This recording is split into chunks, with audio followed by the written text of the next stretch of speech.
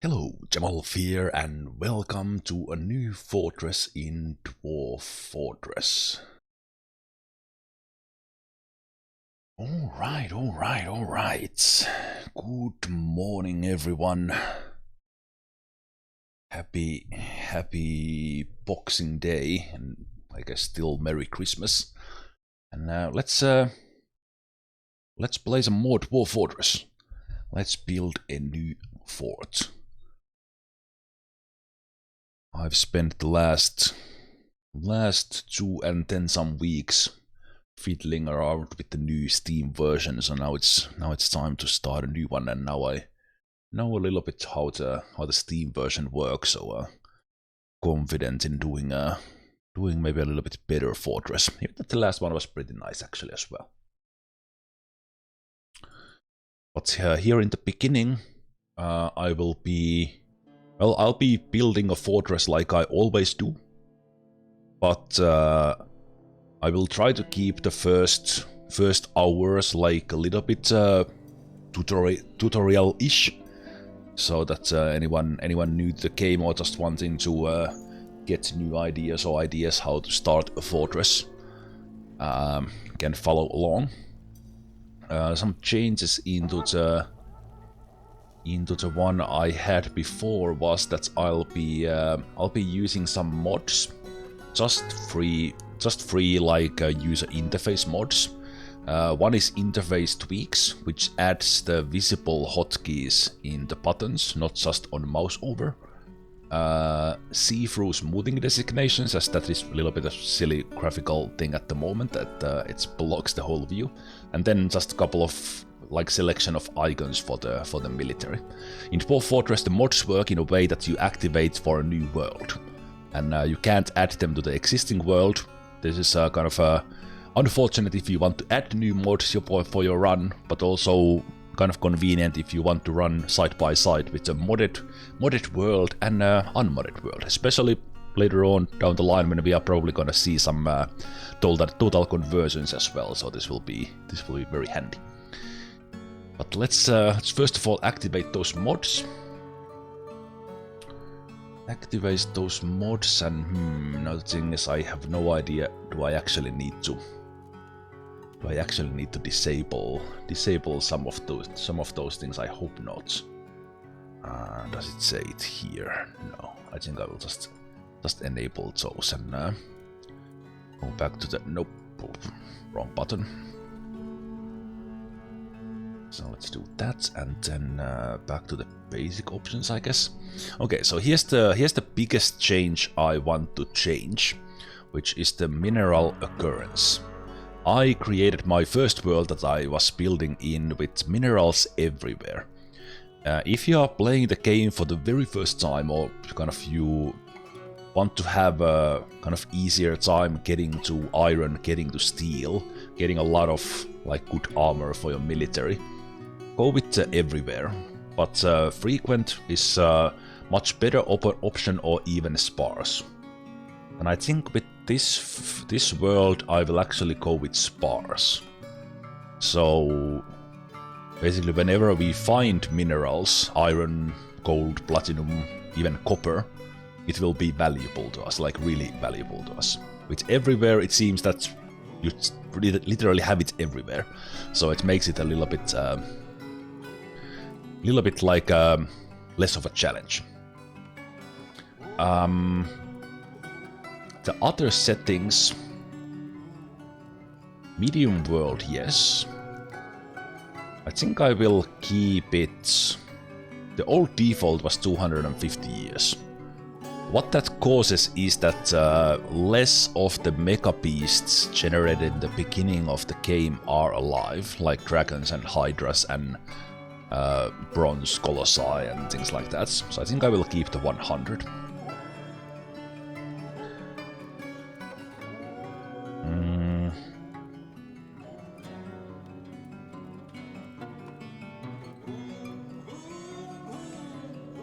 I think I will put no, I will keep the others at default actually. Yeah, let's do that. I'll just change the mineral occurrence to sparse. I will not touch the other ones. Let's see Let's see what kind of world we get with that.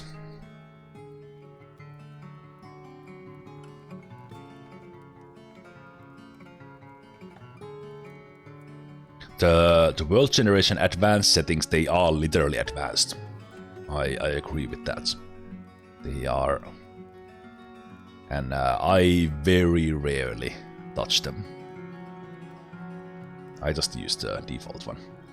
We see some events happening in the first 100 years as the text scroll through. We can go and look in more detail on these in the Legends mode.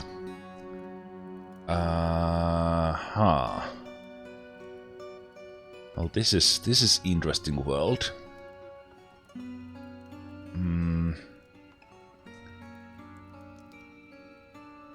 There could be some interesting things to do in this fort, like for example, embark in these places where the continents meet, because this is such a world that this upper continent is separate, and this southern continent is separate.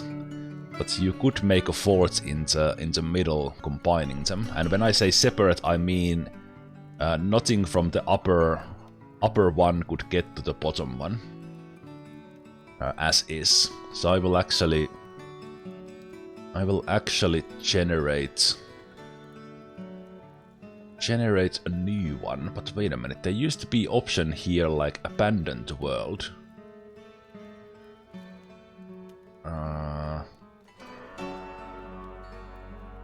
Abandon the world, but there's no such option now.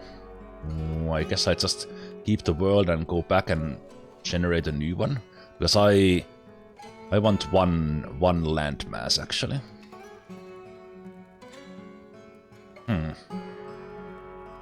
Why is there no option there to cancel the world right away? Because it used to be there.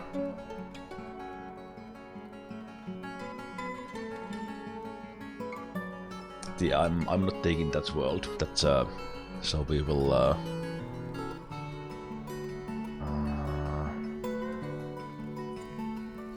See, that's the new one. We'll just actually delete that.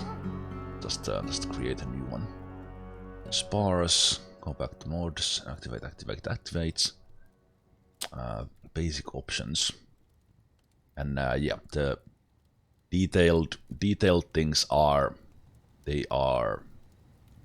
complicated, but it also shows how complicated the game is. So let's go with this, changing the mineral occurrence from everywhere to sparse, and other than that, default options. And let's create another world and see how it turns out. The reason why I abandoned that one was that there was the continents were a little bit too separate for my tasting. I'm already liking this a lot because there's landmass connecting everything we see, which means we can reach any place if we want to raid something, and enemies can reach us as well. I like this. We have a couple of islands there for some island options, but we have a relatively big landmass here, so this looks good. We'll look at this in more detail as we start building the world. So let's keep this. Let's keep this and let's build into it, or start selecting where we're gonna build in it. In Dwarf Fortress, when you are generating the world, you can build several fortresses in it. Or let's say you can have several games in it, but only one at a time.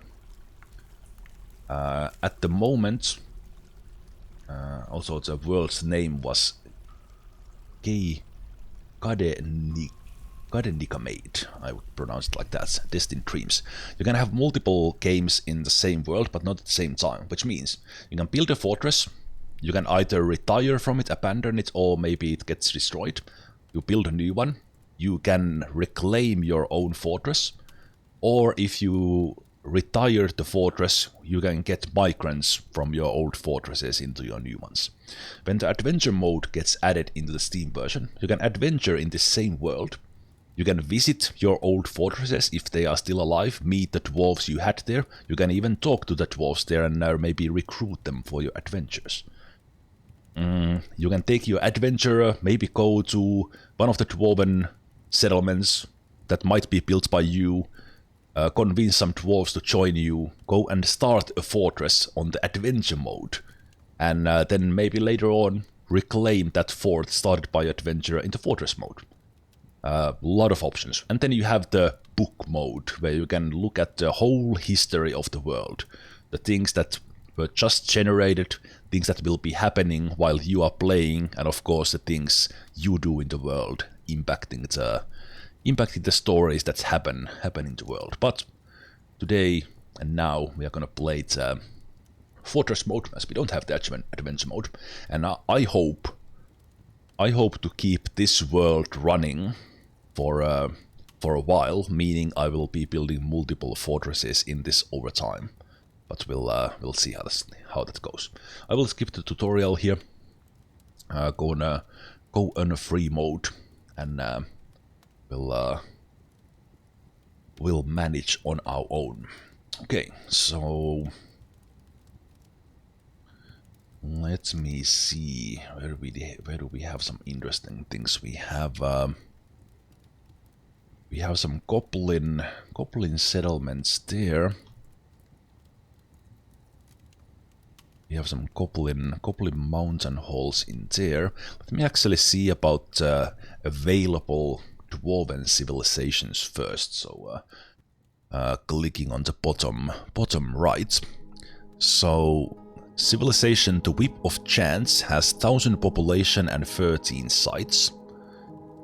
This one only has population of 70 and number of sites 4. I will not choose this one, the Diamond of Harmony, with only population of 70 now.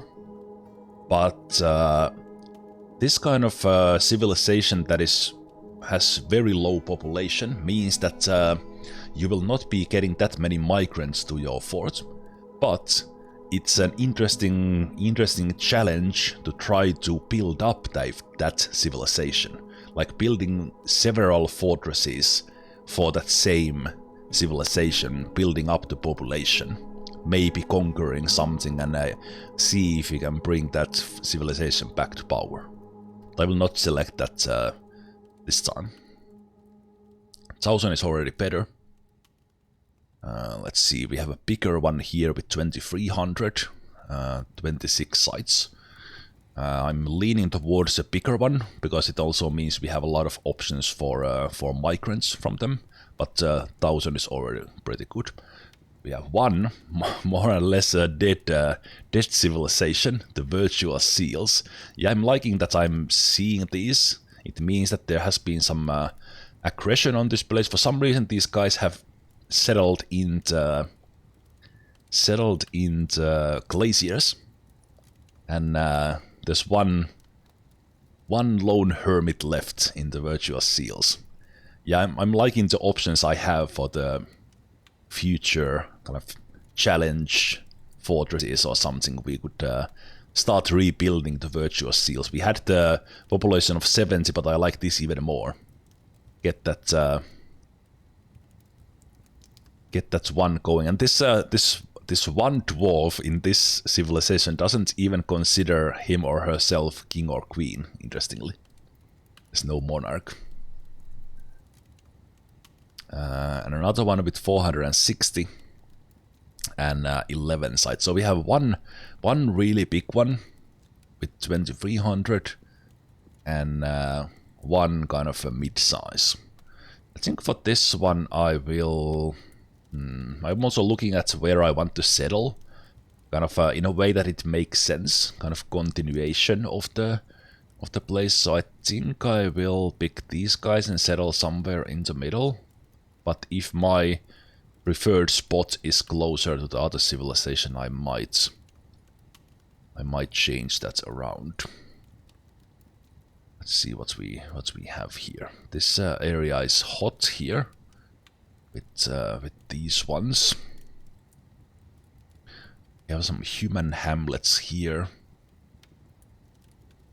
Human hamlets here now. I wish I could like zoom in the map a little bit more and not just go all the way through, because I do like those little icons there, so I hope they change that in the future. As we look at the world, we see that we have quite a hot climate. Kind of, it's basically in this world, it's scorching hot.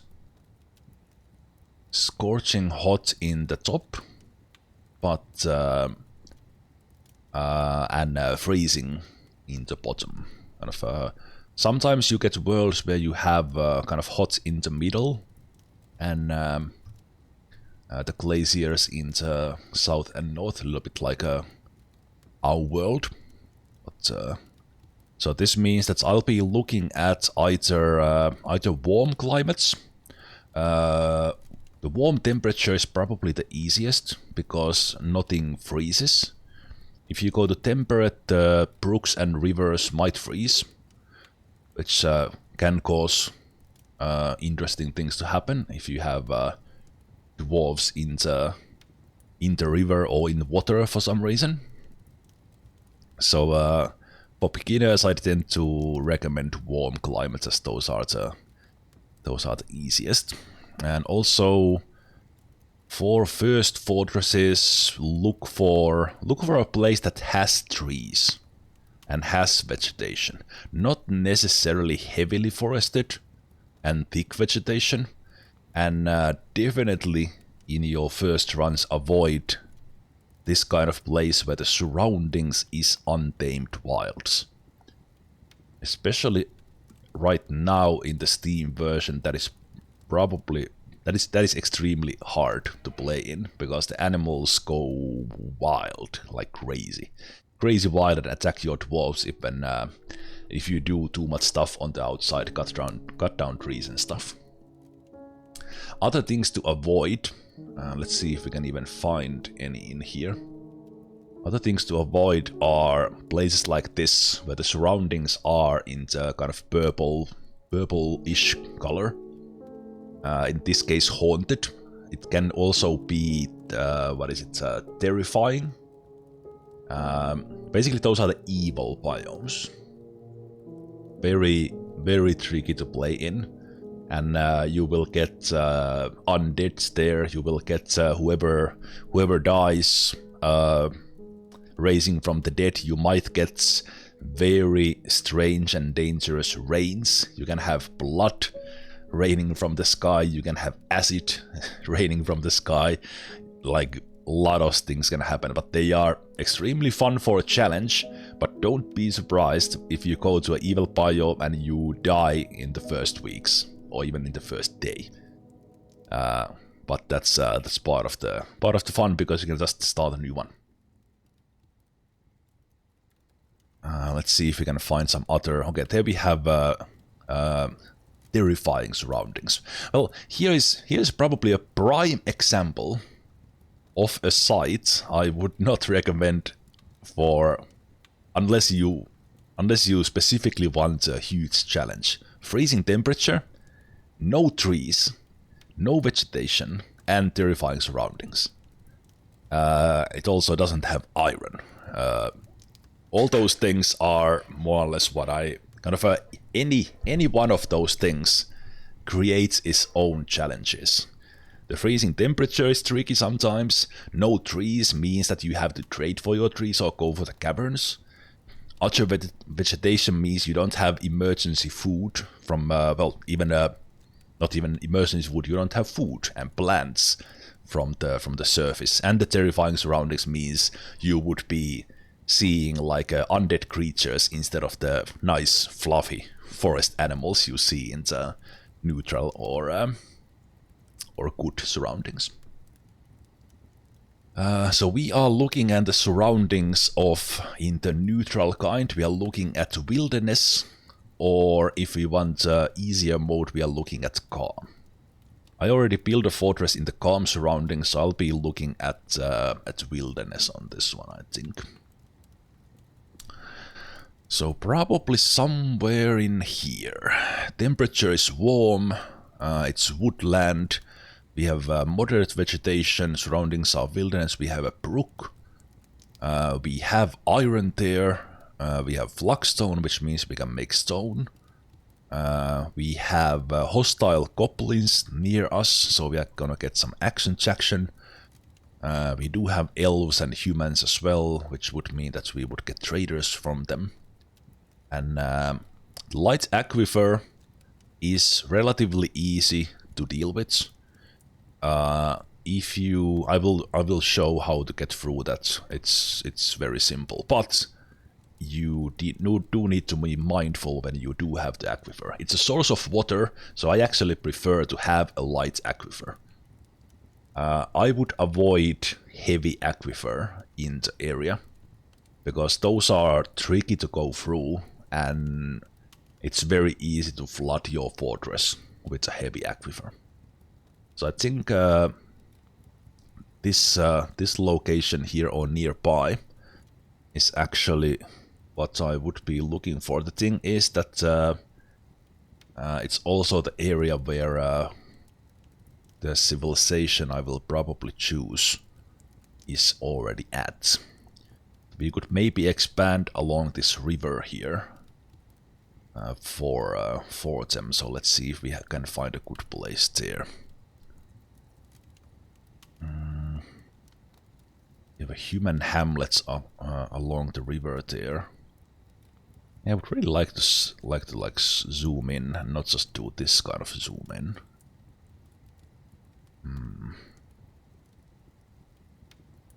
Let's see. This place is pretty heavily constructed already. So maybe I would go to the other way. We also have the untamed wilds there. I am looking at that we would at least have a brook. Actually, the temperate temperature might be like okay, so we could go in there. There's a mountain there which creates interesting things. Let's see. This is pretty nice with but it's untamed wilds. I don't want that.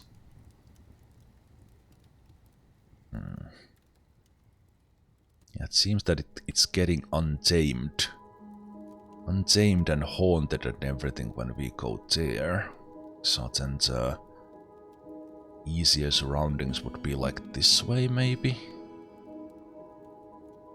Interesting. The civilizations that are alive with their settlements, they are mostly in the wilderness surroundings. Like there's not many alive in the untamed wilds, which is if there has been any, they have probably died.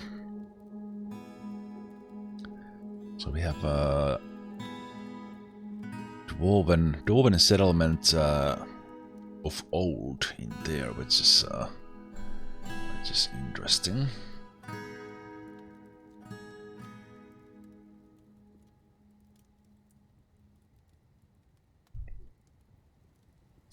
Can we get ale raining from the sky? That is a trickier thing to arrange. I don't think there's a biome or surrounding where that will happen, but we'll have to make sure we have enough ale otherwise.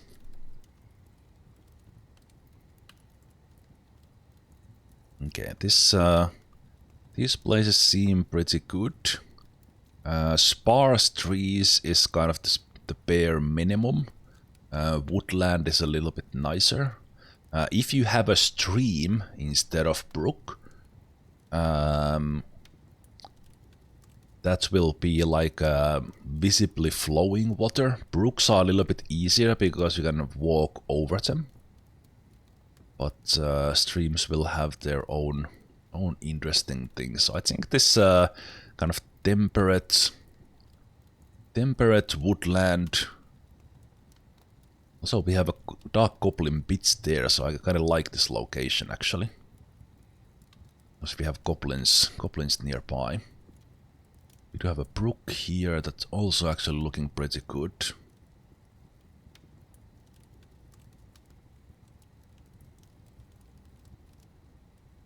Yeah, I'm kinda liking this.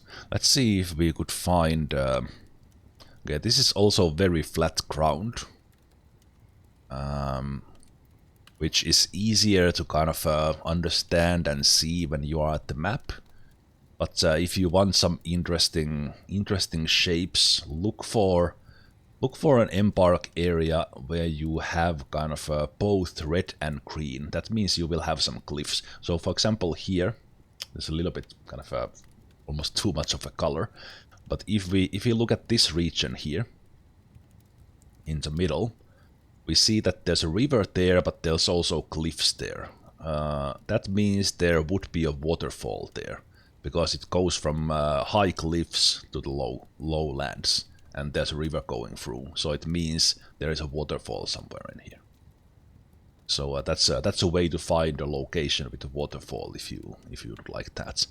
But I think we will take the space between these dark goblin pits here, with also a lot of the dwarves nearby. So it'll be interesting to see how this area develops as this world goes on.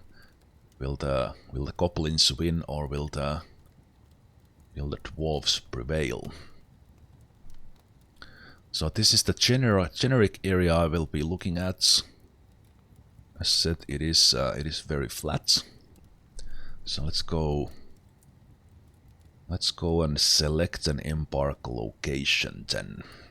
So if you look at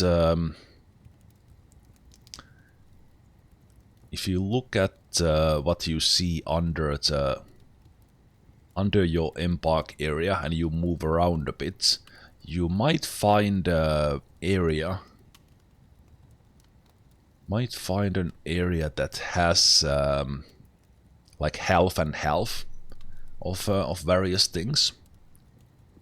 So, but I think I will settle like right here. We will have the brook going from west to east, and we have the light aquifer. We have some metals. It is woodland, so we have trees, and we also have some other vegetation. It's not too difficult with wilderness surroundings. And then with temperature warm, we will not have the brook or the waters freeze. Well, it might actually freeze at the very middle of the winter, even in the warm temperatures, but that's unlikely to happen. Other things I'm looking at here is the light aquifer, as I mentioned, which is a source of water, but you also need to be a little bit careful when you go through it. But do avoid the heavy aquifer; those are really hard.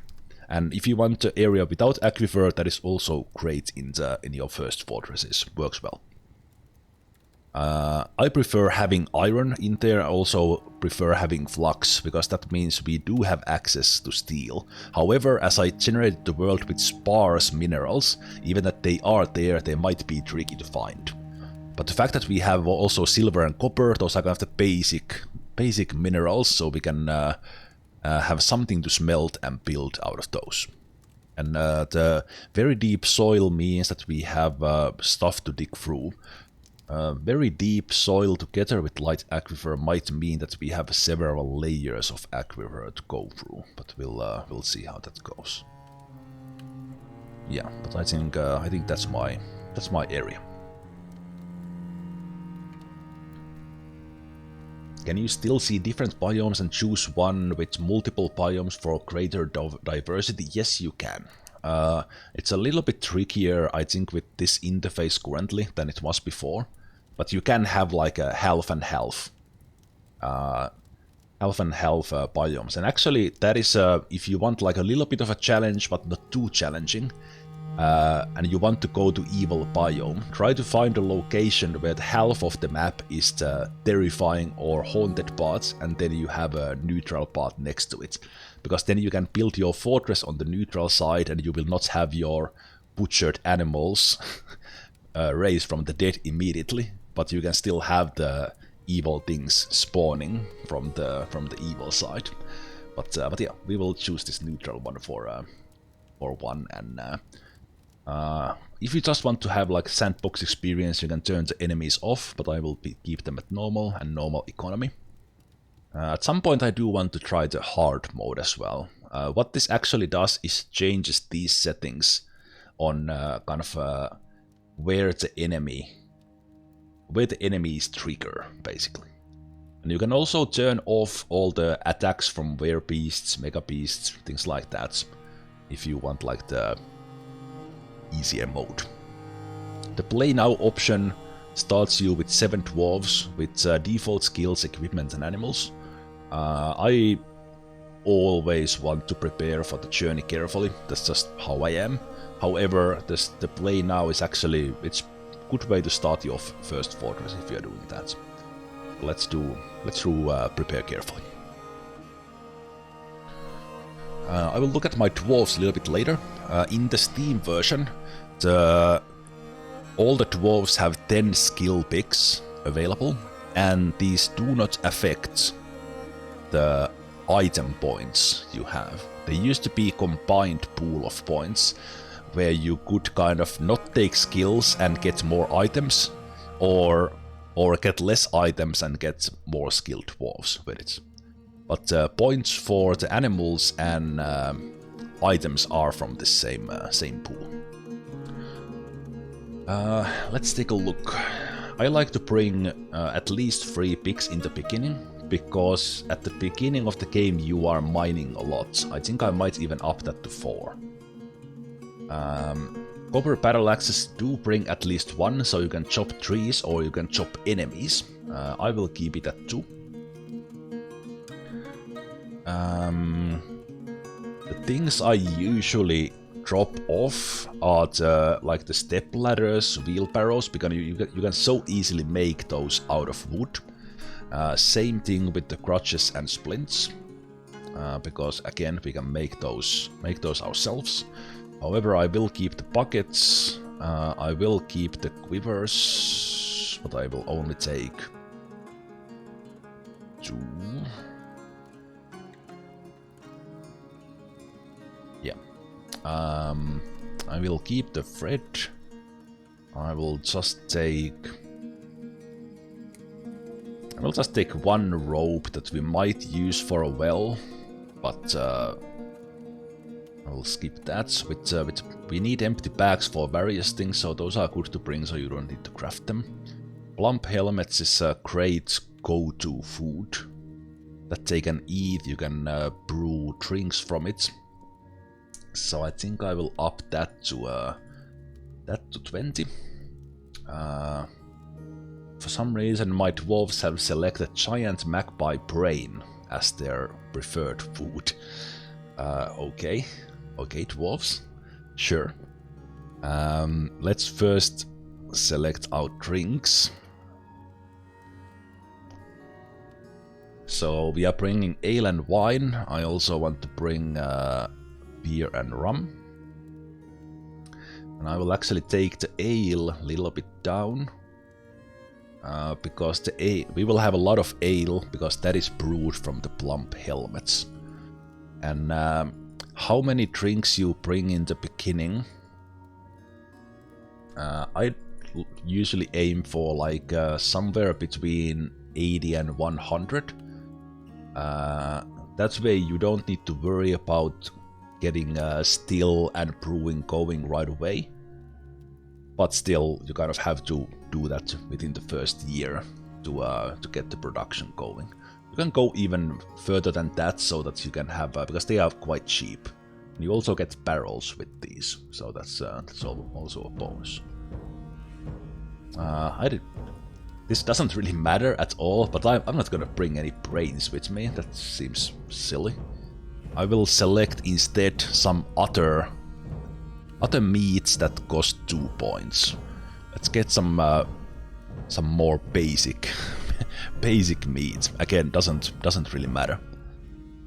You can also pick out multiple meats, and at least in the old version that caused dwarves to bring out them in multiple barrels.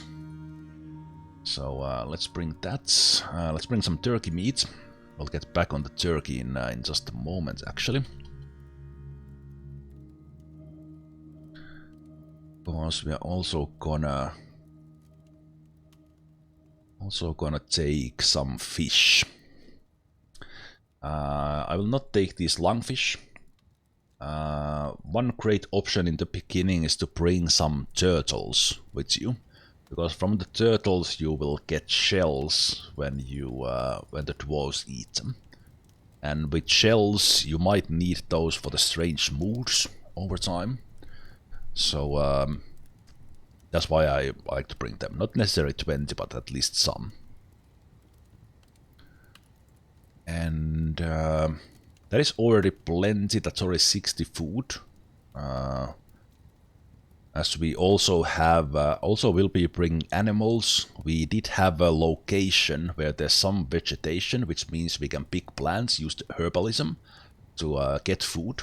So your embark options depend a lot, or kind of how carefully you need to choose and prepare. Depends on where you are embarking.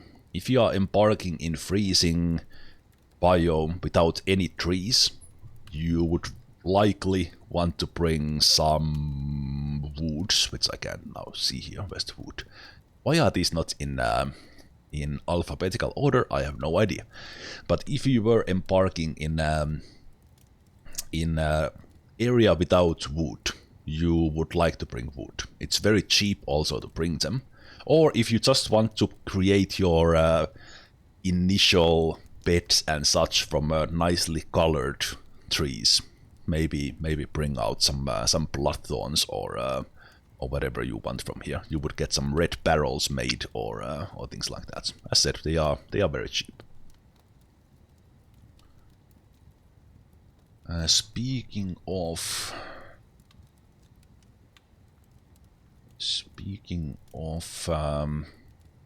interesting colors, I think I will actually bring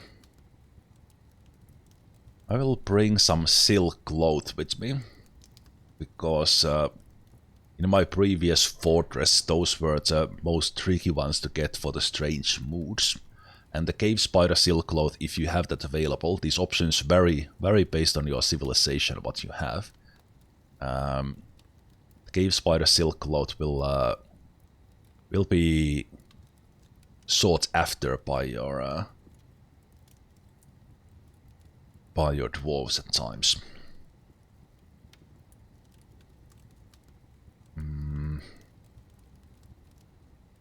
I will be mostly farming plump seeds, and seeds are very cheap, so I will up the plump helmets and pigtails up to 20. Rock nuts are great for the quarry bushes, but I will actually not be doing those that much, or if I do, I will trade for them.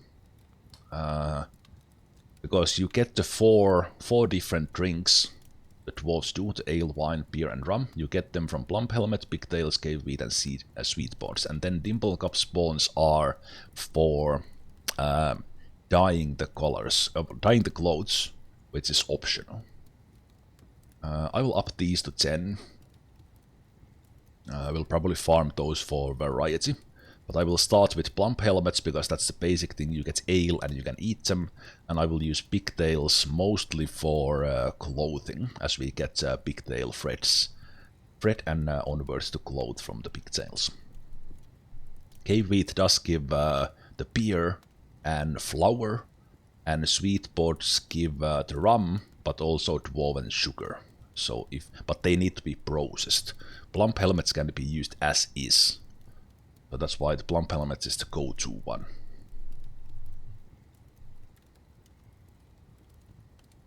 We have so many points to use here that I will pick some other items, but let's first take care of the animals. I usually want to bring cats with me, because the cats take care of vermins that can actually ruin your food storage if you don't have cats taking care of the vermin.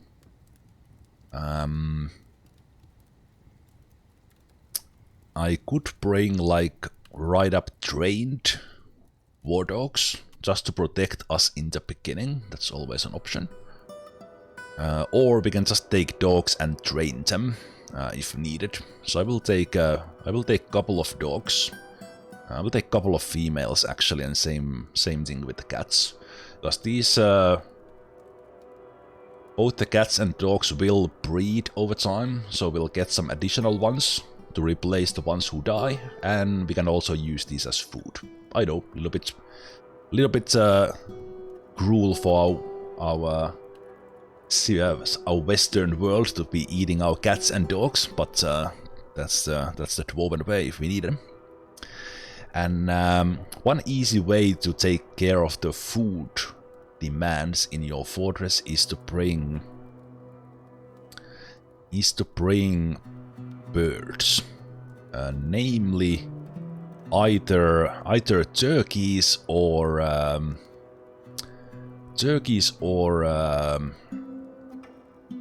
peacocks and pea chicks. You can very fast get a lot of these. You get most meat and such from turkeys, but they take longer to grow into adults. And again, with peacocks, pea chicks, you get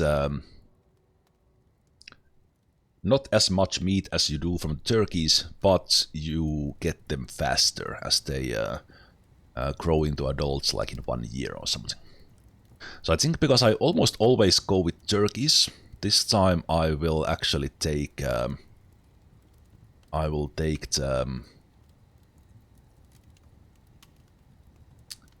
peacocks, the blue peacock, pea chick. So a little bit confusing there. So actually the peahen, sorry, the pea chicks are the small ones.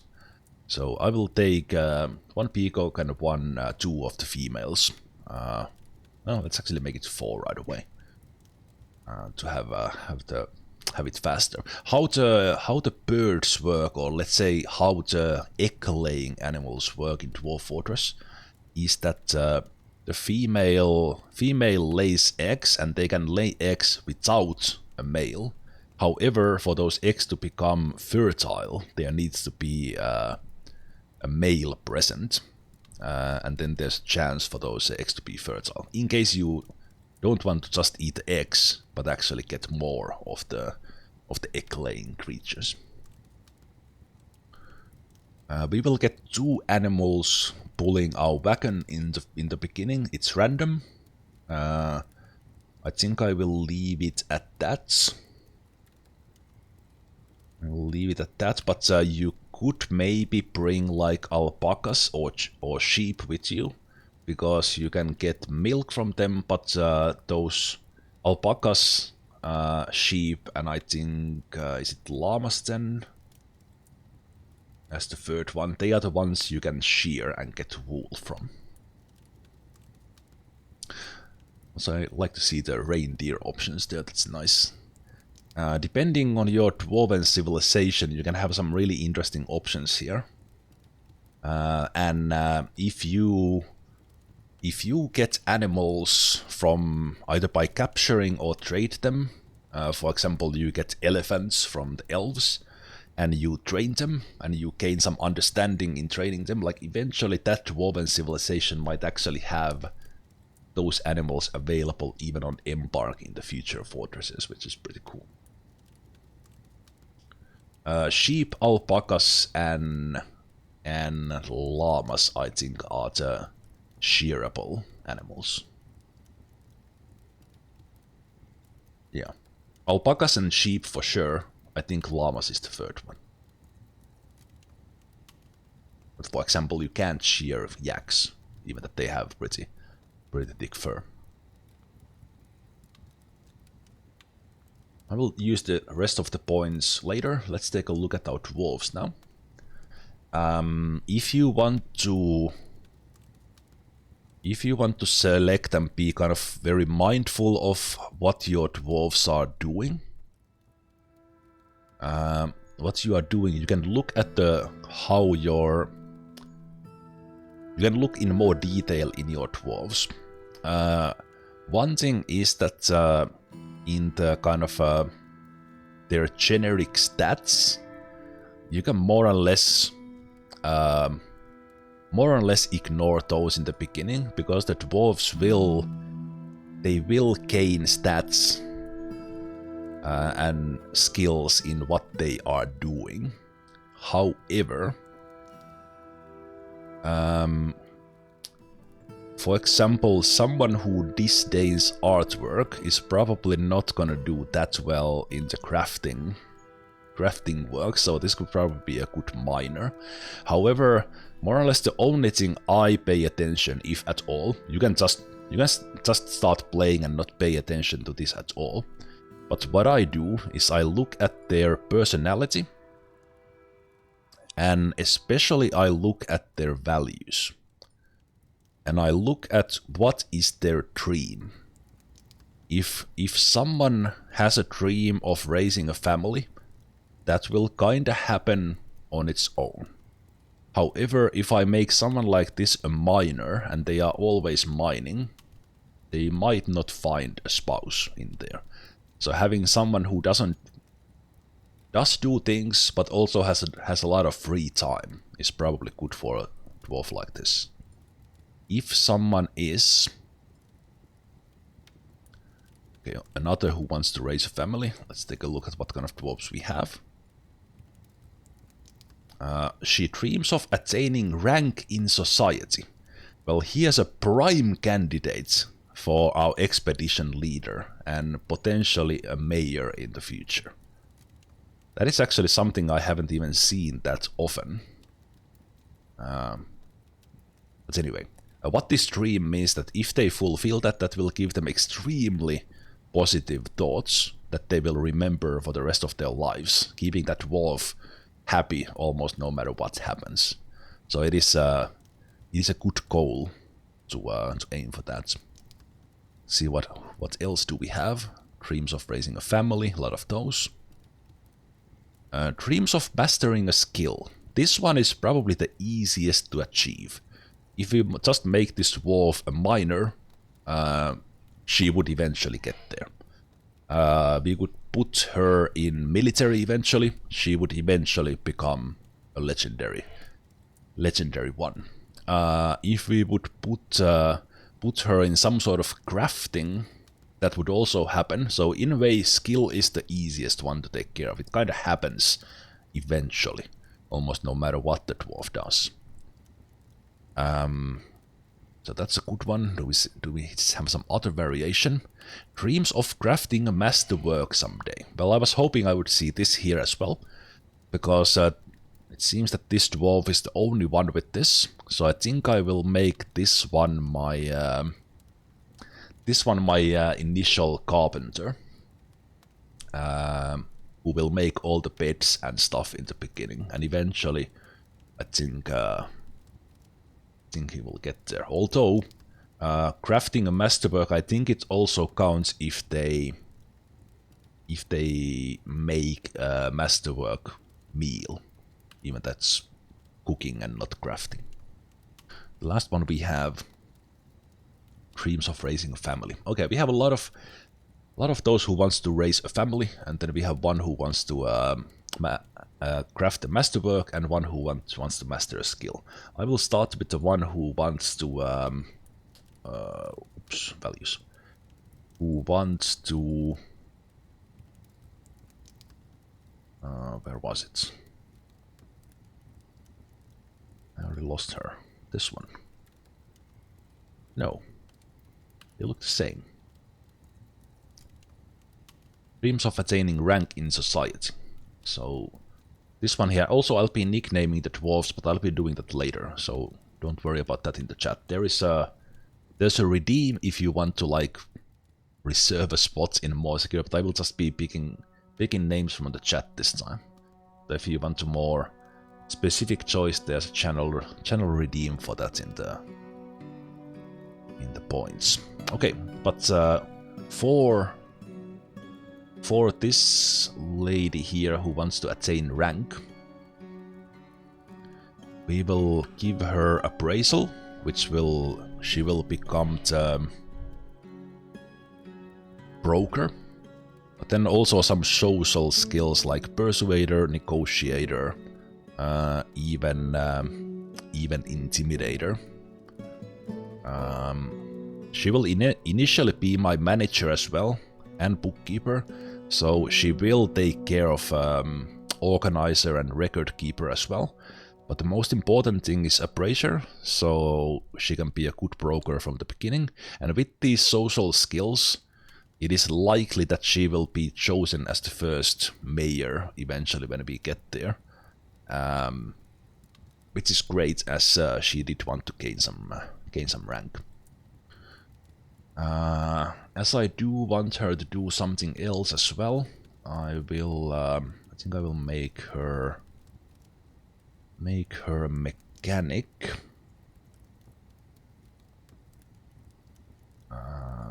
Mechanic with the rest of the points. Whether you can choose not to use the points if you feel like that, but I will just make her basically a broker mechanic who will also do the manager jobs. Then we had the one who wanted crafting. I believe it was this one. No, mastering a skill. Raising a family. Dreams of crafting a masterwork. So let's make this one. This one a carpenter, but also a woodcutter. And I will give them some axe skill at the same time, because they will be carrying an axe anyway because of their woodcutting. You might argue making a woodcutter and carpenter a different person, so that the carpenter could keep on working. But actually initially we are not going to do that much woodcutting, so this skill actually doesn't even matter that much. But I will make them a little bit more skilled axe dwarf. Then we had the one who wanted to master a skill. I think I could go with...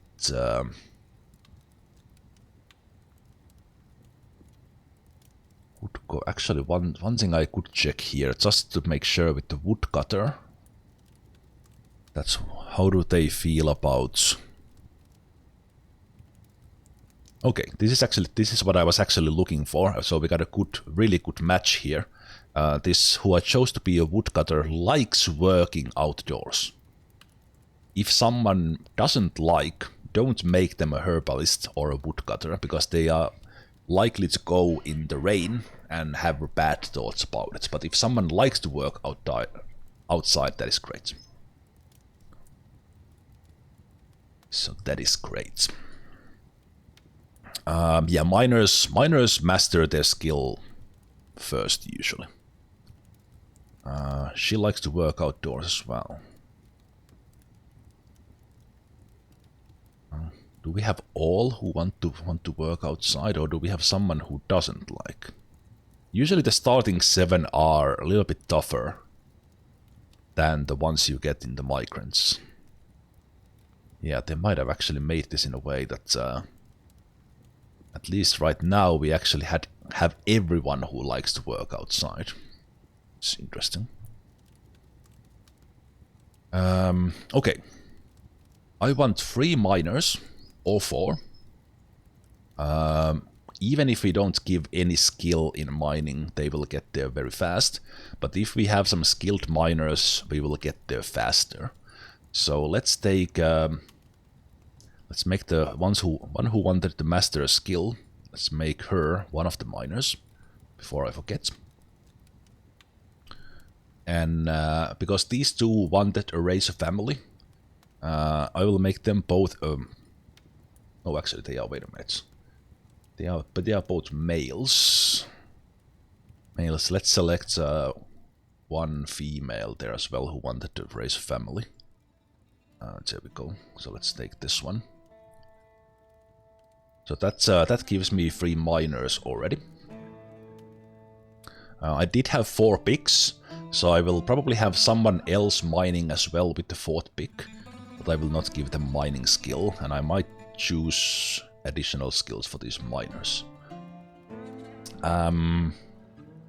I usually want to have a farmer with me in the beginning, because high farming skill is very, very useful. So I think I will make her.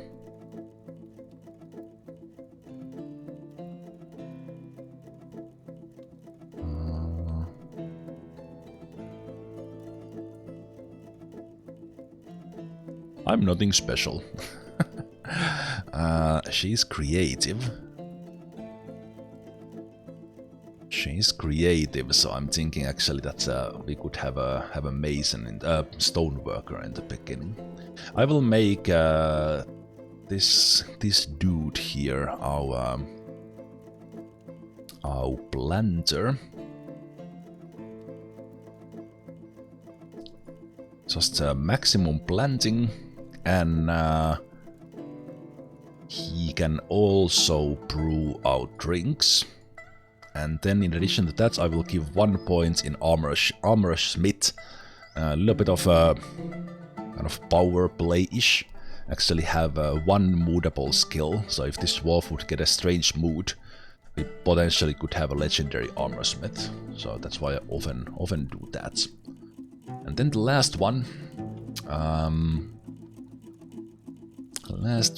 We could have. And actually, the mason skill itself is more or less unused in the new version. It used to be the #1 skill, but actually the old mason skill, building furniture from rock, is called stone cutter now. So we could do that with you. And in addition to that, you could also maybe. Actually, I'm still confused about this. This is the one thing I haven't figured out. I think it's stone cutting. We'll see actually what she starts to raise. But it also might actually be the stone carver. It confuses me that there's stone carver and crafting, so I'm not really exactly sure what they're actually using it. But let's make her a stone cutter anyway. Stone cutter anyway, and then do I give some additional skills for my miners? They will be mostly just mining. And that's about it. So there's no really point. Yeah, I've taken my sweet time with starting this, because I also enjoy this part of the game that I think about. Even that these things don't really matter that much, but yeah, I enjoy taking things slow.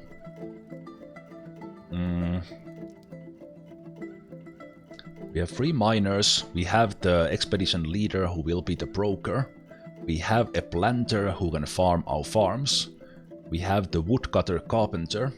I think this stone cutter could be our...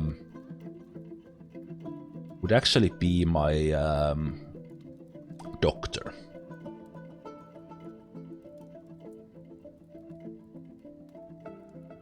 He could also be my doctor. So we could take a look at get a couple of points in diagnostician, couple of points in surgeon, and then 1 point in bone doctor, sutterer, and wound dresser.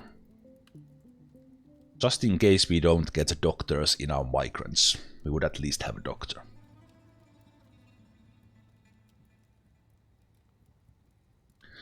Yeah, I'm Tiny Frog. I'm not 100% sure on that either. Kind of because the default labor is like stone. Is it stone cutting? And they actually do the smoothing and blocks with that. But I will still just keep that, and we will see kind of if she picks up the. Actually, I could make her like both stone cutter and carver, and we'll see which one starts to raise when we make the furniture. Stone crafter is the one that makes the crafts, like the mugs and stuff. So she could actually be like the stone worker. Let's go like that, so we have everything. I'm actually not sure, and that actually labels her as a doctor, which is fine.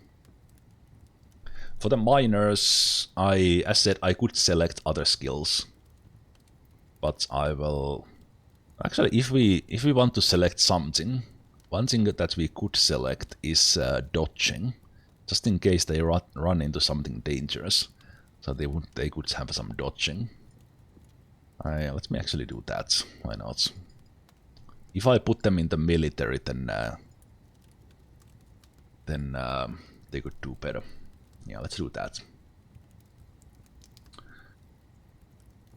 I think maybe I wonder if the economy actually affects these points, because I feel that in this version you get like a ton of points. You get so many points that you could get food for the next 4 years. Even that kind of the idea of the game is that you barely have stuff to survive the first year if you don't do anything.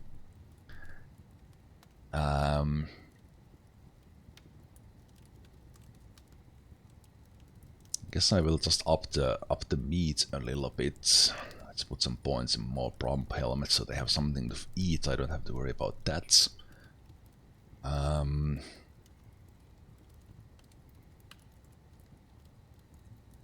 think I will get some initial wood, so I don't even have to chop wood if I don't want to. Let's get some nicely colored ones, like I do like the red ones. Let's get some bloodthorns. Get 10 of those. Good morning, Dave. How you doing?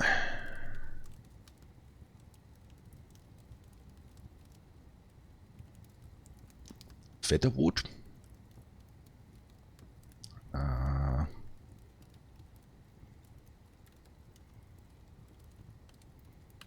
We don't have it. And right, featherwood is the super light wood, right? Like it's super lightweight. We don't have that, sadly. But yeah, if you really want to power play this, there's a lot of options here. Like you would get some super light wood for especially for the wheelbarrows, as you mentioned, and things like that. But we're not going to be that specific about that. What do we do with the rest of the points then? More booze.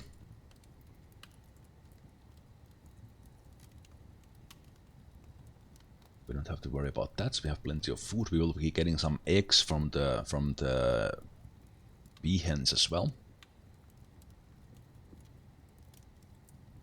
One thing I could do is just to get some metal ores. Metal ores for us in the... I sometimes do like a start where we can smelt like bronze immediately, or even steel. But I think in this case I'm mostly doing this so that we, even if we don't find minerals, I will have something to smelt for the strange mood if we run into them. So let's see if we have like magnetite, for example. Let's do that, like 1. Then let's take... Say, do they have bitterness coal? They do. Let's say a couple of those as well. First 1.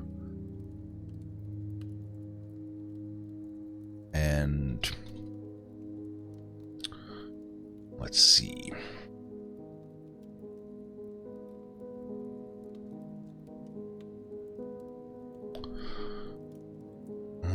Let's see. What else could I do?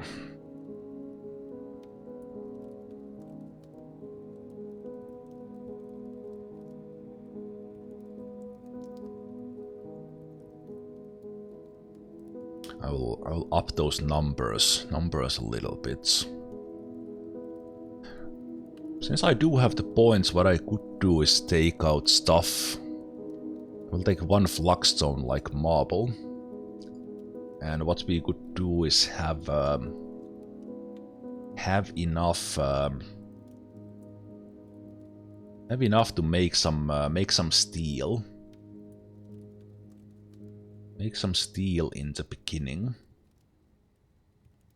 So we would do 6 iron, turn 3 of those into, we need 6 flagstones. I did take silk cloth already. Then let's take some bituminous coal for the early fuel. I'm taking this mostly because there's so many points. I feel we have so many points. I think I will actually up those silk loads as well, because why not? We can have more. More for other needs as well, but they are very often needed for. The only thing we don't have is wool clothes, but we hopefully can trade for that.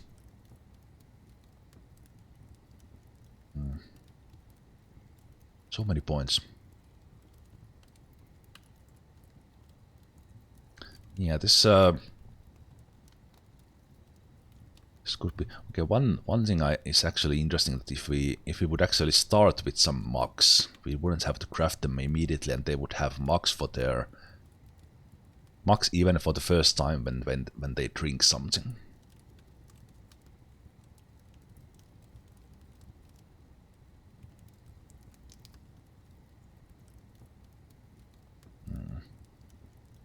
That is actually not a bad idea.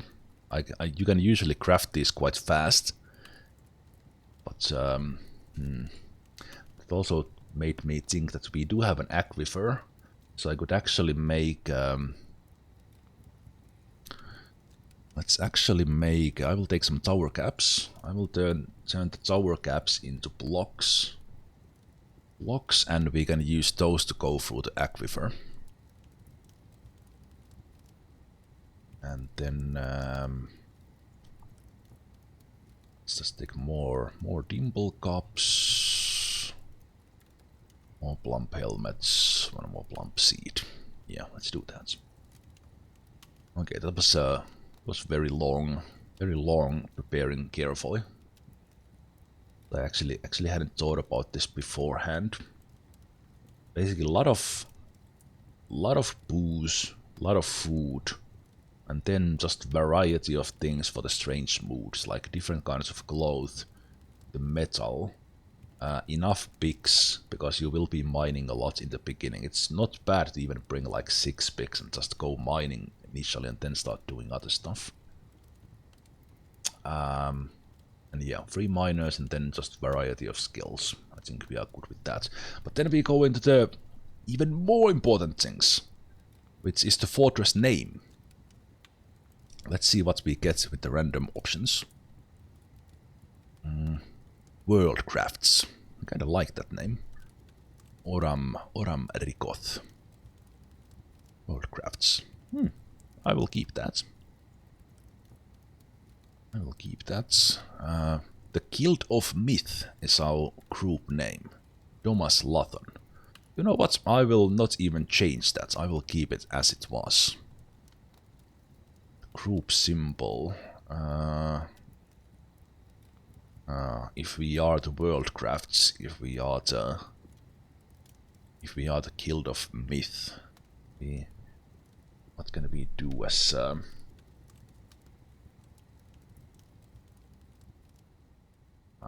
guess let's do I have an idea. Let's do an object. Let's do a mug. Wait, what's goblets? Let's do a goblet. That is. Can we not tell?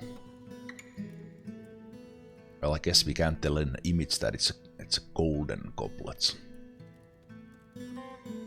Yeah, I can show the skills in just a moment again.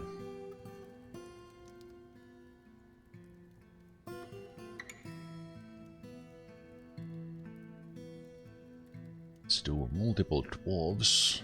Actually, let's do multiple goblets. Let's remove the individual goblets.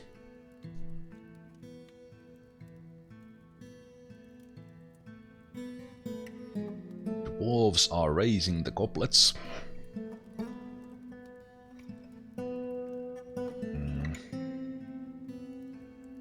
Let's see.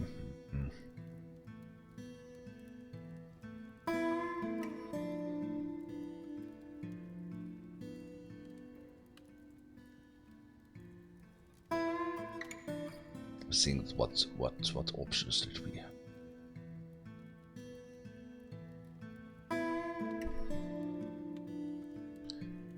Can we have beer?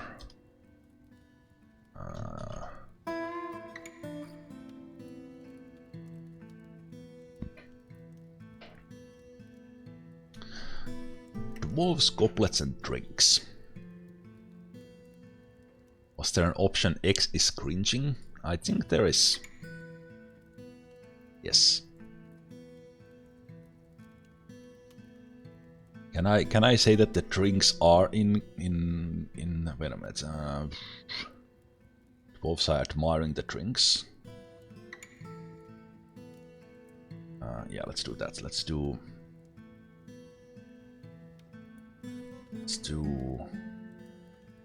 Dwarves are admiring the drinks. Dwarves are raising the goblets. Dwarves are raising the goblets, and we will name this. Clear.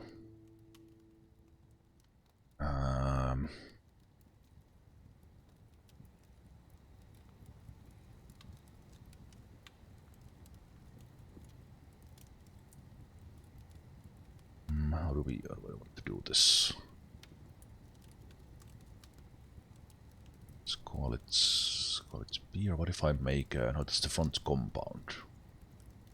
Let's make it first adjective.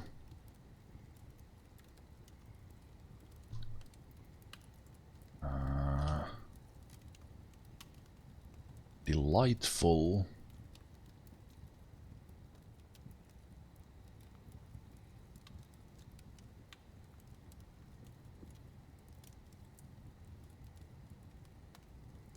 Oh, it's hyphen compound.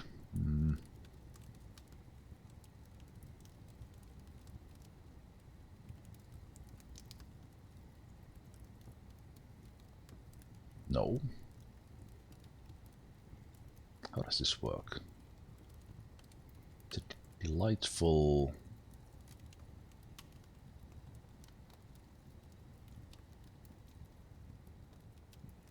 Okay, let's do it in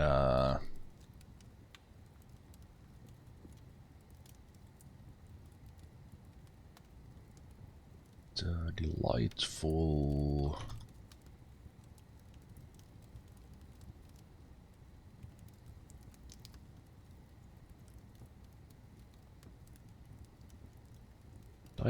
Delightful what of beer?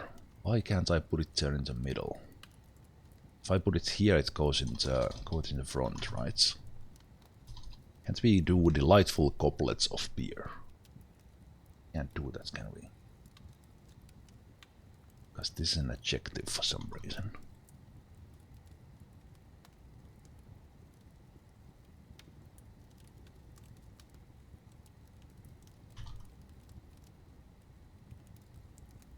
No, can't do that. Delightful of beer.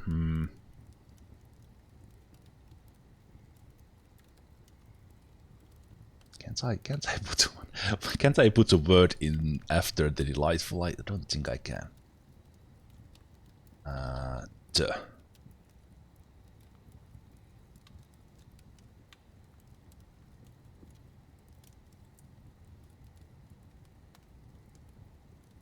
I can put beer in a lot of beer. The delightful beer of beer.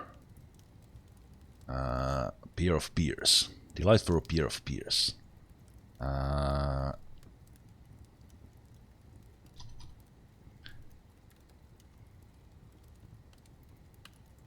Okay, let's see. Do we have a like great? Greatest. The greatest beer of beers. Delightful beer goblet should be possible. I think that's do. I do like already the greatest beer of beers.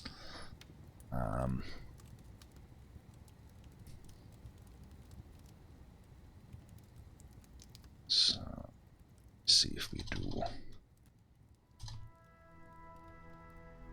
greatest beer.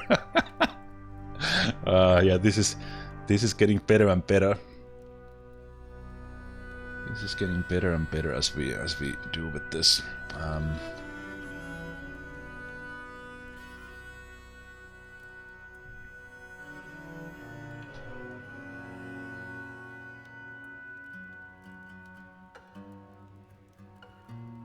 Actually, I'm starting to like this more and more. Can we even put actually to let's do okay. Since we are going with the team, let's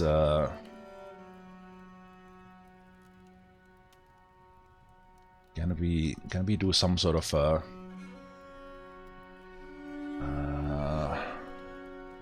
beer of beers? Wait, well, we can't do a adjective of beer. What would it be? And we have like evil? No. I'm spending too stupid amount of stuff on this that doesn't the image matters the least. Why am I using so much time on this?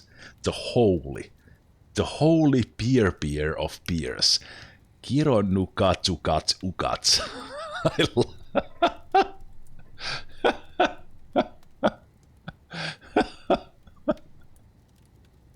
That is so stupid. That is so stupid. I love it. Okay.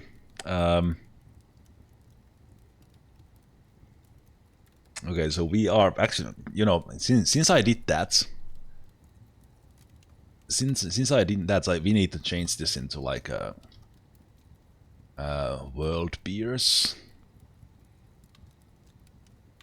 We do like beers, Ucatucat. I guess we are going with the beer team. And I guess I tend to be also, well, obviously we need to change the guild of beer. Yeah, let's do that. All right, someone asked for the skills. So we basically have a miner with 5 points in mining. I also gave them dodging just in case they run into something nasty down the ground, but the mining is all that matters. I have a proficient planter with 4 points in brewing and 1 point in armorsmith, so that they can move into armorsmith if they happen to have a strange mood. Then I have a woodcutter carpenter with some axe dwarf skills as well. So they will be my initial defender if something nasty comes around immediately. And then I have a stoneworker with various stone skills, cutter, carver, crafter, mostly because I'm not sure which is actually used for making furniture. I'm pretty sure it's carving or stone cutter, but I'm not sure. They can also be making our goblets and stuff. And then they have the doctor skills, mainly diagnostician and surgeon, but then 1 point in Sutterbone, doctor, and bundress. Oh, right, the mechanic. The mechanic is the leader. So we have, and the broker. With Appraiser, I gave her Persuasion, Negotiator, and Intimidator. She will also be the manager and bookkeeper, so she will start getting Organizer and Record Keeper. But I think the Appraiser is the most important one, so you actually see the value of stuff well in the beginning. Yeah, but I think that's it. That was way longer than I really thought. I will actually save this. Save this just for let's call this my default, so I can do that again. Okay, let's embark. After the long while there, let's take a look at our map. I like the brook going across the map. I like that we seem to be in a little bit like a hill with lower ground up north and a little bit in the corners. We have arrived. We will make an outpost for the glory of all of Onget Lung. We are expecting a supply caravan just before the winter. Enough time to develop secure lodgings ere the cougars get hungry. So, kind of one thing about this this pop-up is to check out what animal it mentions here, because you will see those animals that are mentioned there, and sometimes that might be something like really dangerous. Like here the cave crocodiles. Here the crocodiles get hungry, and you're probably gonna get eaten by the crocodiles. Cougars are kind of they are the wilderness animal. But yeah, this is where the new chapter of Dwarven history begins, in Ucatucat, Beerbeers. Okay. So keep the game paused at first when you start looking around. And we are interested in a little bit what kind of plants we have here. We actually have a lot of edible stuff here. We have some onions and stuff. We have long yam. Some tree saplings. These are tree trunks here that we see. We have some prickle berries. We have blueberries. We have some grapes. Also have some barley, fitting for our Beerbeer fortress.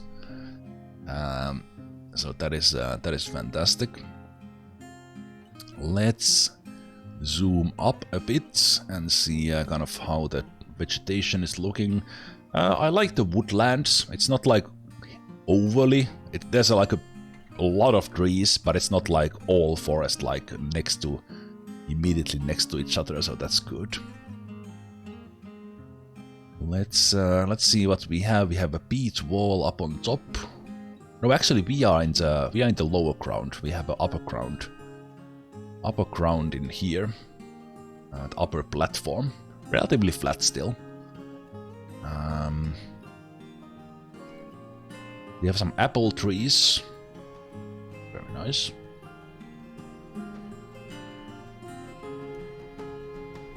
Let's see what do we have up here. More apple trees. Yeah, seems that the apple trees are these dark ones. We have some apricot trees, hazel trees, willow trunks. Yeah, I like the fact that we are seeing a lot of like very usable plants. Depending on where you embark and you have the vegetation, you will actually get a lot of food and even seeds from all of these.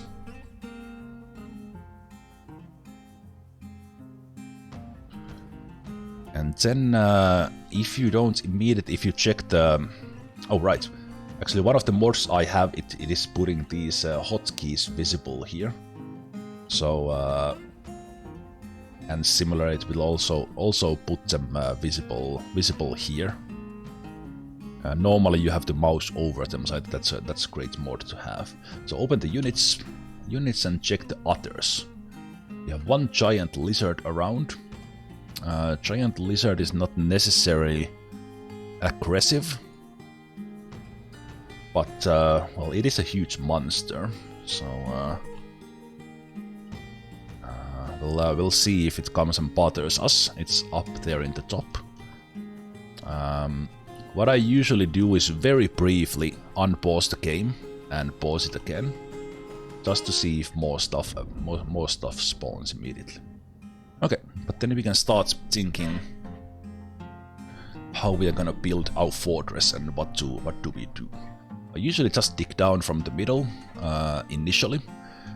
Here we could have our initial fortress here on the hillside, part of the construction yard, because priority in the beginning for me is to get everything inside. Whether it's the kind of start of the more permanent fortress or just some temporary, but just get everything inside. The dwarves and the foodstuffs, whatever you have in the back.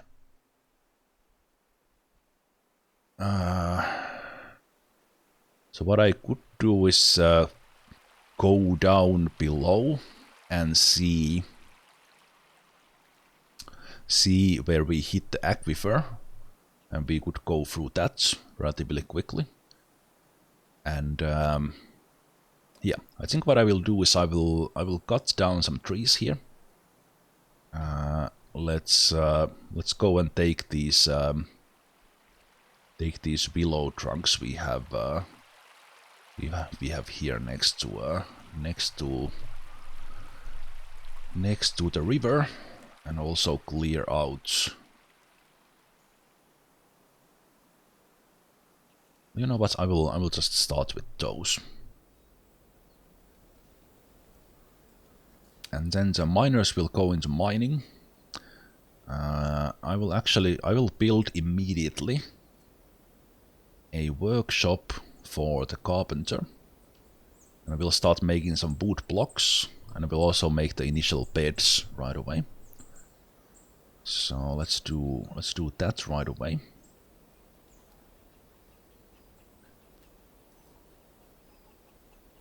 And I will also make a stockpile for the trees right away, so they can put them there next to the carpenter. I will bring these inside later. And I will deconstruct these later. This is just temporary. So we make some wood blocks so we can construct things faster.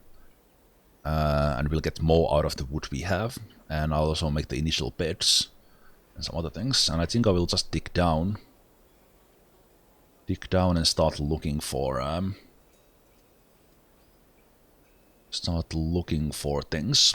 Since we did get a horse and a horse, let's see if they happen to actually be male and a female. No, it's two females, so that's fine. However, I will set out a pasture for them right away. So let's make a pasture. Let's make it here. It doesn't actually have to be that big. We can make it bigger later. Start naming these immediately into something so we can identify them later. And let's put the horses in there. The rest of the birds don't need grass. So basically the horses are grazers, so they need to eat something. So they need to have something edible, like this grass here, in the pasture. So they will live there. You can milk most of the animals, most of the domesticated animals. Getting the wool, that is the rarer one. For that you need alpacas, sheep, or the llamas. Yeah, pretty much any mammal. That's a better way to say it. Yeah, let's just find the aquifer. So let's take the mining, let's take the stairway, and let's make it 3 deep. And let's go down and see when we run into the aquifer. If we do.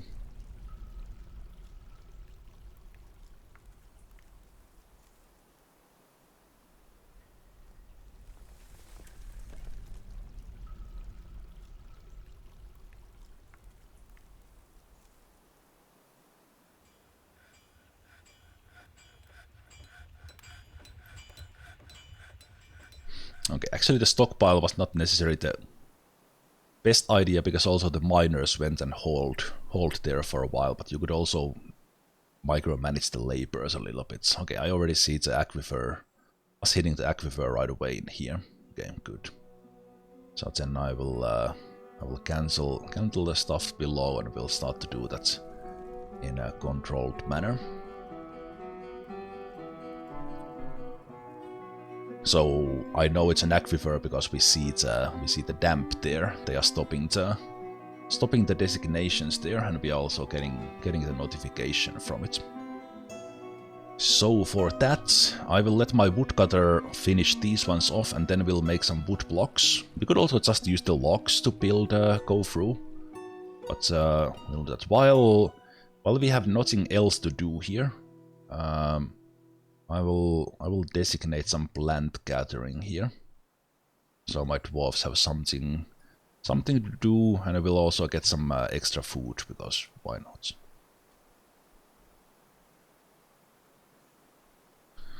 So let's do that. Okay, I could also do in this layer, just above the aquifer, the kind of the initial stockpile layer, where I take all the stuff inside. When I remember to do it, I avoid building on the very first layer below the ground, because if you have a room under a tree and you cut the tree down, there will be an open space left there. So I try to avoid the first layer if we have trees above ground. The brook, if you the brook has basically like a solid surface. So it's while the brook is also 7 deep or full tile deep, just like a river is, the dwarves can drown to that unless you channel through the kind of the solid surface. So it kind of simulates that the dwarves can walk across the brook, but they couldn't cross a river.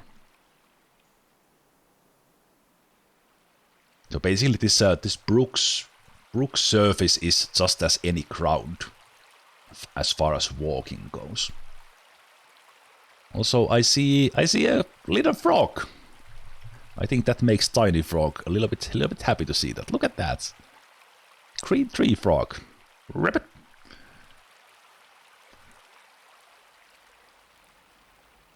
Let's while that is happening, before we unpause, see did we get anything else. We have a porcupine and giant lizard.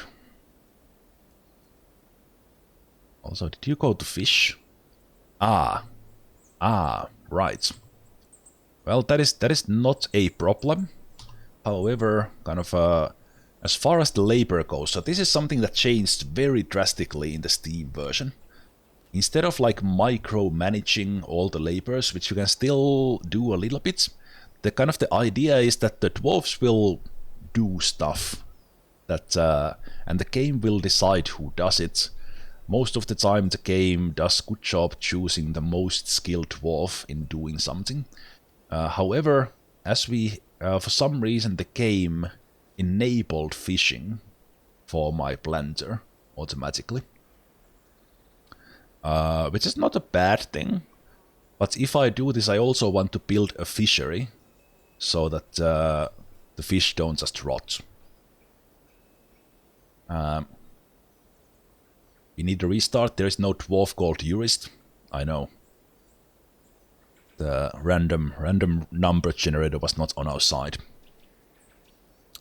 So miners and woodcutters are kind of special job because they need an axe for the woodcutting and pick for the mining. So you can't select everyone to do it. Same thing with hunter because that needs a crossbow and bolts. Planting, you can select everyone to do it, but I will actually select just this one to do it. And we'll also change one setting that only farmers harvest, so we get designated farmers to level up faster. I will say that no one does fishing for now. We'll focus on that later. We don't need to start fishing right away. We can, but we don't need to do that right away. Plant gatherer, everyone does this is good. Stone cutting, everyone doing it, that's good. Engraving, same as well. Everyone is hauling. I could say that some of the miners that just focus on the mining, but we are not going to focus on that yet. And we might add some additional work details later, but we will not worry about that now. But yes, let's go to the second layer. Second layer, and in here we will just do like a big room. I will bring all the stuff. Let's make it like that. And you can have the advanced mining option from the arrow. And from there you can select the priority of the mining. Like the 5, 6, 7 are behind my camera, as are the blueprint options, but you can see the priorities. You can also auto mine any ores and gems. We will be using that later. At some point I'll start using the priority a little bit, but it doesn't really matter now. But let's just mine that for us to. Oh, now the miners are going. Okay, I just said that I'm not gonna do it, but actually just mine. Just mine now and don't collect plants, please.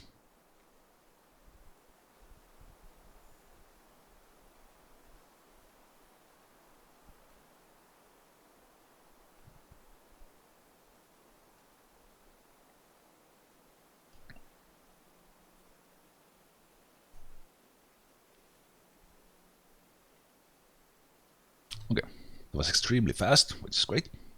So let's make the initial stockpiles here. I think the tutorial, for example, tells you to make like everything stockpile, but I will start organizing the things a little bit better right away. So we'll actually bring only the food here, and we will even put the drinks in a separate stockpile. So we'll bring everything here. Actually, we'll not bring. No, we'll bring everything here, all the food here. For now. Now this is basically the food stock right now. And then we'll make another one right here for drinks. You don't need to name these, but I like to name them to find what I need later. We select food. We select only the bland drinks and then click all. So that creates a stockpile just for drinks. And you can one great thing about Steam version is that you can resize the stockpiles in whatever way you want. Okay, the dwarves will be busy getting the drinks inside from there. So we have a time here to do the other side for the other stuff.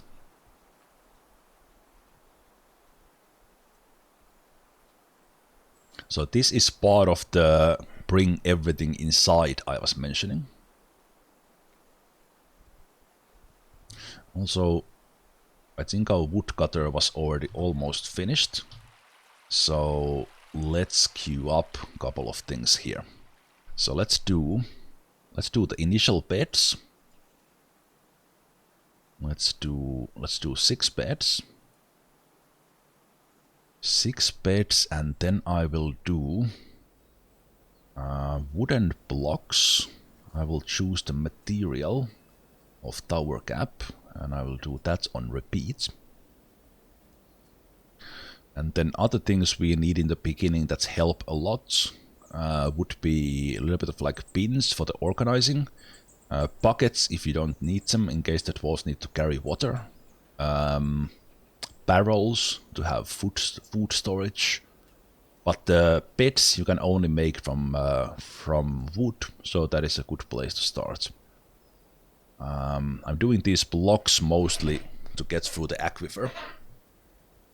And I just select the tower caps because I brought them with me, so that this indefinite job would not go through all my trees, all my logs, just the tower cap. Well, yeah, like 7 beds would actually be smarter so that everyone would have a bed, but they never sleep at the same time. So 6 would be good, but I will actually might as well make it 8 there. But you know what? Right, they will actually probably make the. You know what? Actually, I changed my mind. Let's make the blocks first, and then we'll start them, because I want them to use all the tower caps for blocks first, and then we'll start doing other stuff. Okay, going through these soil layers, the proficient miners go through them like super fast. Let's do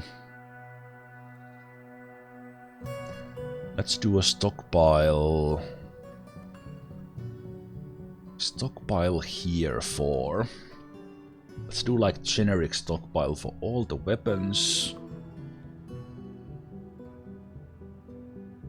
all the armor, all the ammo if we get any.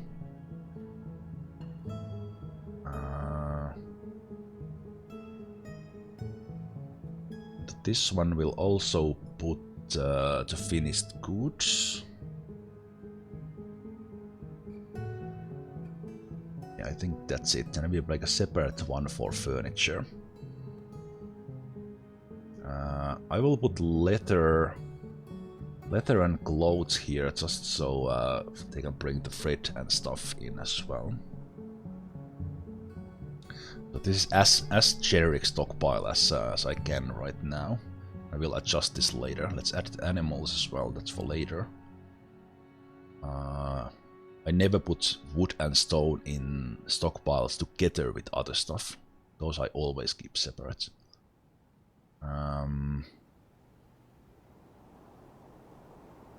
Yeah, that is good. And then I do want to make a stockpile here, just a small one, for blocks. And we'll make that bars and blocks, just these blocks. Actually, only wood will matter, but I will add them here anyway for future as well. Close to the surface in case we want to construct something on the surface. Actually, this one will have metals as well. There we go. And then the last stockpile we make here initially is furniture. Furniture, all of it. So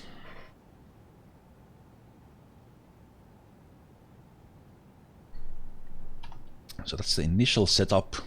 And in the initial setup, let's also check the standing orders.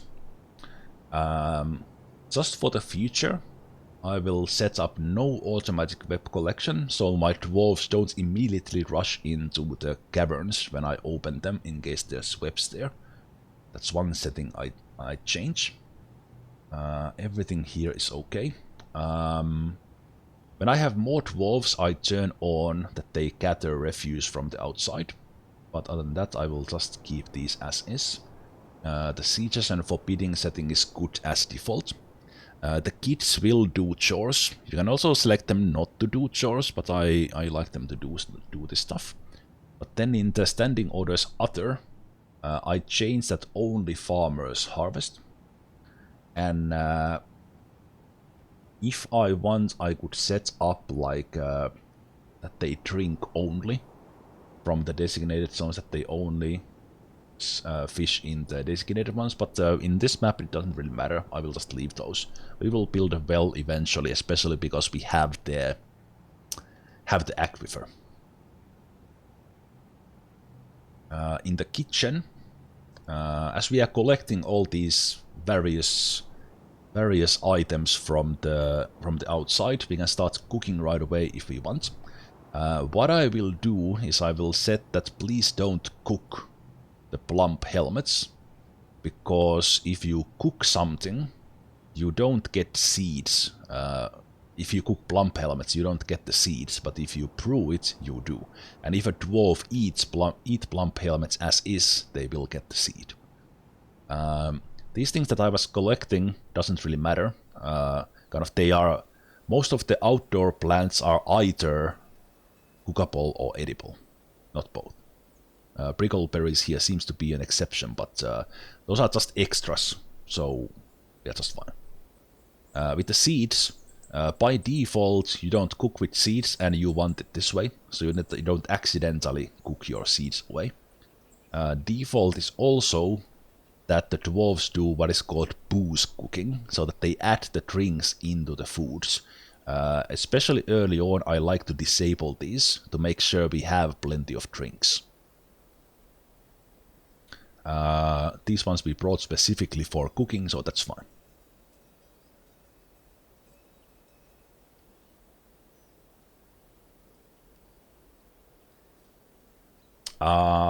I think you still get brickleberry seeds and then you plant them. I don't think you ever plant the plants themselves. But most of the stuff you collect from the outdoors, you can also farm outdoors.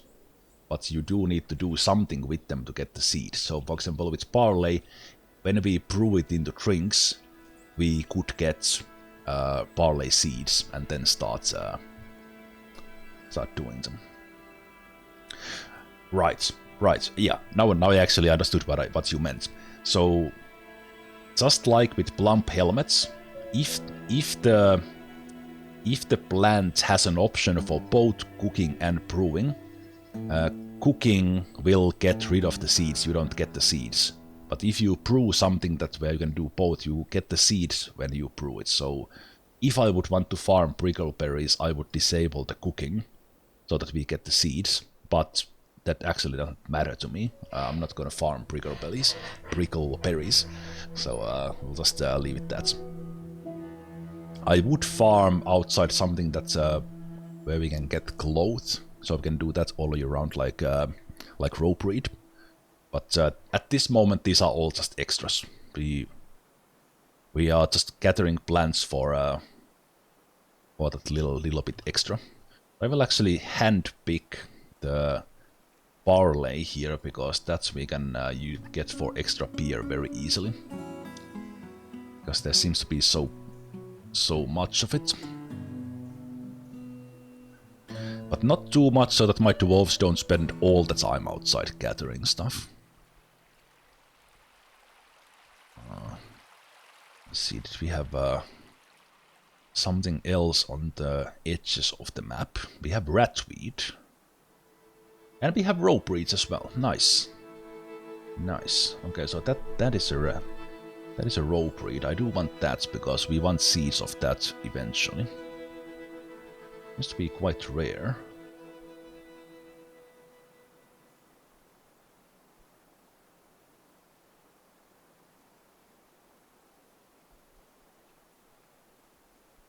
Why I'm looking at the rope reed because eventually we want a like good cloth production for my dwarves. Yes, rope reed is like the cloth plant on the outside together with hemp to make rope reed thread and then cloth from it.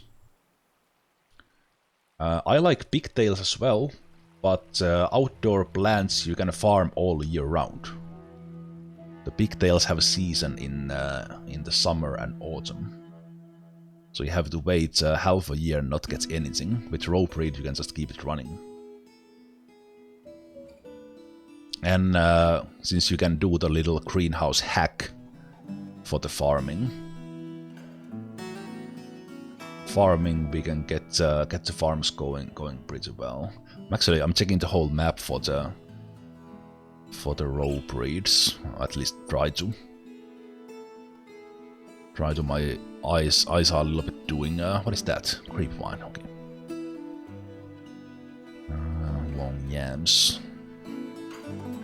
I keep looking at this finger millet and thinking that's rope reed, but it's not. It seems to be not that common. But yeah, we are okay with this. Okay, let's go. If you press F1, you will get by default back to your wagon, and you can set new hotkeys.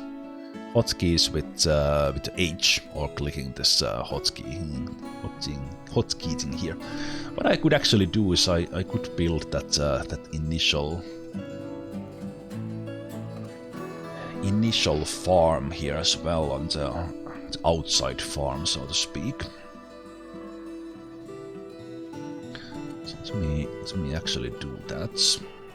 I think I will do it on this side though.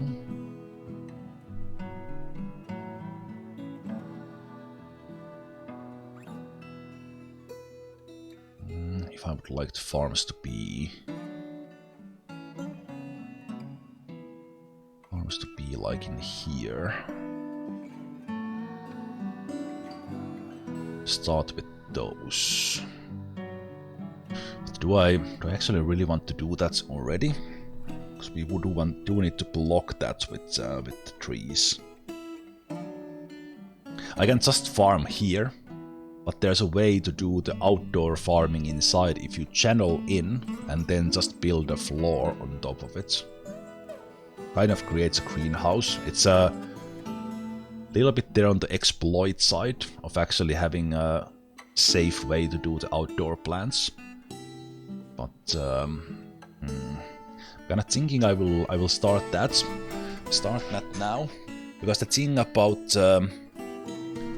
the soil farming of the plump helmets and pigtails and such, it was significantly nerfed in this version. So it's better to wait until we can irrigate a stone floor to start farming those, but I could start farming these. Yeah, I think I will do it. So let's do it from here. So let's do a channel there and a channel there.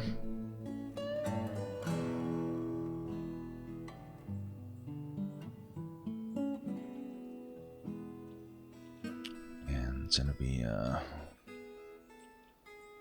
then we will channel those further down as well.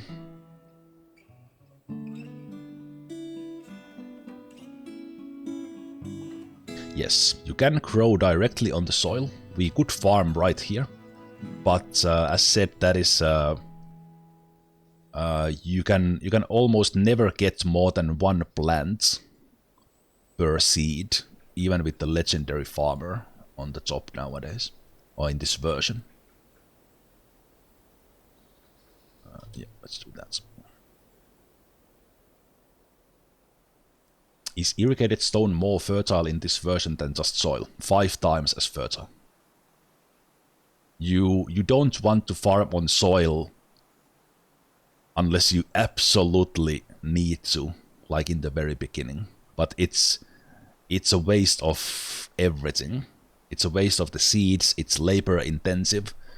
It's like you want either outdoor farming, irrigated stone, or farm in the caverns. That was one significant change in this version that they did. Let's remove these. So what I just did was channel from above down here, and these tiles here are now effectively outdoor areas as far as farming goes. And it stays even if I build a floor here, and that's the kind of the exploity part. So basically it works in a way that a tile, once it's exposed to sun or outside, it stays outside forever. Outdoor farming, irrigated stone, and cavern, they are as good between each other. Only the soil farming is only 1/5 of that. So if you would get on average like somewhere between 2 and 3 plants per harvest in the irrigated soil, outside, or cavern, you only get well, you actually get less than 1, but it's because you can only get 1 plant. You get just a little bit over 1 plant per seed, even with legendary farmer on the soil. So yeah, but let's do outdoor farming here and get that going. So let's build a workshop, farming, and farm plots, and do it there. Same thing, workshops, farming, farm plots, like that. And we can actually mine the middle there for outdoor seeds. We can actually only start farming these once I have done some brewing. So we'll do that as well. I could do like indoor farms here and just start farming for the farming's sake. I'm not sure if I might want to save my seeds for the irrigated stone. This was wilderness surroundings, so the middle one of all the options, quite neutral.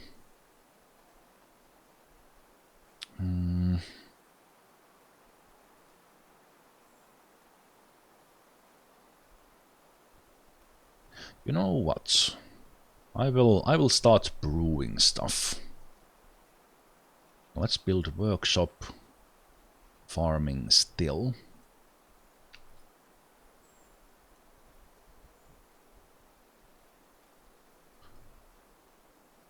And we'll start farming some of the seeds. We also see some of the vermin here immediately. That because we don't have the stuff in. Not sure if that happens because we don't have the stuff in barrels or something like that.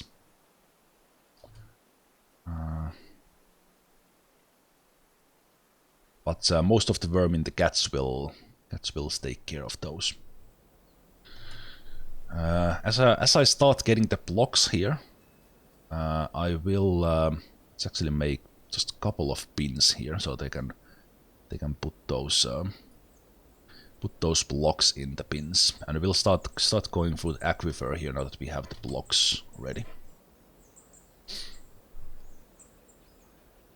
That is actually not a bad idea. That's one way to kind of make sure that the cats destroy the vermins to make a faster into food storage and put the cats there. But I rarely bother with that. I'll let them do their things. But yeah, I think there's this is a mechanic I'm not 100% sure, but because I see the flies. I'm not sure if that happens because we have these stuff just lying around in here. We don't have it in barrels.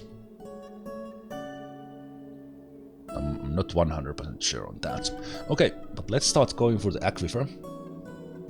Let's dig a stairway down from here into here. And it will start oozing water. And we'll mine the non-diagonal tiles of the stairway. And build walls in them to stop the water from oozing in. And I will use the tower cap blocks, that's why I make them. So we are getting more out of our. Let's click to keep building.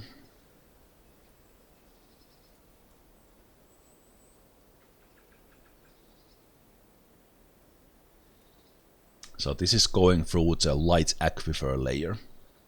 You want to build walls, or in case of the stone floors, stone levels, smooth the stones. And you only need to do the non-diagonal tiles, because the aquifer tiles, they ooze water. You can think about the aquifer tile as a dice, like a six-sided dice, and it oozes water from all the sides, but not to the diagonals, including the bottom. So you don't want to build anything directly below an aquifer level. We are just getting started, Mr. Faber. It's going good. Let's see if we have another aquifer layer or not. It seems that we do. Okay, that's fine. Let's do the same thing. Let me actually go straight down and see if we have an aquifer layer here as well. Okay, but that is stone. So we can start smoothing after this level. That's good. So let's do that. Let's do the mining here to get through this aquifer. Sometimes the aquifer is like 1 level deep. Then it might be like 7 levels deep or something silly like that.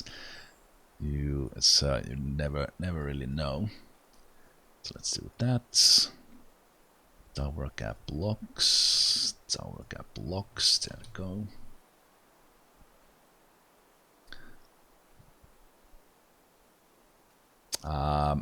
Yes, you can do that. Use the aquifer as a light source.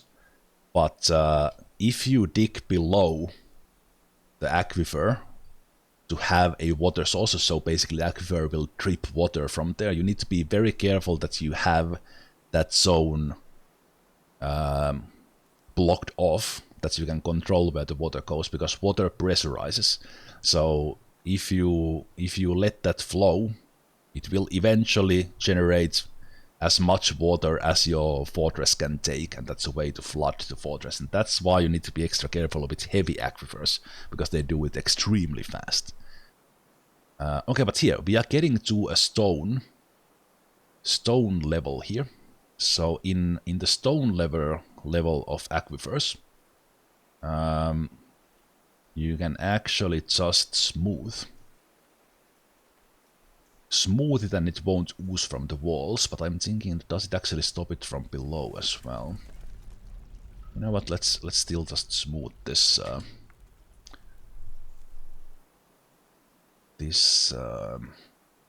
floor.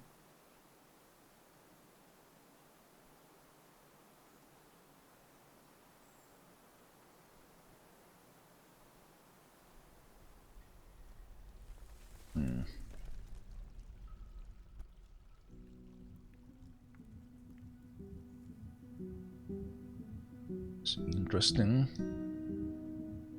Oh, right. So I could actually turn the miners now back into doing other stuff as well. They are stockpiling at the moment.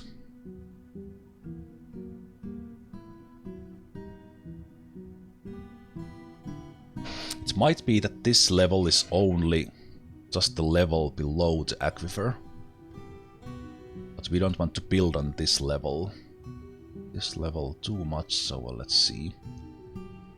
When we go down, do we have a level that is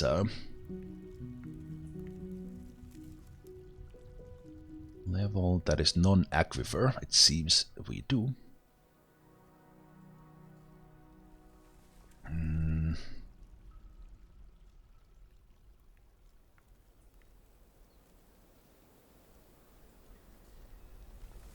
Stone. Yeah, now I'm actually a little bit confused. That do we have we still have an aquifer here or not?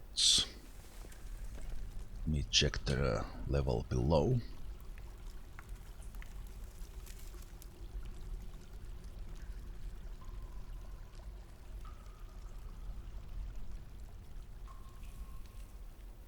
Okay, it's getting wet because we have this one tile of water in there.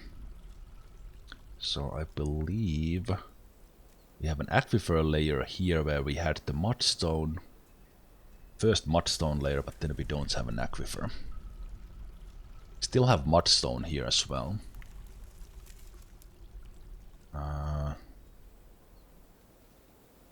Right, what I could actually do is check it out.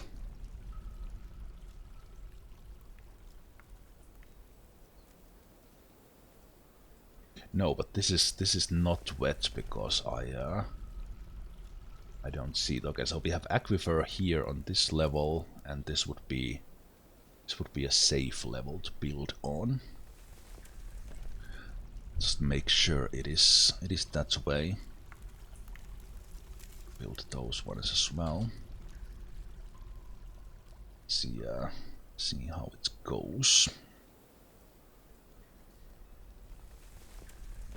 I think it might actually be that we only have this this sand level here, and then this mudstone level actually only has aquifer because it's oozing from the top, and then we have a safe level here. Do you build below the aquifers or above them? More or less always below them, because that's where the stone is. I only use the soil for the initial stockpiles to bring the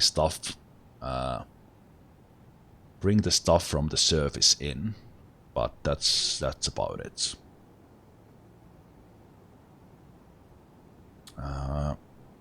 Actually, since we are here, let's now make the beds.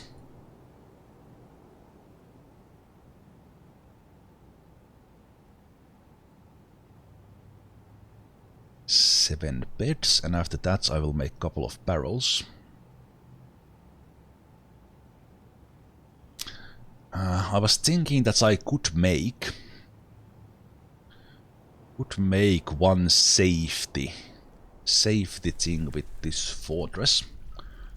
which is making a U, kind of a U thing that we could block with hatch covers.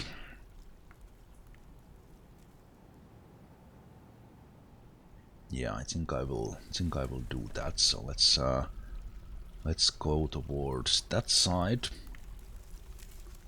and then we come one level up, and our fortress would effectively start from there.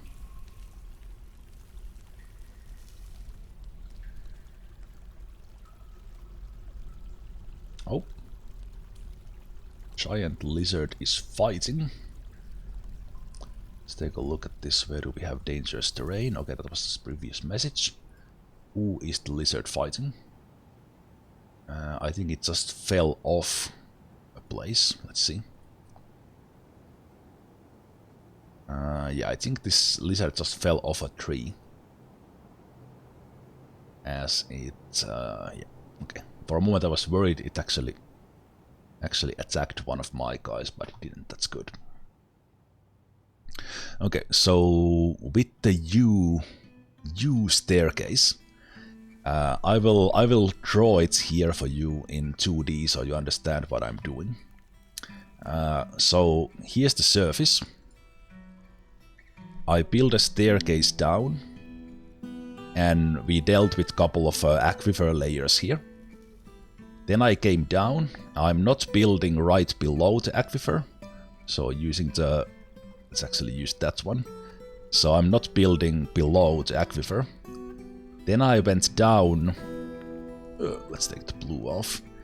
Then I went down a level. So the blue one is below the aquifer, I'm not building there. Then I made a U shape in the stairway. So here in this level, we have the bottom, I'm going there, I'm coming back up. And then I'm starting to build from there. What this does is that in these downward stairways, I can put hatch covers here, and I can lock them without the dwarves, and nothing can come through it. Because in this game, in order for a building destroyer or anything to attack something, they need to be on the same level, or they need to have access to it, and they don't have access to something that is directly above them. So that's why hatch covers are a little bit OP in this game. If you make a U staircase like this, so hatch covers in there, and nothing can come to your fortress. I like to do this sometimes as the kind of that I have the option to fully lock the fortress in case there's something really bad on the surface. So I have an option to not let them in and have my dwarves safe inside. But it's this is the extreme safety measure to lock for the lockdown. How can you tell which level is the source of aquifer? When you dig into it, you see something like this. That's all the tiles are damp. Well, actually here I started smoothing the thing. So actually this level right below the aquifer is not directly a source, but the roof would be from the aquifer. So when you are digging into it, you see that when you start seeing dry tiles as you dig, you know that that's not the aquifer. Most often the aquifer is 1 to 3 levels deep, depending on the soil. It most often stops at the first rock level, but you can't 100% sure know that. But what I did was, in the aquifer layers, I built walls on the edges of the staircase and on the top and bottom. So basically the non-diagonal tiles, and then that stops the water. And in here I just in case smoothed the stone, and then I started building normal. Okay, but here we start having the kind of the real real part of my fortress, or first parts of it. So let's do here initial bedroom and initial dining hall. And then I need to start planning how I actually want this fortress to work.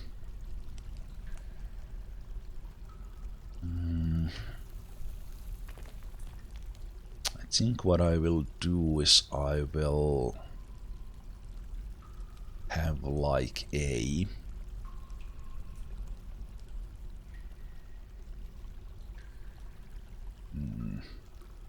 we'll have some sort of central staircase going down from here, so we will utilize the Z levels instead of building everything in the same level. But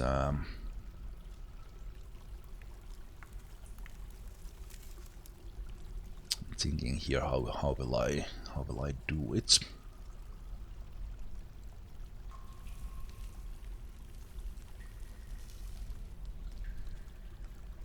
And what kind of staircase I want to build. We could actually come back up to this level. Oh no, we couldn't. We don't want to build on this level. We would have a central staircase that we would build around.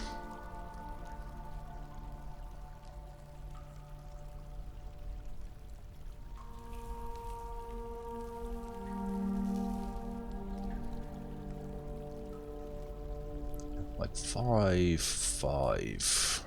Have a central staircase like there. So I would make it in a way that's let's do it like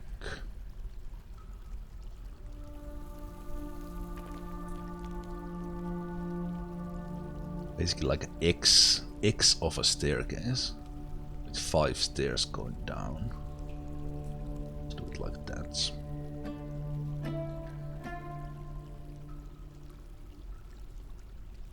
Yeah, I think that would be nice. Now the thing is, do I want them to open everything? I think I do. Do that. Let's start with three levels of things. I will use the priority here so that they first dig out these rooms before we go into the staircase. And then in here I will also have my a initial like food storage. When I say initial, I mean that I will start expanding them later.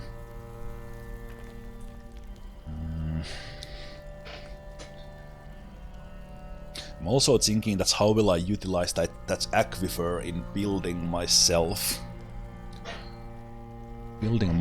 the irrigated floors, or will I just use the bucket brigade to water stuff?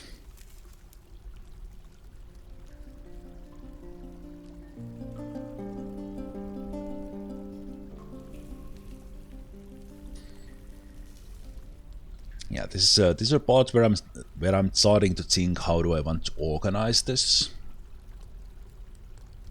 And since I want to play this fortress for a while, I will be using a little bit of time in thinking how I want to organize things. So what I'm thinking first is like the food production area. I want kind of centralized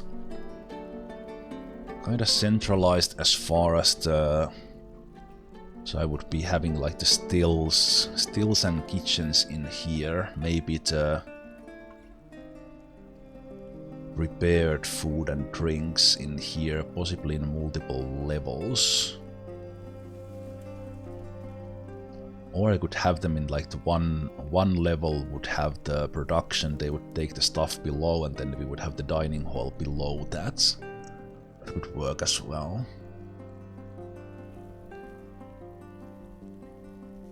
Actually, I like that plan. Let's do the initial bedroom here. Initial bedroom here. Then we have similar level here. Another similar level here.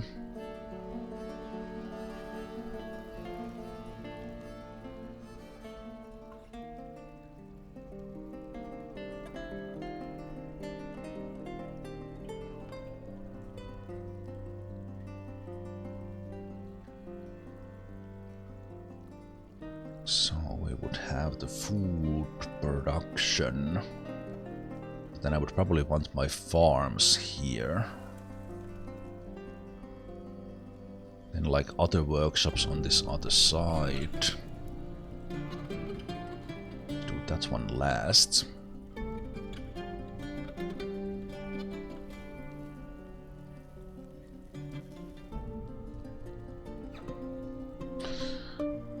Why don't you dwarves start with that? Either way, this will be the initial dormitory here, so this is where we will bring our beds in. We are 11 days in, so we have been pausing a lot and doing things quite carefully. Actually, I will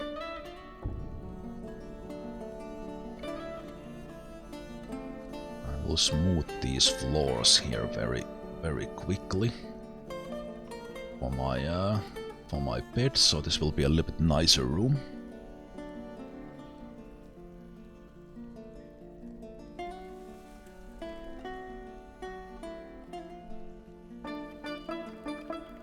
Right. One thing I actually should be doing is do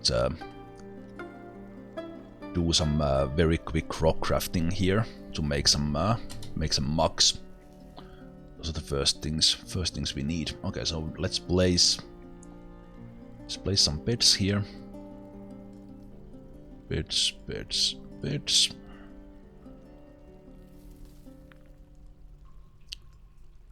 Okay, we need more beds. Let's build a workshop and let's build a stone worker. This will be very temporary location for it, but let's just make no, do I need to make stone crafters?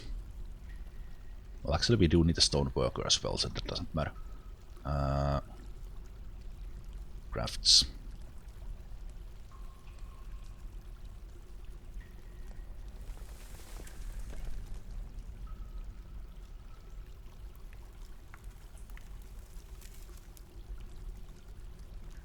This here will be the dormitory.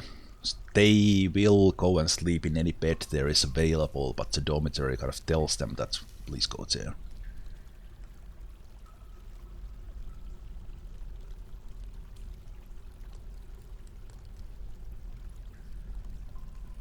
From the stone workers we'll make a couple of doors.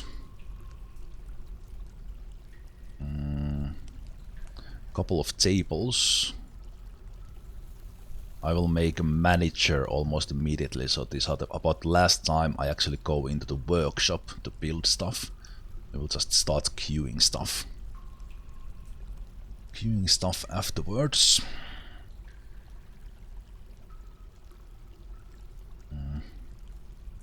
Actually I could have...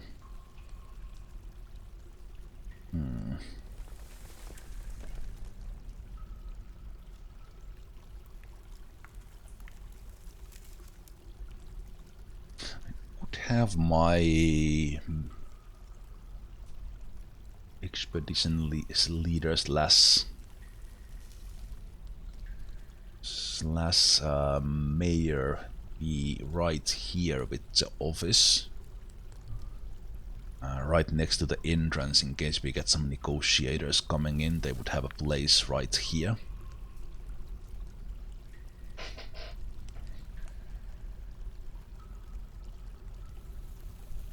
It's good there.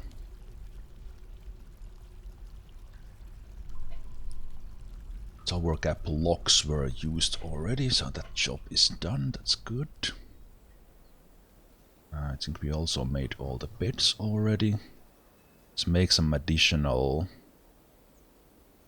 barrels here while I remember.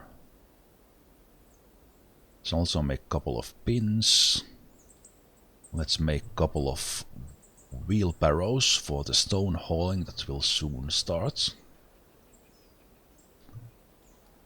Start with those.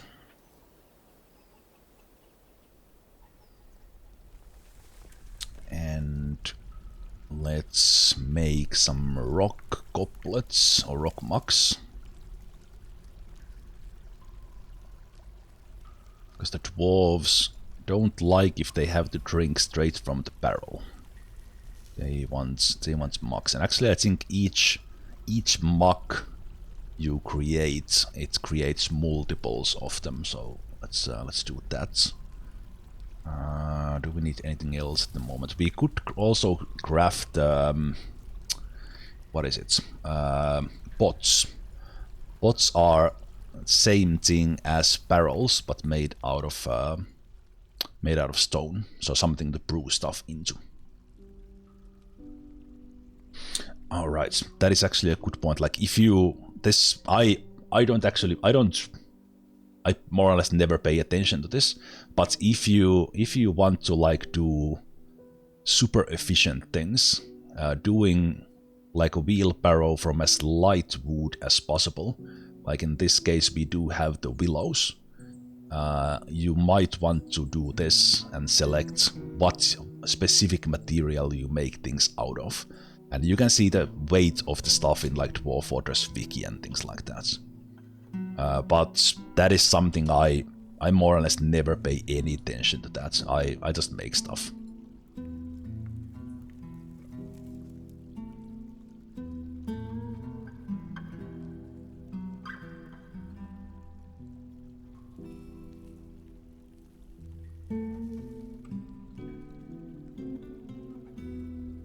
Actually, this room right here would be my... Oops, that's the wrong one. This room right here would be my dining room. So I will actually carve that out immediately so they will have a place to sit in and drink in. And the first tables we build, as soon as they are ready, we will place in this one. Let's make one throne first, because throne is actually what you need for the office. I believe even in game you can check, click on individual tree and check the weight. So we have 19 units in the willow, and for example the bloodthorns I brought with me, they are 62. So it's pretty significant difference, as you see.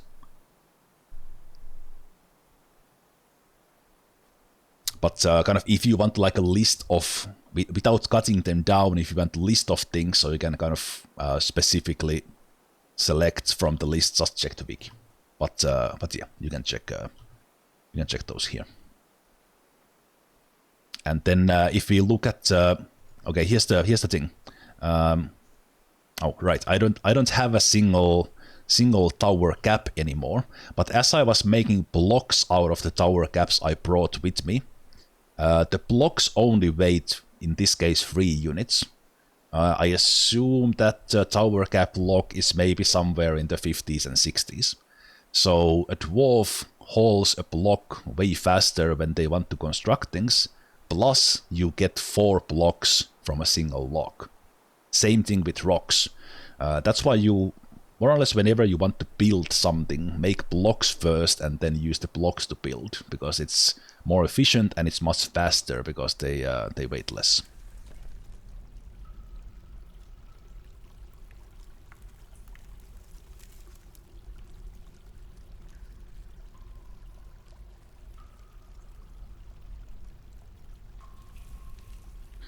Okay, but this one will be my dining hall. So let's smooth that right away. And the throne was done. Let's build furniture chair. Oh, they need to take it to the stockpile first.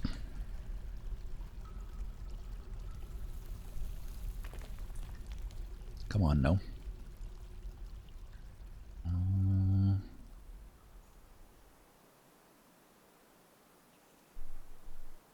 if the dwarves can take stuff directly from...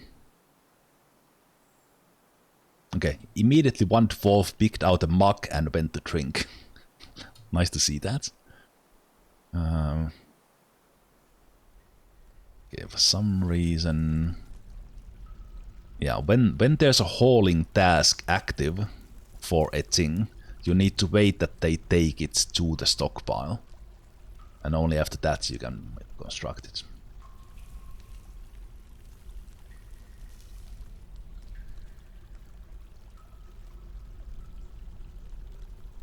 You should disable mugs in all stockpiles. That is a way to make sure they drop the mugs in places where they want to use them. Also, the cats have killed like dozen hamsters already in here. You need to start to carry those remains up. Yeah, if you disable mugs in the stockpiles, then the dwarves just drop them wherever they use them. I don't like to do that. I build mug stockpiles where I want them to use the mugs, or where the drinks are. I want stuff in stockpiles basically. But that is a way to handle the mug situation if you like. Chair, can I please build it now? Okay, thank you. Furniture table. There we go. And let's also build the door, since I think I built one. There we go. Let's build a couple of more doors right away. And then let's build those 3 hatch covers, so our fortress will be safe. When I have a chair in place, I will mark a office. And you don't have to name this, but I will name this the manager's office. And then I go to the noble screen, which is the crown, or N. And our expedition leader was automatically selected. Later on you will have a mayor, and then you will have additional nobles like barons, counts and countesses, even a king and a queen. Most important noble role for me is the manager. As you have seen me building stuff by going into the workshop, add new task, very tedious. Okay when you are building just a couple of items, but when you have a manager, you can just go into an orders screen and start placing orders. So that's why we want a manager. So let's select a manager. I will select my expedition leader. As manager requires an office, and that's why we had it there. Because I had this same dwarf also be my broker. I'm also selecting them at the broker at the same time. And I'm also making them my bookkeeper. Both bookkeeper and a manager require an office. It is showing it in the expedition leader and broker because it's the same person. So this person requires an office at the moment because they are manager and a bookkeeper. Bookkeeper, I will actually turn this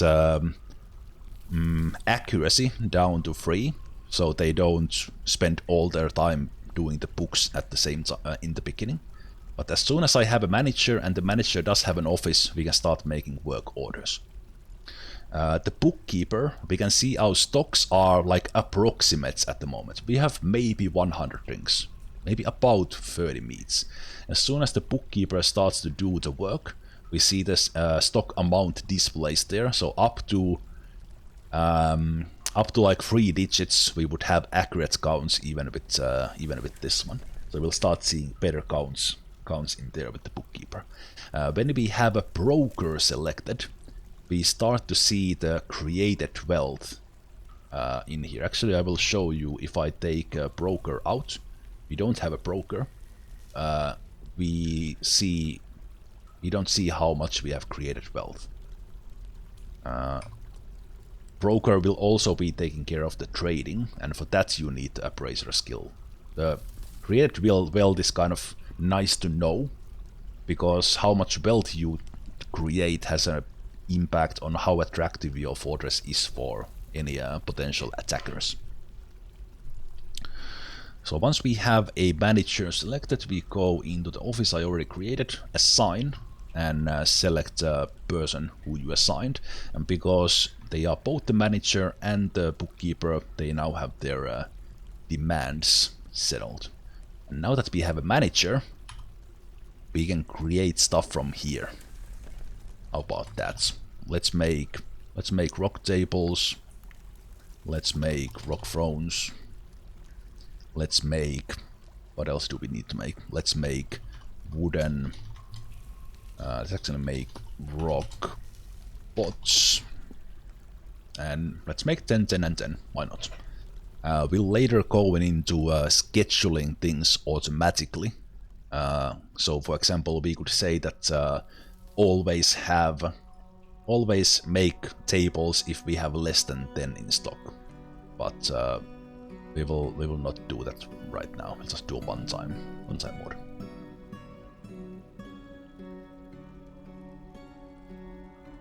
Yeah, this screen does not tell you that you don't have that workshop. So a good way to make sure you have it is build everything you want from a workshop first, so then you know you can build it here. But these ones I have because I have the craft dwarfs and the stone workers already. Good.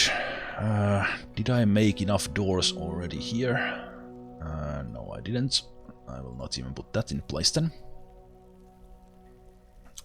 This one we will smooth and make our dining hall. So that's good. Then I might make like a very simple way to make an initial well would be just dig into the aquifer and let it fill. Now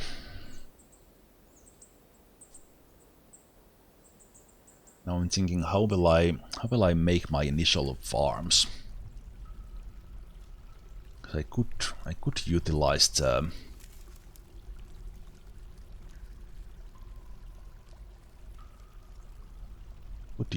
aquifer for that somehow, but I think doing it with buckets is the safe way to go, really.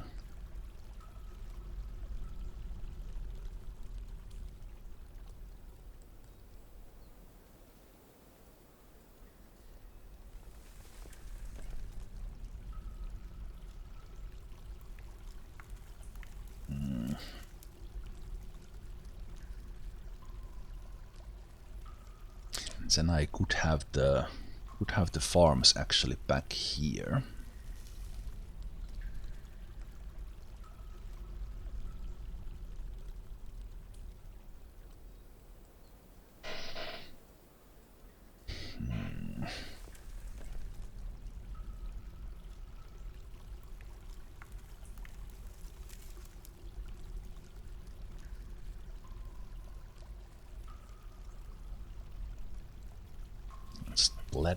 Planning here, like if I would have the, I could start with actually let's use the blueprints here. So let's make I would have like a 1 farm, 2 farm, 3 farm.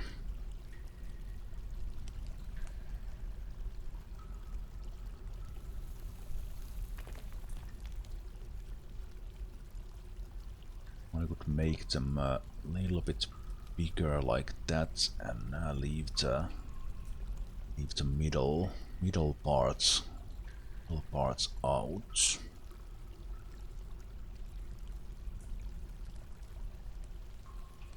Farms.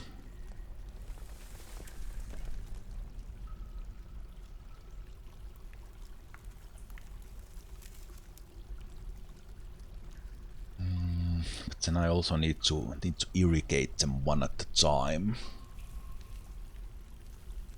If I make my kitchens and stuff here, I would have like the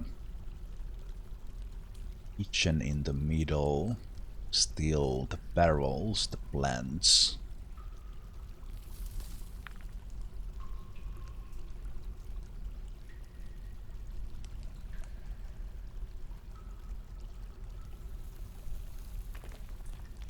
I could have the seeds in the middle.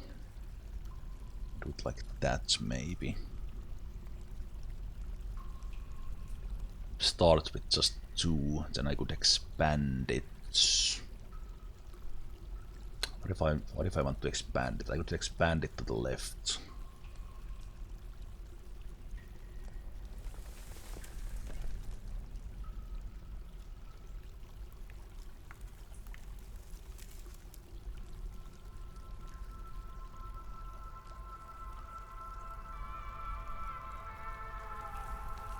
Yeah, do a little bit like a narrower, so I would do like a 14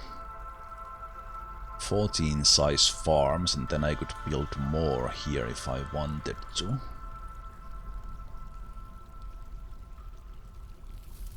I think I want to do that, and then I would have seeds in the middle. Okay, but then how will I proceed into irrigating these ones? I would have like holes.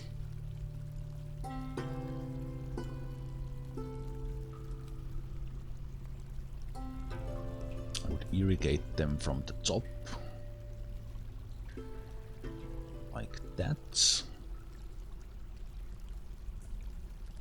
like that.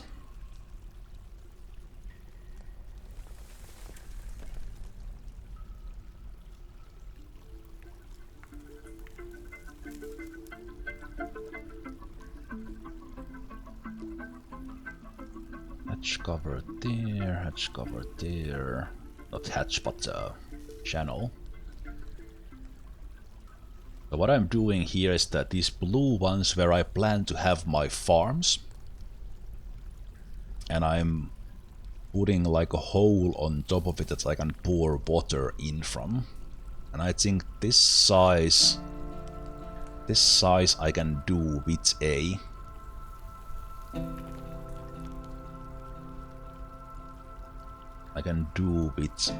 just buckets. And then I will temporarily do like this, and I will just place doors here to fill them.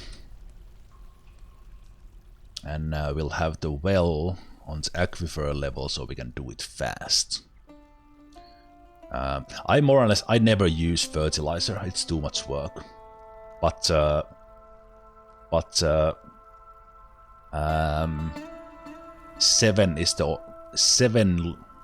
size is the optimal size for the fertilizing, so that's why I quite often use the size as I would fertilize, even that I don't fertilize. Okay, so there's the upward slope now. Can I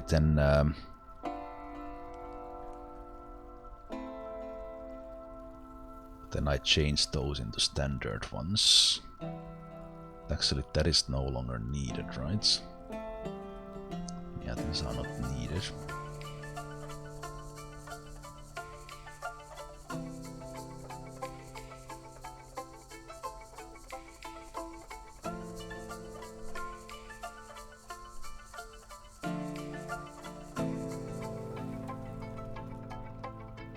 Alright, for step, you take care.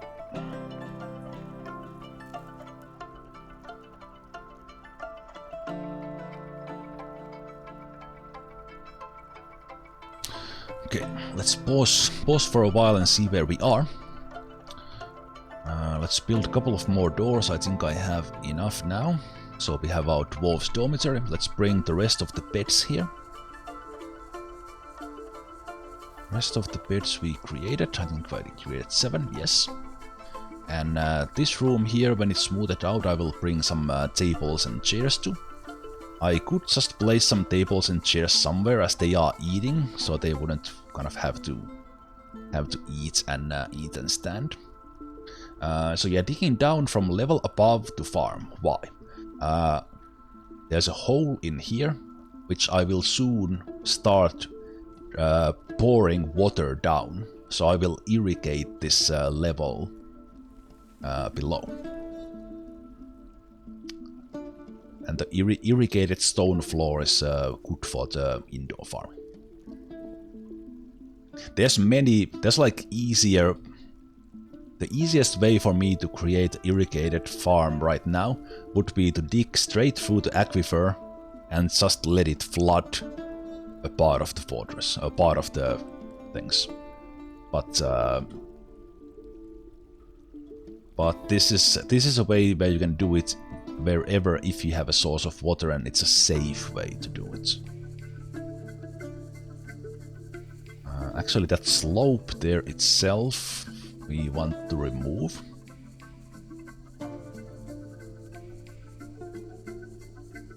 And then let's start planning the initial well that I can do with the aquifer very easily.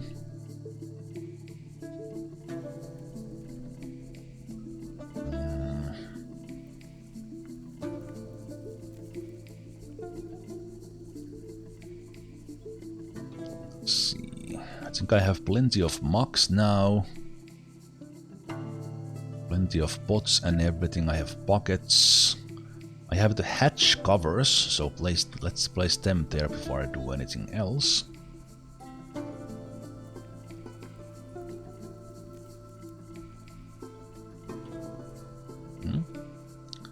Last one being hauled somewhere. Did I not make more than 2?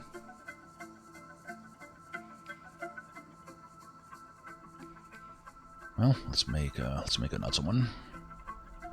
Rock hatch cover. And our manager has checked these orders, so they will start making those soon.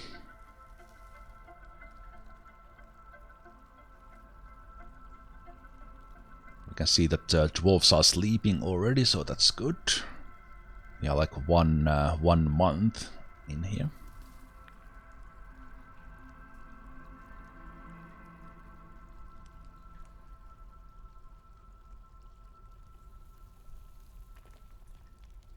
Okay, so that is done. Let's do like very basic, well. Let's do.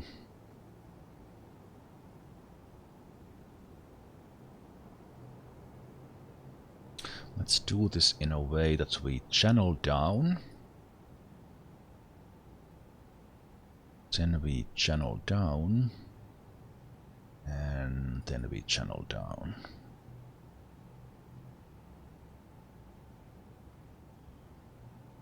There are some mods already. The ones I'm using is the interface tweaks that adds the hotkeys. Then I'm using the one that makes the smoothing designation see-through. In default, when you smooth a stone, it blocks out the whole view in that. And then the last one is just some icons for the military squads.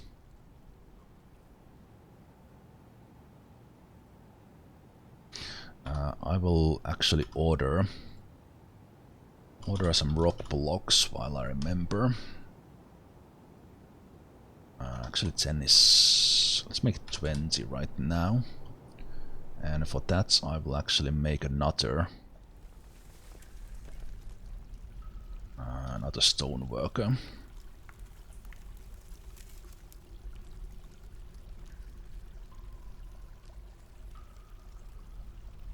Just make them right there.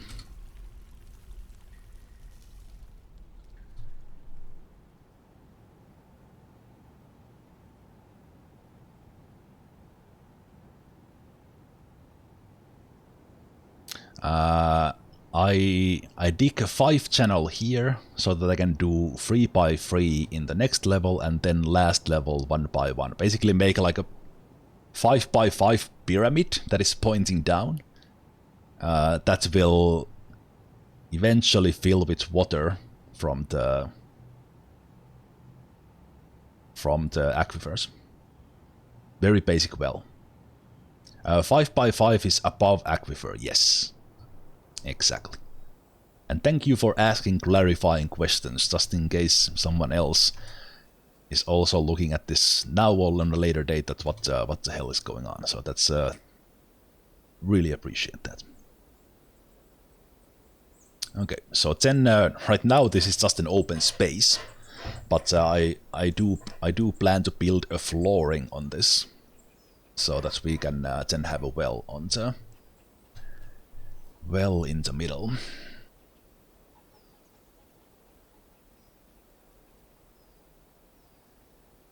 Hey, Sundog. Merry Christmas. Or post-Christmas, I guess. Yeah, but I will build a flooring on this that dwarves can stand on, and then this will eventually fill with water into the bottom. We see some notifications when the manager orders are finished. We made our rock pots. We have quite a lot of that stuff there already. And let's see, what do we want to start doing? I want to make I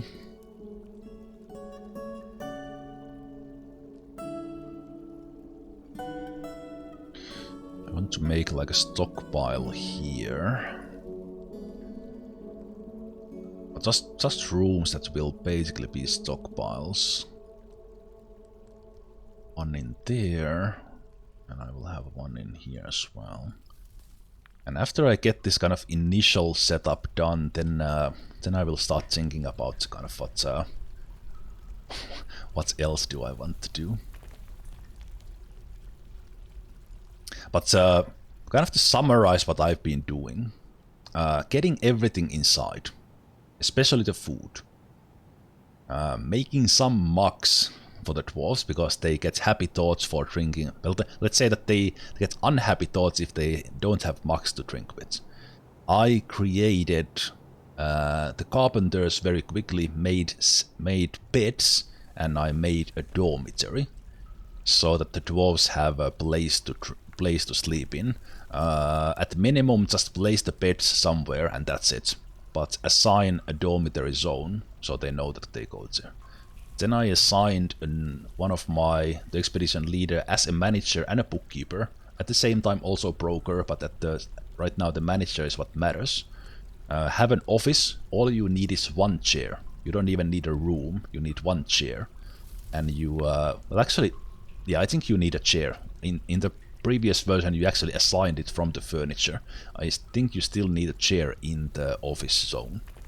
But then you do that, you assign it to the manager, and after that you have access to the work orders. So you don't have to go and click in the individual workshops.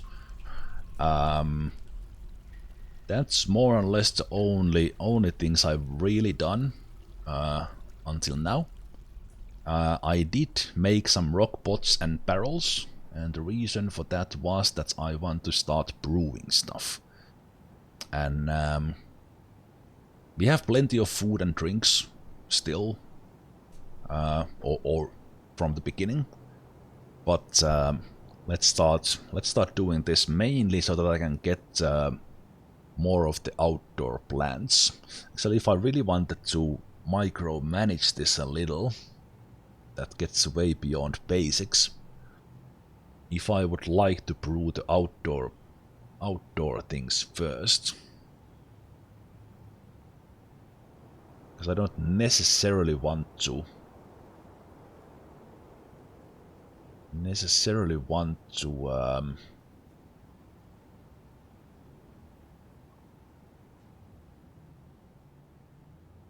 brew the plump helmets first. I would like to take the barley first.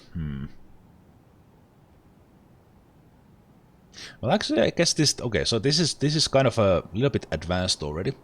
I could just put here and brew from plants on repeat. They would be doing them as long as there's plants to brew and pots or barrels to put the drinks to. But I very specifically want some of the seeds for this outdoor thingamajig here. So I will make a stockpile here which only accepts the plants I want to mill, want to brew. And in this case it would be the barley. Is it something else?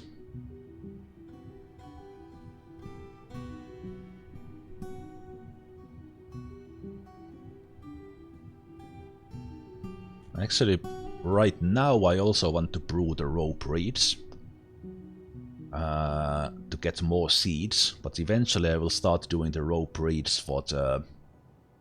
I'll start using them for cloth. Yeah, we'll start by brewing barley and rope reed so that we get the seeds for farming.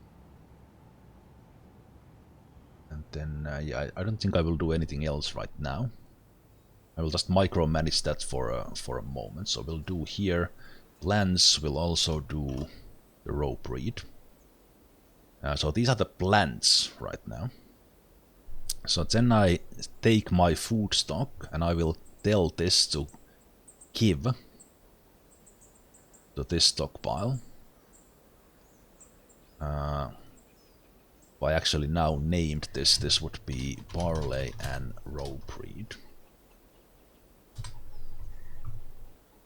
And then I will tell this stockpile to give to the still.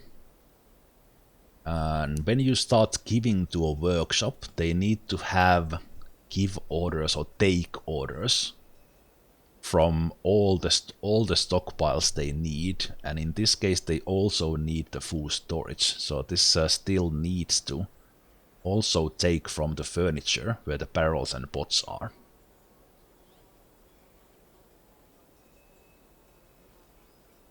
Yeah, the prickleberries could be good as well. I think I'll add them later. I'll do these first, because I want to start. Actually, the prickleberries might be more useful than barley, actually. Now that you mentioned it, I definitely want the rope reed. I'll brew these first, and then I'll add it into that stockpile. So now the stockpile is getting its stuff specifically from this one stockpile, and it gets the barrels and pots from there. So as soon as the dwarves move the stuff here into the stockpile, I can start brewing. And also this place is already filling with water, which is exactly what I want to see. Beautiful. Let's take a look at the stocks, which we have because we have a bookkeeper. So I can, for example, go and check what kind of blocks do we have. I could make a flooring here from tower caps. I will not do that just yet. Also, I will do one thing here already for the future. I will have a outdoor seeds stockpile here. That I will have right now, very specifically rope reed, barley seeds, and prickleberry seeds. From the seed stockpile I take barrels off, so that they will only bring the seeds bags in here. And actually we should have, I brought 5 bags. It's also significant because we need bags for the seeds. So we'll do that. So they are next to the farms basically.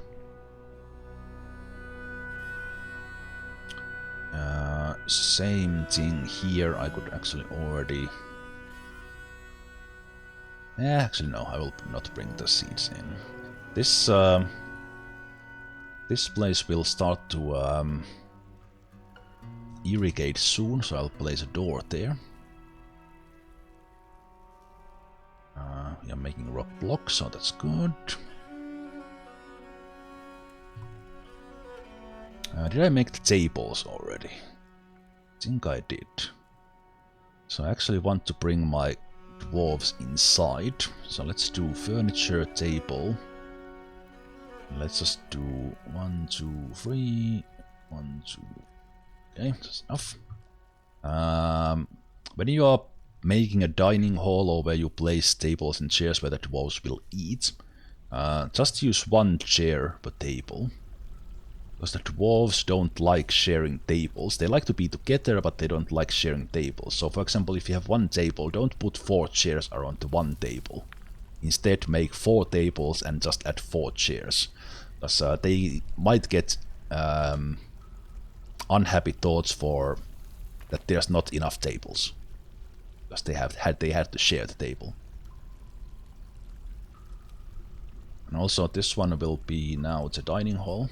I will tell the dwarves that this is a dining hall, so they know that they can come and eat here.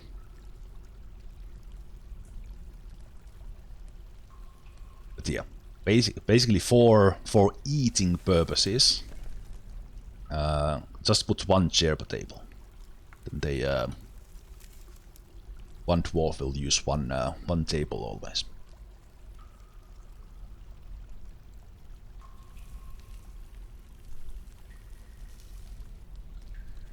Yeah, that is getting the cloth production going, because you need bags for various things, and then like in the second year you want to have some sort of cloth production, which is the rope reed is very, very good for. Any outdoor thing is good for the rope reed or hemp. It's good to get that going, because then the clothes of the dwarves start to be worn out and they will start to need to be replaced after like the second year. So you want to have that going on the second year. But initially you need bags. You can also do bags from leather, which actually reminds me, I completely forgot my turkeys. We should be doing that. For that, let's already do... This was part of my initial setup. Let's do rock nest boxes. For this you need the crafts dwarves workshop. I will make... Let's make 8 nest boxes right now.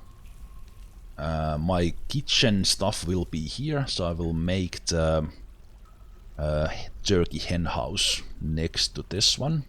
So let's make it right there.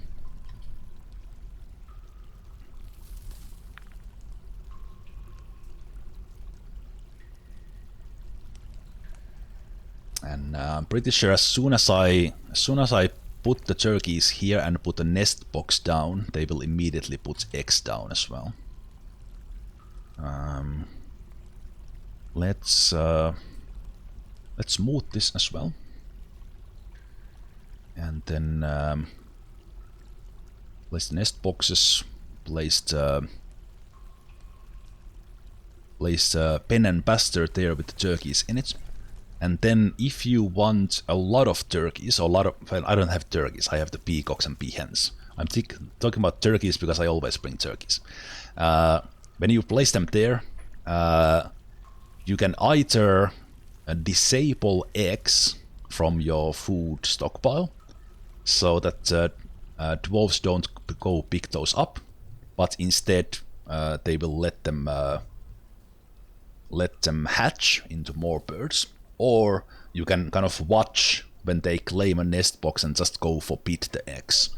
Because easiest way to do that is to forbid those. I will for a moment forbid eggs, so that those dwarves don't go and get the eggs when the turkeys, when the birds lay them. Peahens in this game.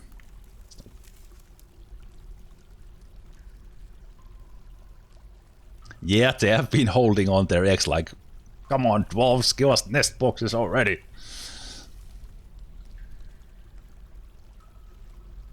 But yeah, this time, as said, I did actually bring peahens and peacocks this time. I just keep talking about turkeys because I always bring turkeys. I actually want to bring my furniture stockpile here for everything else but the barrels for now. Let's bring furniture, but I will take the barrels and large spots and food storage off this, and we will go here into this one. And we'll do the opposites. We'll do just barrels and food pots here, because at the moment my steel is here. So they will move that other stuff down below. Let me expand that a little bit. Also, let's make some wooden bins. beans, just for storage.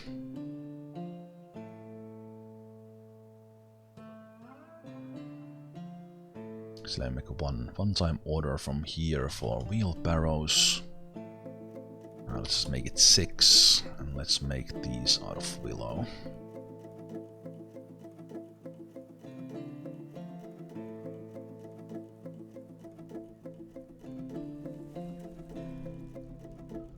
Okay, let's see if I have enough blocks already. Let's do a flooring. Let's do a flooring here. Do I have mudstone blocks 15, bauxite 17. Okay, almost have enough. Okay, I guess I will micro this a little bit. Let's do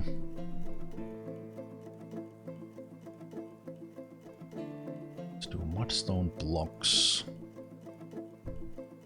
Mudstone blocks first.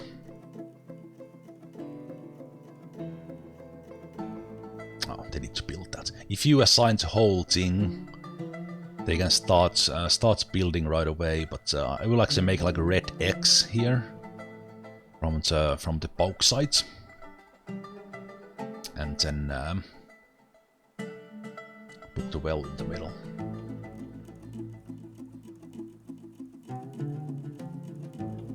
Right. Actually, as I said, as I disabled the X, what you could also do, just put the turkeys in there, and then put the turkeys in there and lock the door.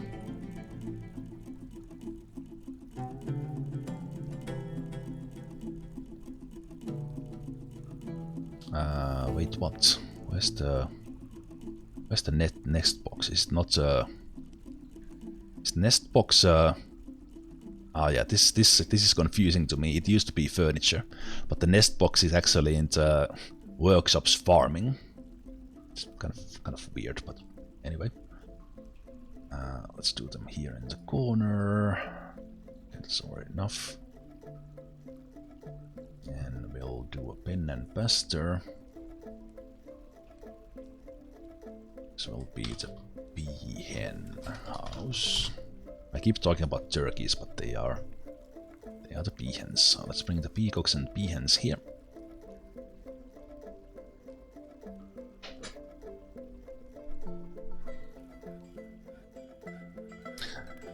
Forbidding them from cooking is not enough because the dwarves would collect them to the stockpiles.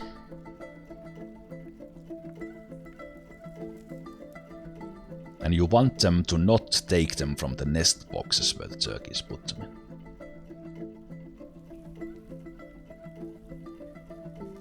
Okay, watch this bee hen. What the bee hens actually do, as soon as you... I wouldn't necessarily even need the pasture. As soon as you put down a nest box and there's a bird that wants to lay eggs, they will immediately go and find that nest box and claim it. So here we have claimed by 8 eggs, forbid. Nest box, bee hen. Nest box because they are the same tile, bee hen eggs, forbid.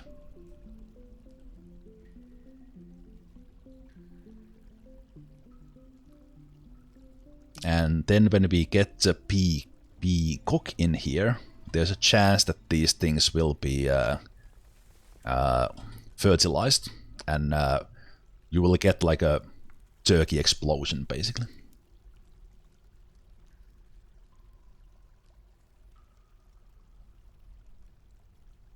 Let's place the door there.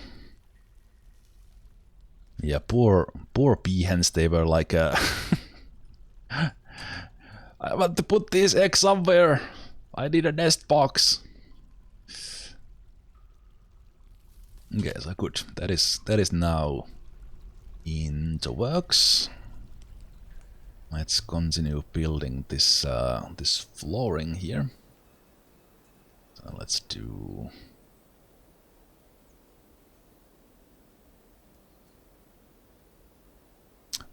No, wait. Right, let's do...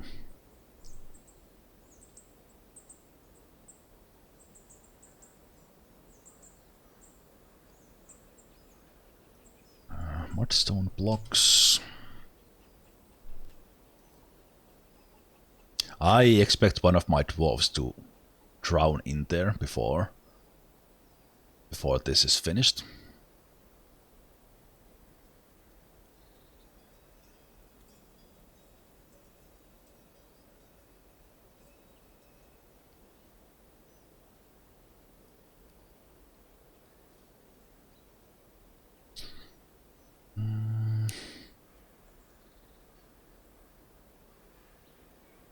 Right, I would like the different colored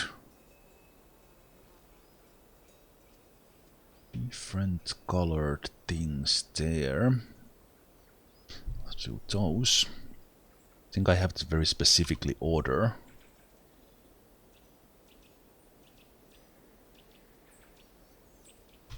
Rock blocks from bauxite to have some reds.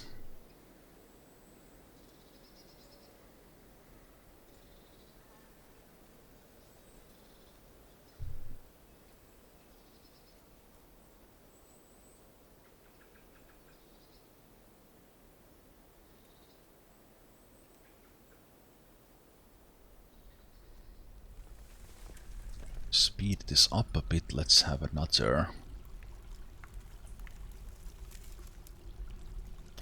stone worker.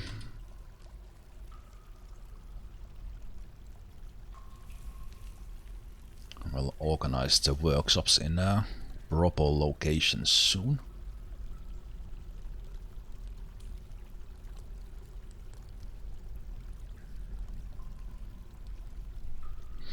And we should also start thinking a little bit about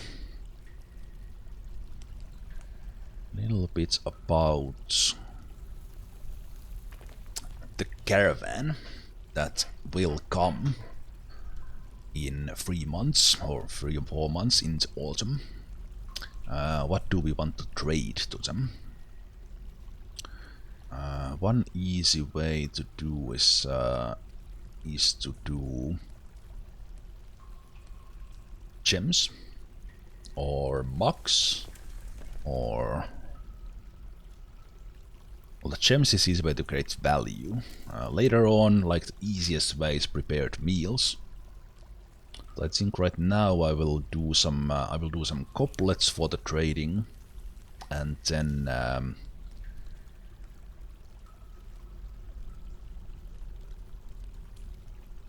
maybe find some gems to cut as well.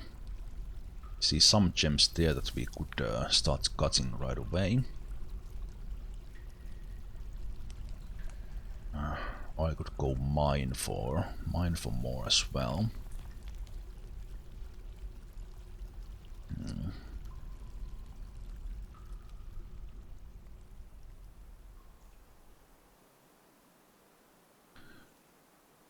Let's continue. No, let's continue to do this. Yeah, because I wanted specific coloring for this. This is taking a little bit longer than I otherwise need.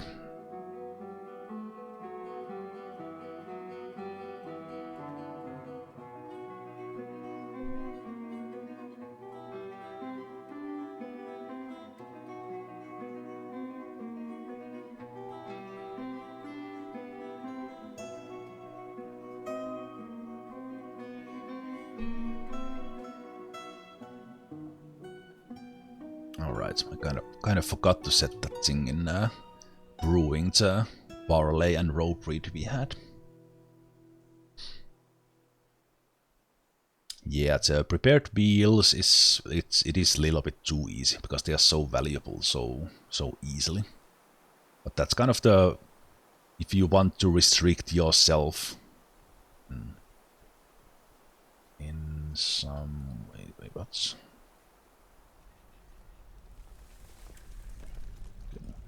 was animal. Animal was there. Yeah, like if you want to like do some self-imposed restrictions, like don't trade food because it's so easy, and of course you can do that.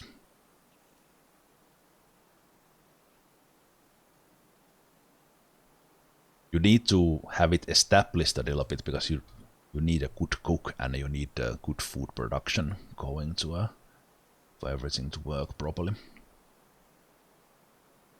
Okay, now we have the bauxite blocks.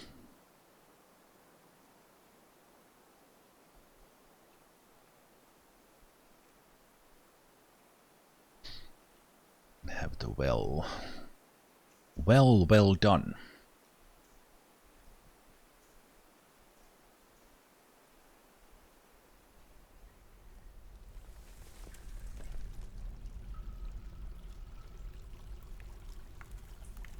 Thinking of having a little bit more established area for these guys. I could make it here. Let's see, let's do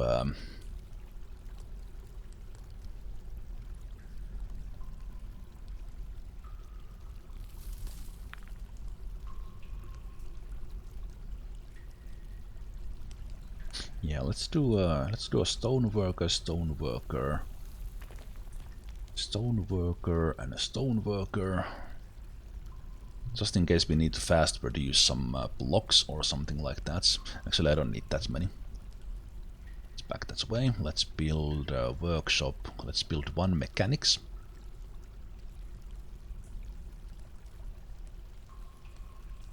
I will make that out of bauxite just to make it stand out. Then let's make a craft dwarves. Craft dwarves in there, and no, let's make it out of bloodthorn. Why not? So now we will actually start hauling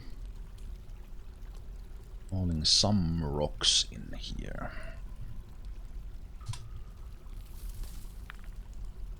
Do stones, we'll do other stone.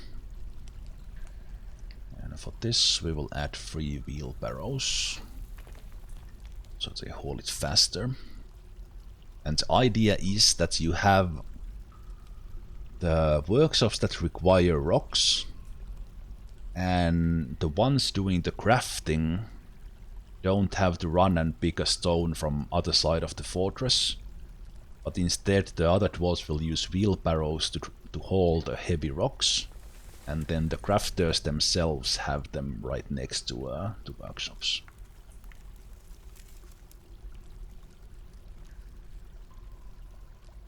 And actually take these ones out. These are all orders. All orders that the manager will take care of. So we can take these ones out from here.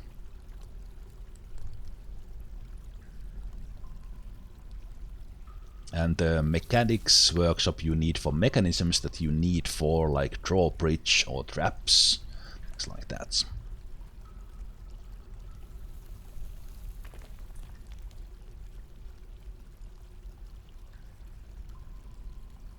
That is a good way to do as well. Make the temporary, basically have the temporary stone workshops wherever the stone is. We get our first migrant wave, so you always get 2 waves of migrants, first in the summer and the second one in autumn, and then after that the migrant amount and whether you get migrants to begin with depends on how much you trade out. So I'm getting this pop-up because I have edited my announcement settings in a way that arrival of the migrants, we get a notification and the game pauses. Normally you only see this migrant notification and the game just keeps on rolling. But I like to see what kind of dwarves I get, and I like to look at them as soon as they arrive. So we have extremely old doctor. What? What the heck? 20 children! Yeah, this guy is like a masterful doctor, man. Nice. Very nice. I take it. I take it. And we get a kit. It is actually kid of the doctor there, so one of the 20 children did come with him. Kid is 16 years old, and they become adults in 18, so that is pretty good. We have an adequate weaponsmith coming in as well. Welcome, welcome. Also coming in with a kid. This kid is 1 year old, so 17 years until we would see this one be adults. However, since in this version of the game, the kids do chores, if you tell them that they do, they will help a lot with hauling. We have another kid. Also kid of the weaponsmith, so weaponsmith did come with 2 kids. This is 2 years old. Do we have a third kid of the... Yep. So 3, 2 and 1 year old kids of the weaponsmith so far. Okay, and also a cow. We'll see whose cow that is. We get an extra pea chick. Nice. Is that it? We got two dads with their kids. It looks like that's it. Okay. When you get migrants, one of the first things I do is check your pasture, assign animals, and assign whatever animals that came in that are not birds. But there's a list of the grazers that need to eat the grass, but by default I put everything, like something like cavy sow, I don't think they need to eat, but anyway. I put every non-bird usually on a pasture immediately so they get to eat. And then since we did get another bird, I will put them in the same place with others as well. Sometimes you get pets of the migrants, they have names, but as animals they behave just as normal ones. So they need to, if they need to eat grass, they need to be on a pasture outside, or indoor if you have moss growing already. Okay, let's see. That is being worked on, that's good. Let's see, did we get this one done already? Did, almost.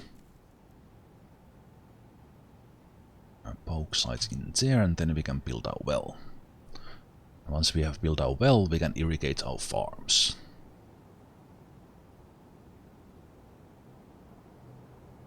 Now we take the middle parts off. And since we did bring one rope, I think we can build that one. Remember, let's make some wooden buckets. I will actually make 10 because soon we will need some.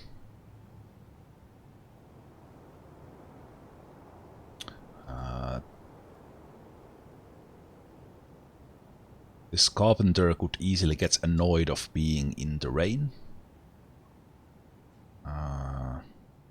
But it seems that he's not at the moment. Yeah, the kids go to work immediately hauling stuff, so that's good. I also see the hamster remains there and is bothering me a little bit, so I will make a refuse stockpile outside now. I might do... it's kind of a hack for the refuse later, that I carve it in, just like these farms. But I will for now just place it outside.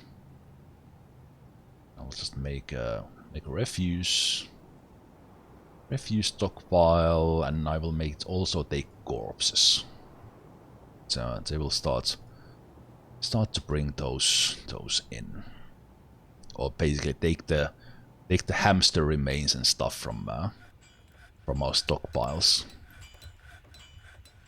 to outside.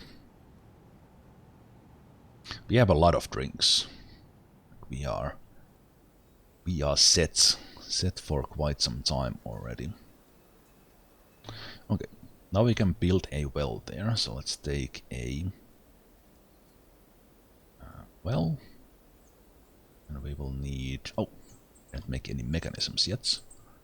Let's make those. Let's make couple of mechanisms. I want one of them to be made out of bauxite. So let's do that.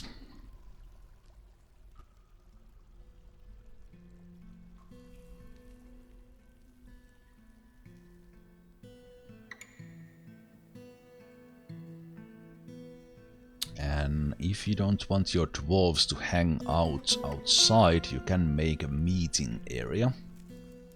So I will actually make this area here just a meeting area for now. But I will actually probably assign this to be a temple soon-ish. So let me carve those. So by default the wagon is your default meeting area, which causes every idle dwarf or non-bastard animal to hang around your wagon. But especially if you start getting dwarves who don't like the outdoors, you want to have a meeting area inside, so that they don't just hang around the wagon.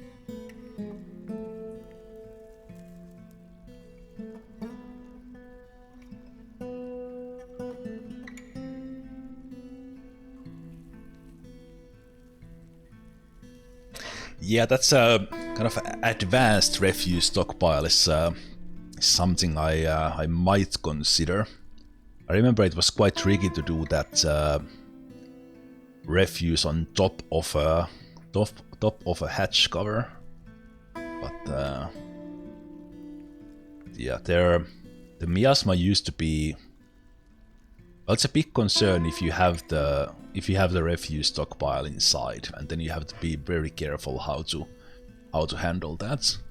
But then again, like it's safer to have everything inside, so that your dwarves, you can lock the place out and still be okay.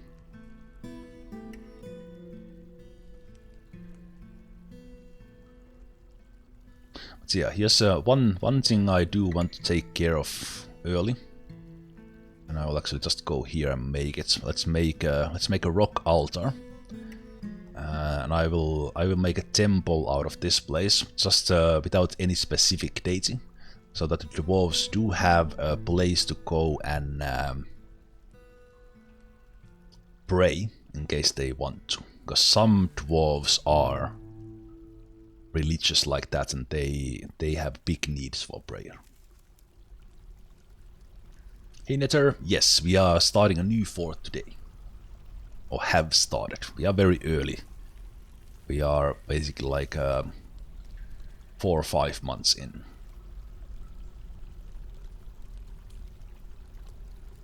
Furniture offering place. Let's put it there. And let's make this.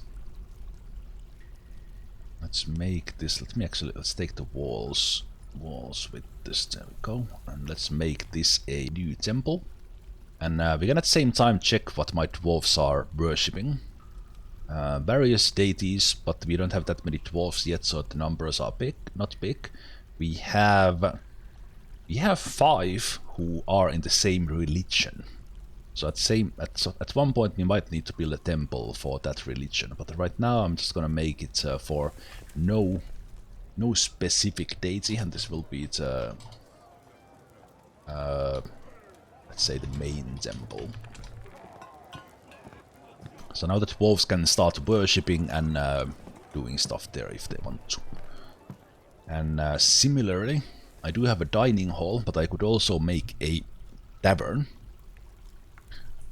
Tavern where the dwarves can also go hang out and partay. And for the tavern, the most important thing probably is a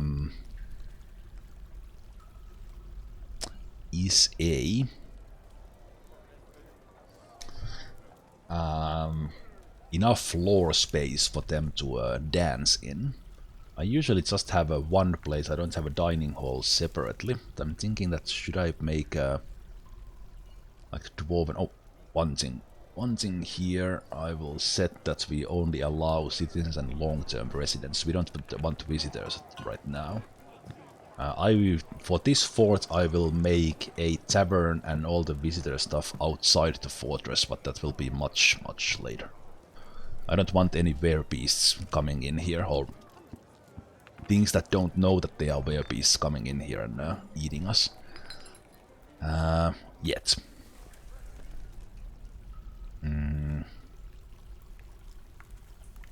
Okay, I'm here thinking that's how do I want to do this.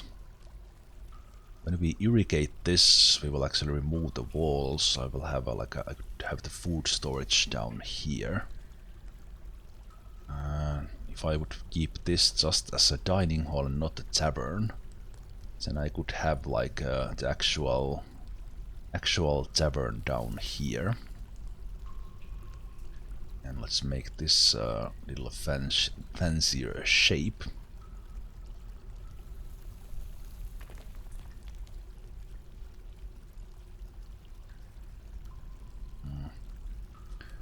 Let's just do it like that, or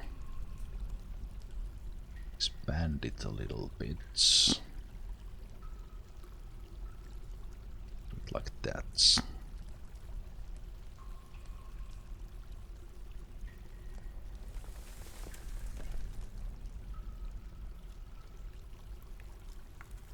And since the dwarves really thought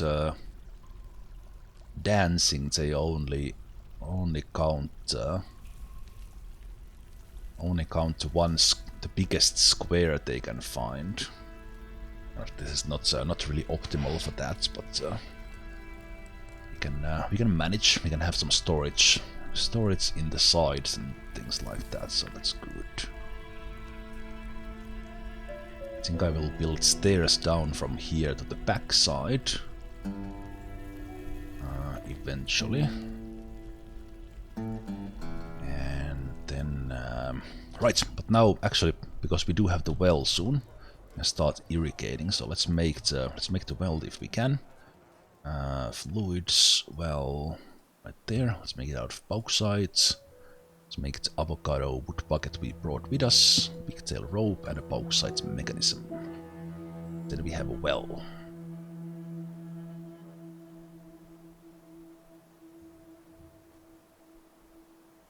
Yeah, yesterday we in the end just unleashed the dragon, the hydra, the titan, had one final fight and just left it. The main reason was that I wanted to generate a new world with different mineral settings so that the minerals are not everywhere. And also because that fort kind of bugged out as far as the migrants went. It was a little annoying that we didn't get caravans, traders from the mountain home, and no migrants at all, so I didn't like that. So now that we have this well, we see that it's operational because there's water below it, feeding from the aquifer. So we have a really simple indoor well now. It's very nice. And in order for us to irrigate this stone floor for farming, I will set a zone of pit and pond on this hole that is top of the farm. Accept, and I will tell that it's a pond. And then, in order for me to do this faster, so that many dwarves carry the water, because one bucket wouldn't be enough, I will put several pits and several ponds here on the same hole at once. And each of them will generate a water carrying job, assuming I have a bucket. And when I do this, I like to do 6 on top of each other. So that will get 6 dwarves running for water. We see them going right there. We can actually follow them. They will go and get water. They will run here. They will go to the hole and drop the water into. And we'll start getting water in here, because we have so many doing them, but the water will spread really fast. As soon as we have water touched every tile once, we can stop, because then that is done already. And because they're actually pretty fast with that, I can take this other side room here as well already. Let's put the door there. The door is there to block the water from coming outside.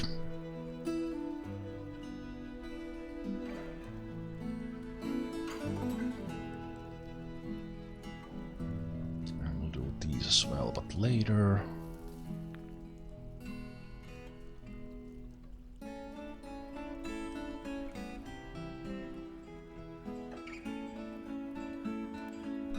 They actually get it done really fast with that many dwarves. Yeah, it's done already. So then we take these zones, remove zones, remove zones, remove... Well, actually I could actually repaint the zone and in there. I'm not sure which one would be faster, but now we just wait for the water to go away and this side is done. So it seems we don't actually need that many, maybe 5 is enough. Bond. So for this you need the water source to be relatively close, the indoor well obviously does that. And you need buckets for the dwarves. And since in this version you can do this, that you do multiple bonds on top of it, it generates more jobs, so you get it faster. And when it's enclosed, like this, that they are not the water. Oh, actually, wait, that needs to be mined first. Okay, let's wait with that actually. And now I need to remove all of them. Yeah, let's mine that first, shall we?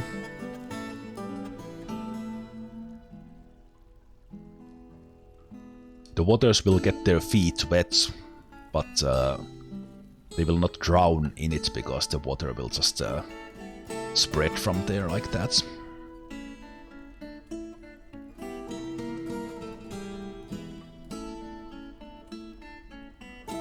Okay, good. Now we can do what I was doing.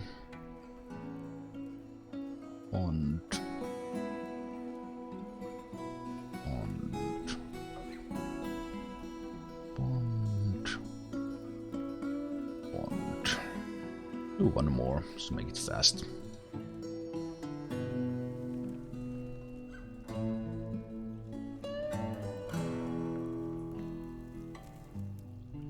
The stone doesn't stop the mudding, if you were referring to that.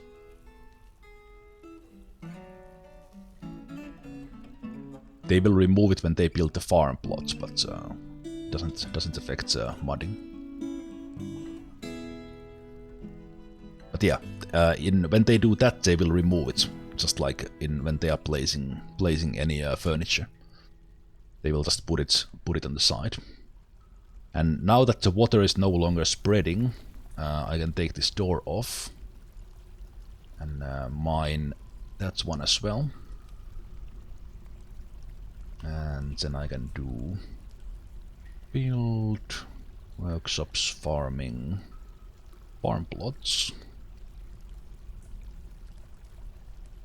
Right there. So they will remove the rocks when they are building the farm plots. And the water is not spreading here either, so we can remove that now. And mine that one open.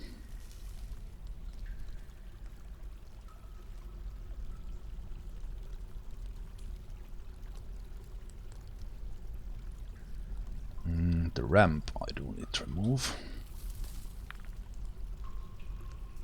Then we do build, workshops, farming, farm plots.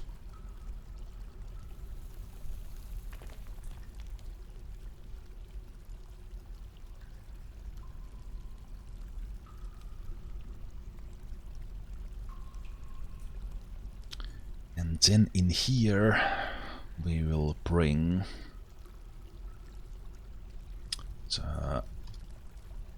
Indoor seeds. Food seeds.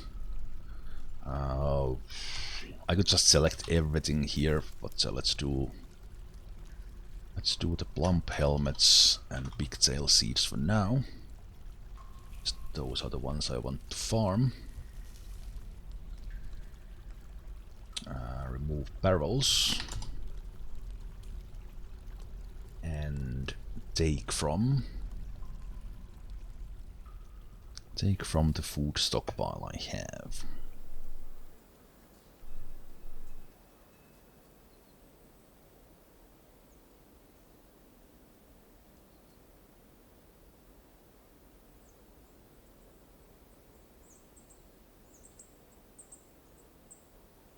I tell this to give. Alright, this could actually give to there as well. So put outdoor seeds where they belong.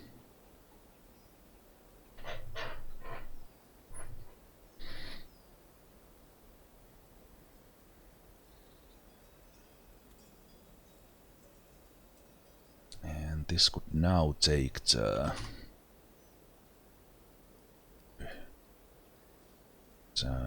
what was the brickleberries?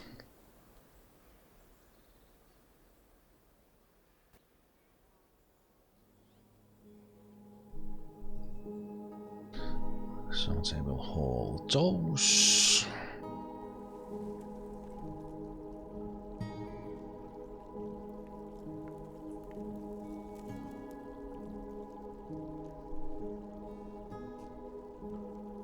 Oh, did they actually cancel that? Because it was not, because I had the ramp there. Yeah, that is not a farm plot. Okay, fine. Let's remove that. To do that, have to do that again.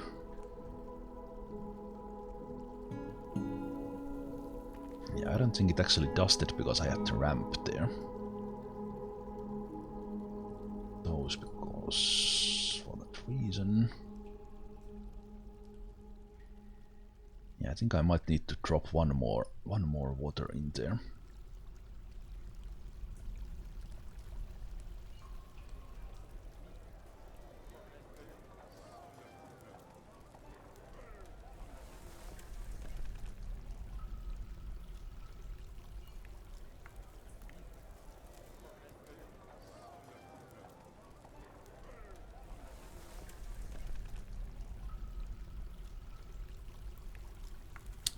Now I'm actually not sure what is happening there. Do I actually have a farmable plot under those rocks or not? Just in case. Let's dump those rocks.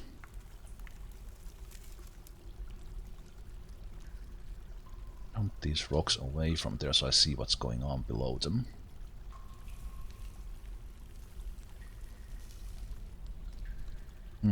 Interesting. Very interesting.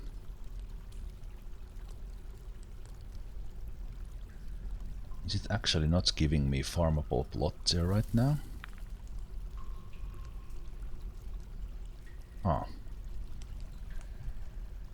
Maybe when it dries up it will do that? I had a ramp there that I removed, and it's kind of cancelled the modding of that in a way. We'll see what happens when that water disappears. I think it will leave the dusting, or then I will wait that it dries and then I drop it again, so that we make the cavern floor will be muddy. Okay, why are my guys not hauling the seeds? They are saying they don't have a job. I think my give order here is not really working, so I will just disable the seeds.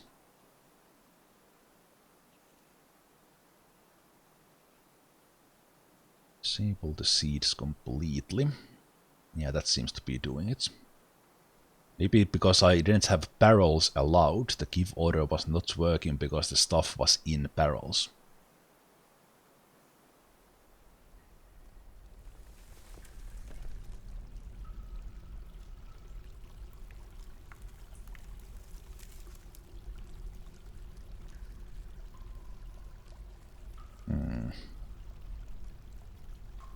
Seeds.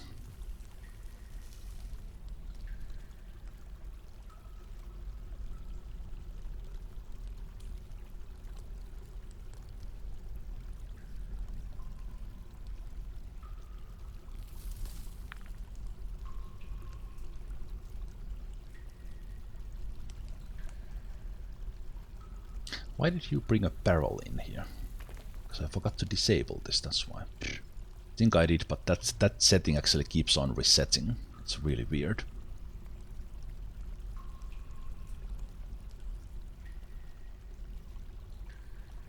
Little bit of oddness in this version at the moment.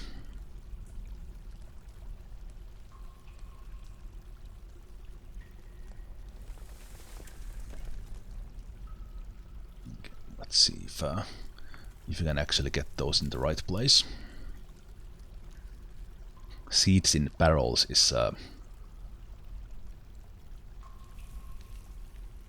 works in a weird way. Okay, we didn't get dusting of mud in that one, so I need to do that again. Interesting. Just basically cleared out irrigation because I forgot to remove the ramp first.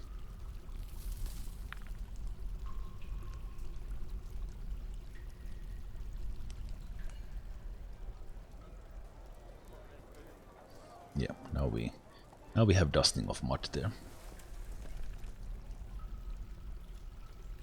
And we can make a farm plot on the whole thing.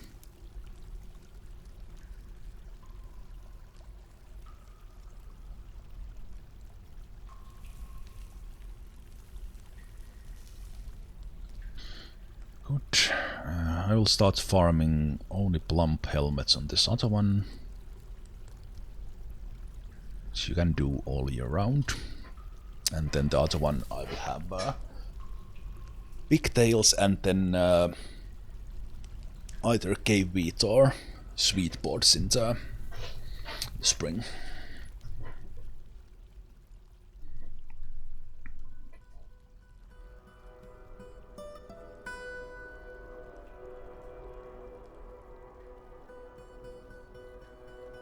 I think I have done a reasonable job here otherwise, but I have not really prepared for trading. So let's quickly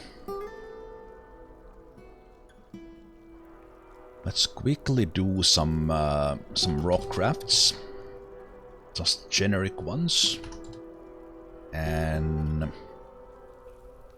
let's also make some rock mugs for trading. And I will also set out we have a couple of these gems here, so I will set that one up as well. Guess I might as well do it here. Let's do a workshop of a jeweler right there, and let's make a stockpile.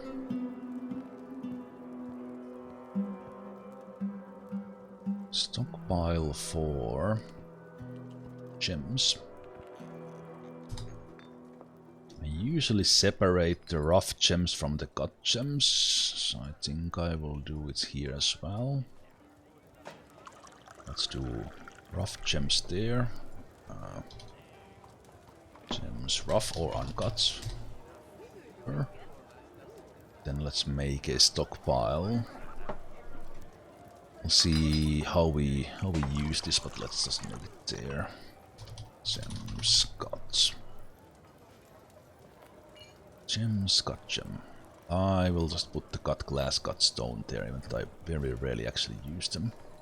Same thing here with rough glass. Go.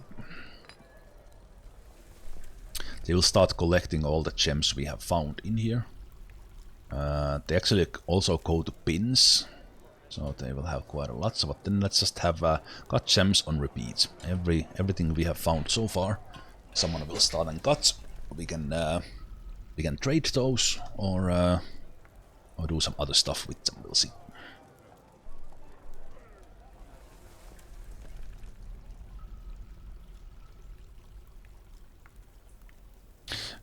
Right.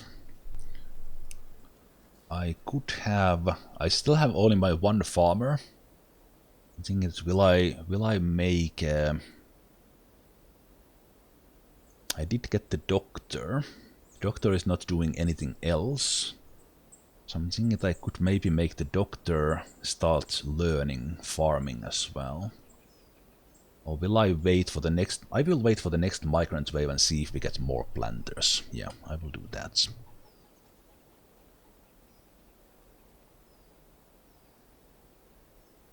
Let me see about my plants. Plants here, we have quite a lot of things. Plump helmets, all kinds of things. I think I will actually remove this stockpile now. I will actually remove the steel even.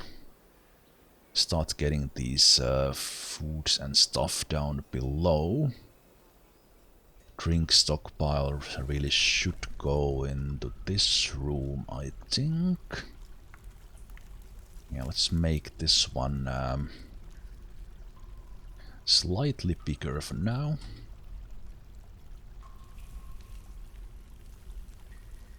Bring the drinks and food in here. Or actually more precisely, let's make a stockpile here.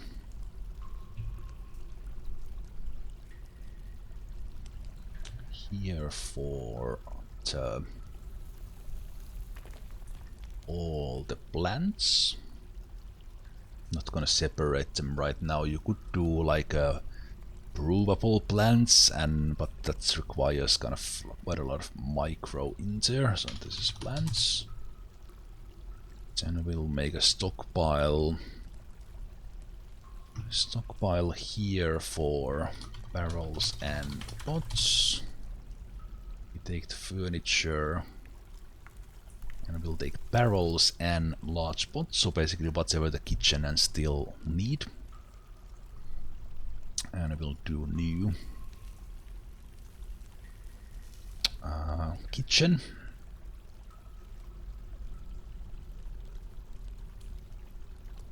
Kitchen and steel.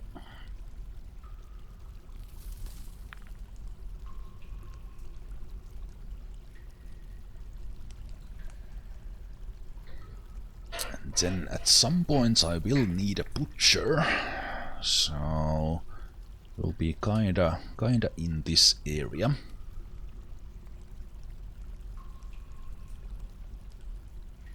But how do we want to do that? I could also expand a little bit that away with that. And also farmer's workshop would probably have to be here as well. So I might expand this space here. Yeah, let's do that.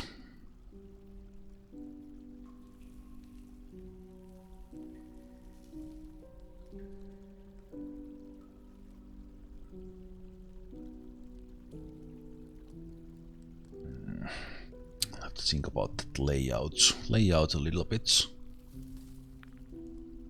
Farmer's workshop is needed to process the plants in various ways, including processing the pigtails into thread. So we'll start thinking about that as well.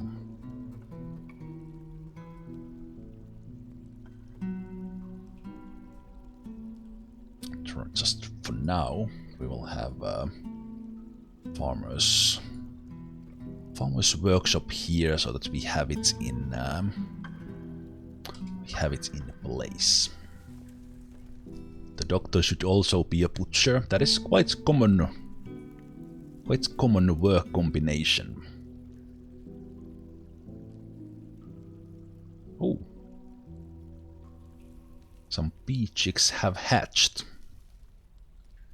So our first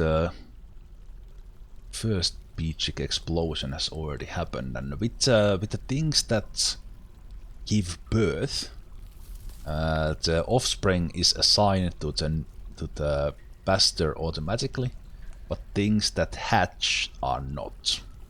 So you want to assign them to the pasture like really fast, because they start running all around the place immediately. And also I might want to make this place actually a little bit bigger, because they will start fighting each other because the space is so cramped.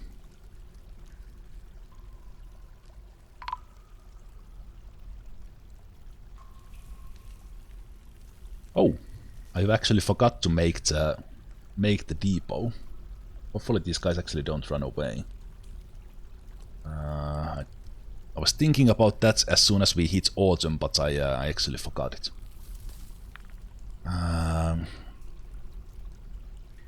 Right, so let's do that fast.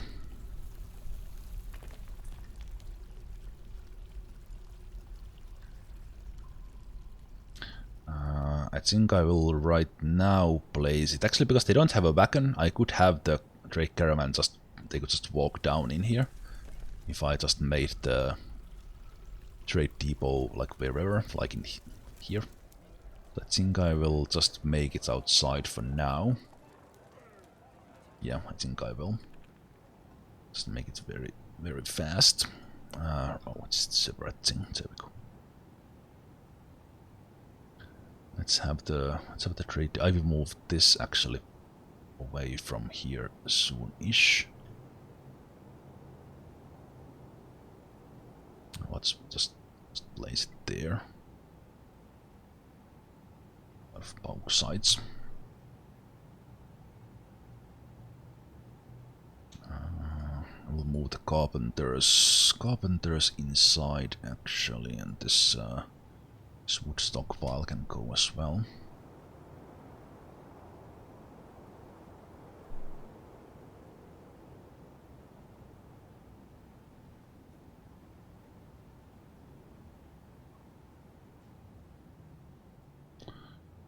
Okay, good. Let's repaint this a little bit so it's not on top of the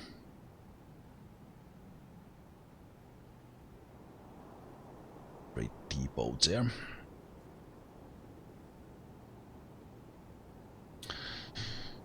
Okay, the liaison comes in, shares some news, and then we are gonna do some trade agreements. Now this is an interesting thing. What do I want them to bring? What do I want them to bring? Or do I just take whatever they do bring? I think I could ask for silk thread, just so we get that get those strange moods covered. And then maybe I will ask them to bring some leather. Let's ask them to bring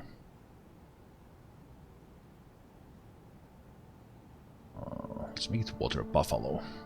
Oh, let's make it reindeer. Reindeer is nice. That's it. They want windows and bracelets. So if you're gonna make crafts, might as well make bracelets for the next year, I think.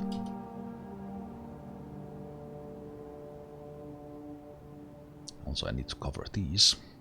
Then I think I would be done with the initial setup.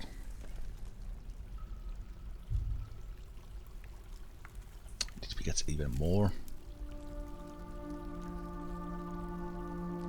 Even more bee chicks already. Like another batch? Yeah, we did. Yeah, and after this I will actually start allowing them to collect the eggs as well, because that's a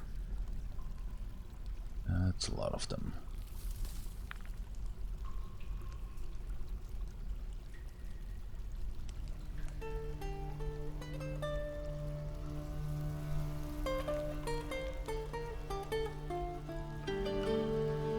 just from butchering these, getting their eggs, we have our food situation pretty well in check already.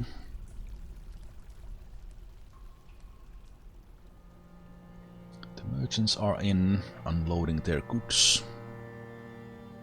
Let's see, who did we get on the map? We have a couple of merchants, we have their guards. They came in with some animals that we could trade. If that horse is a male, we could actually trade it. We have some badgers on the map as well. So let's see, what were we able to make for trading? Let's take a look at the gem bin where we have the cut ones.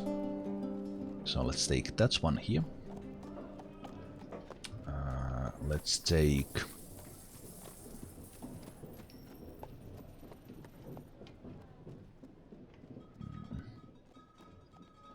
the finished goods from there as well. I think we can get started with those.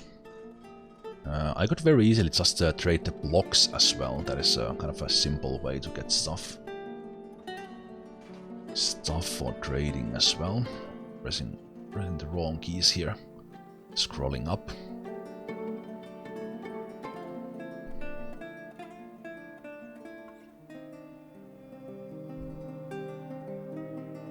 Let's call in the broker. So they already brought in the 2 bins. 2 bins I had. And the trader is having a drink at the moment. And now they are here. Let's trade. So if we are gonna trade I'm gonna trade all the gems. I will just give the bin with that, so that's 1,000. And I will trade most of these mugs here.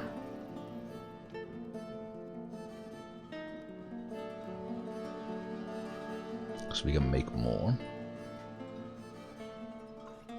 I will leave the nest box and quivers and stuff. I think we were making more crafts already, but they are still in the works. We'll leave some of the mugs behind. Good, so 1,500, not much. That means we can get like 1,000 worth of stuff from here. Let's see what they have.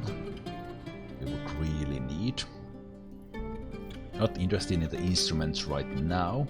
The horse they have is also a female. So we're not gonna get a breeding pair out of that. Getting any drinks they have is a good thing, because then we have to brew less.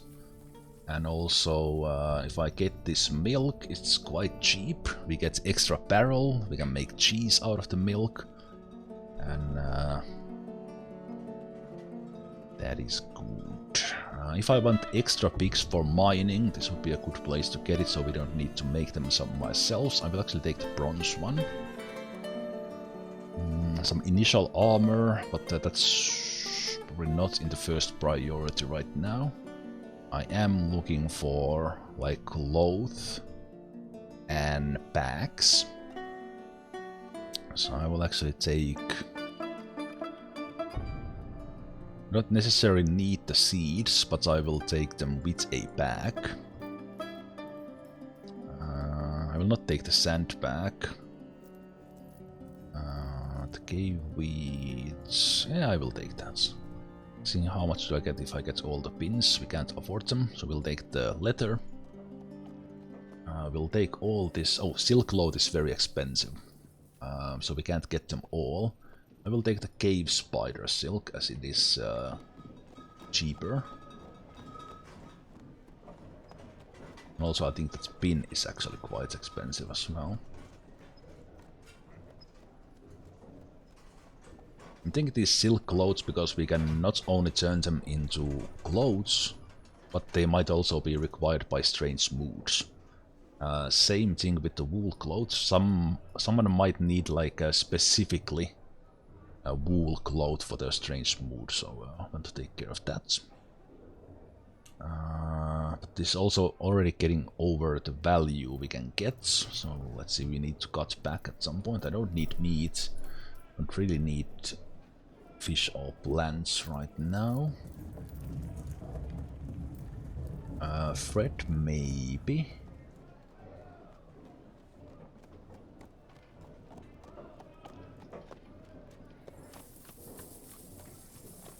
Yeah, you can change the settings that the stockpile doesn't allow any barrels or bins in case of a different stockpile. In case of the seeds, just forbid the barrels, and they will only bring the seeds in it.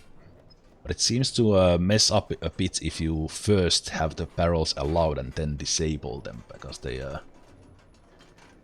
don't seem to be taking that away. I will take...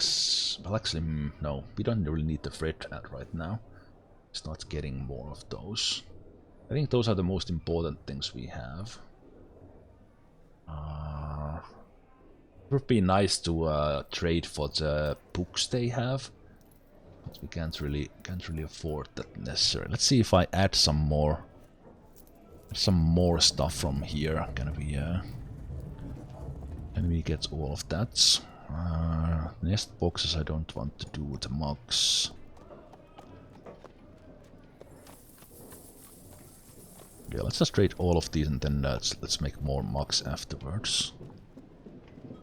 If this number turns green, we would be good to go. So what if I give it a whole? Okay, it's still yellow. Okay, even if we give everything, including the pin.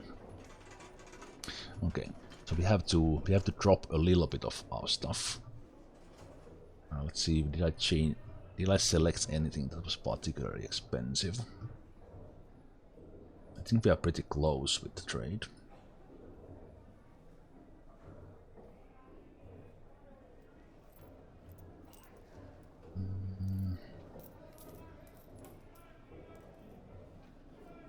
Oh, they require a lot of profits. I guess that's because we are newbie traders. Newbie traders, so they are ripping us off a little bit.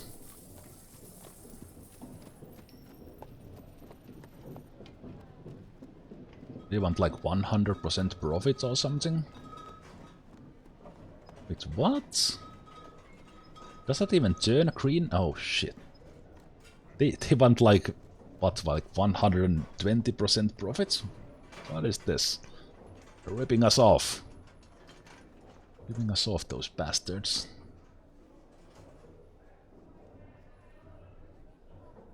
I do want some of this wool here. Then let's drop something else. There's something down here. Yeah, we didn't make that much stuff for trading, but on the other hand, that's good, so we are not gonna get overwhelmed by migrants. That is good. I will actually leave this leave this rum behind.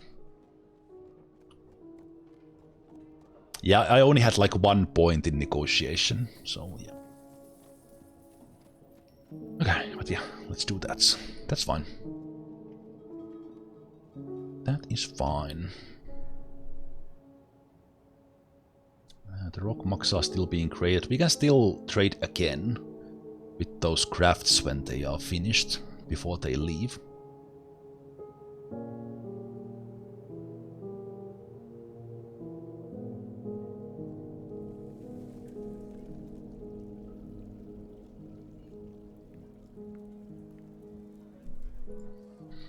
This stockpile can go. And I will actually move my food stock as well now. Let's do...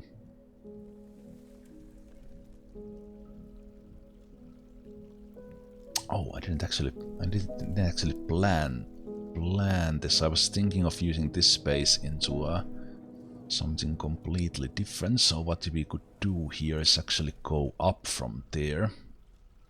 Yeah, just that. Do we still have the barrel here? Do. So let me paint this. Remove that, and I will actually want to go up from there. Or in other words, I want to go down from this spot.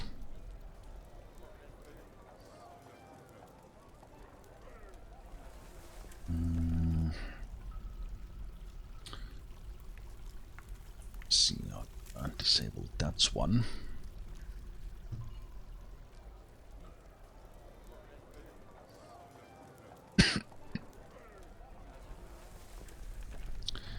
Staircase down, and we'll do a stairway.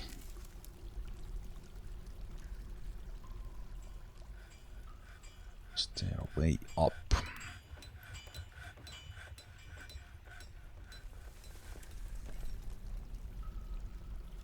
Then in here we can have food storage, and actually this whole level can be once we do our irrigation. And actually these can be already plugged in.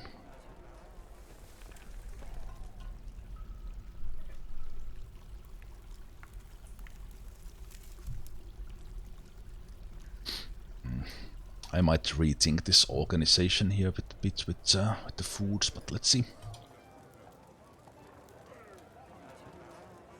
Let's do a stockpile. Oh, accept.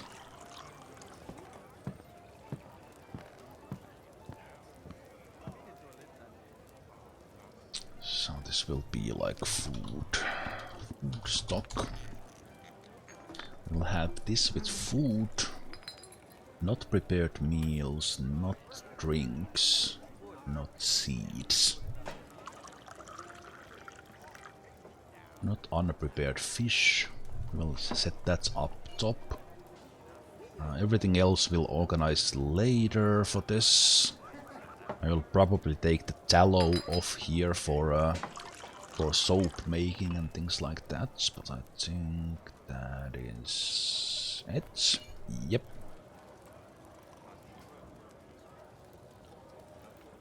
Why is your username so familiar? I can't really answer that for you. I have been making YouTube videos for 11.5 years, so there's a chance you might have seen some of my videos, but that's about it. That's about it as far as I can guess.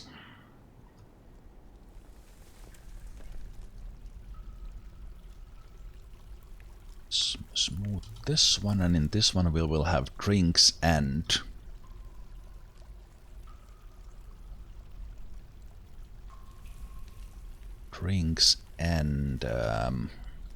foods.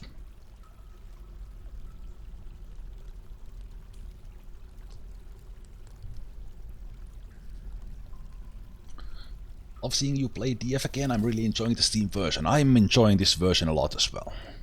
And I've always enjoyed Dwarf Fortress, but I'm really enjoying this one.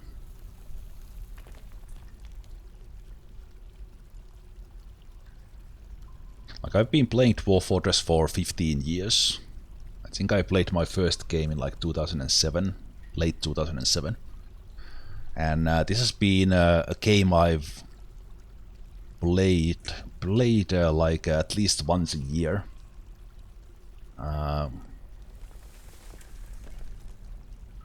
Once a year, and quite often like several fortresses back to back when I have started playing, and it's so nice to see like more players play this now when the Steam version is out, and we'll have as this version gets even better, then we'll have even a greater game in our hands. Prepared meals in this stockpile.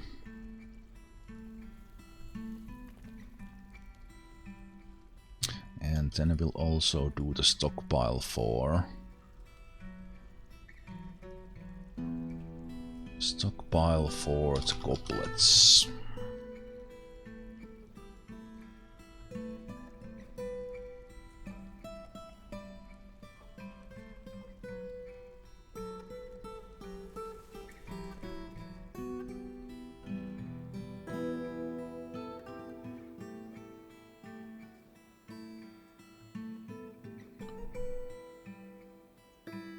Move the goblets from there, and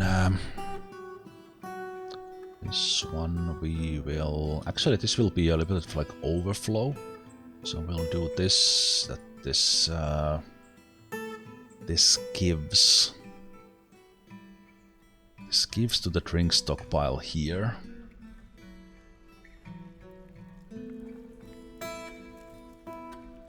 This will be drinks main. So that way, if this comes full, we will still have extra room here. It's good. While I remember, I will set this one farm to do rope breed. And I will actually set this other one to do brickleberries. We'll actually not do the barley for now.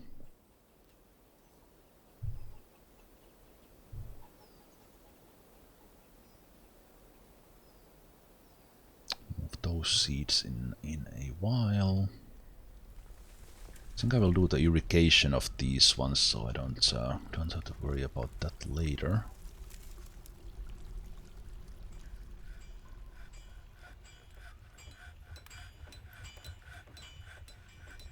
And also that we can open this up. So let's do bits and bond fill. Bits and bond fill. Let's try this with 4 this time. There we go.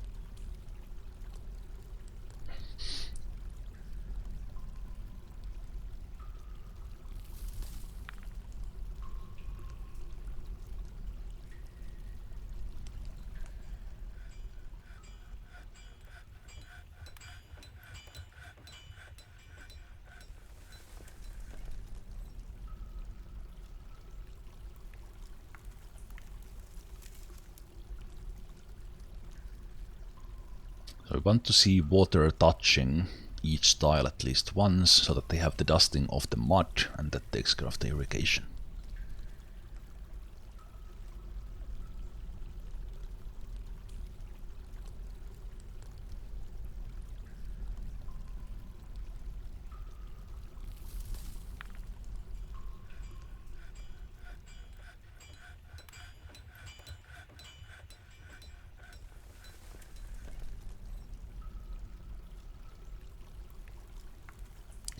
There we go, we're gonna remove. So I will right away order them to do this one next. Bond.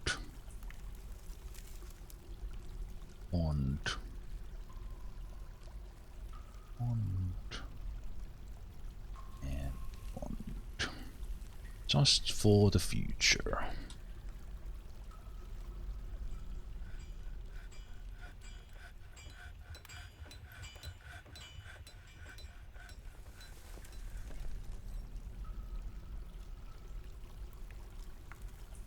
Before the merchants leave, let's see if I can very quickly trade.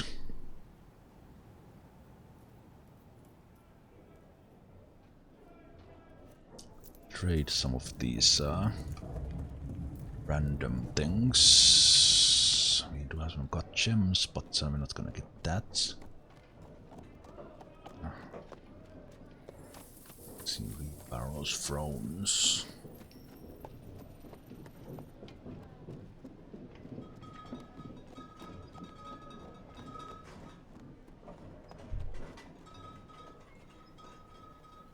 Might not actually have time to bring them in, but let's see.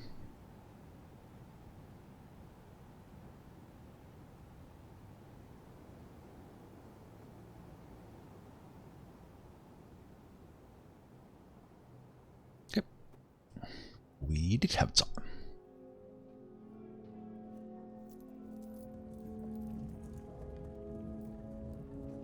Let's see. What did I leave here that I didn't get last time? More cloth and leather, I think.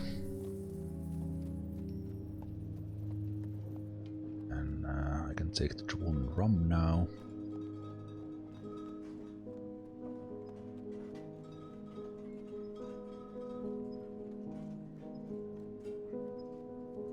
These extra packs.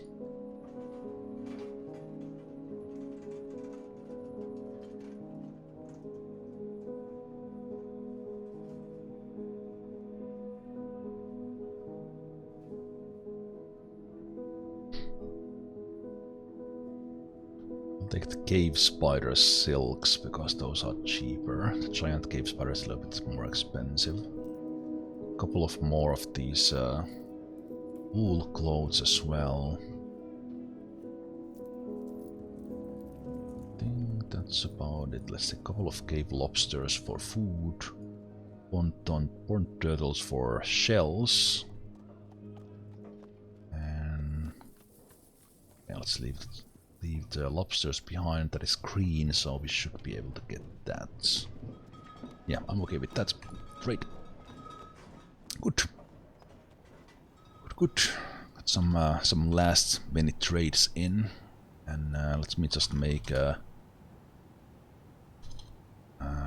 rock mugs, just so we have enough mugs for our usage. And I will cover these greenhouses now, so I don't forget that. Please don't do it. Can I cancel that? Mass cancel that? Thank you.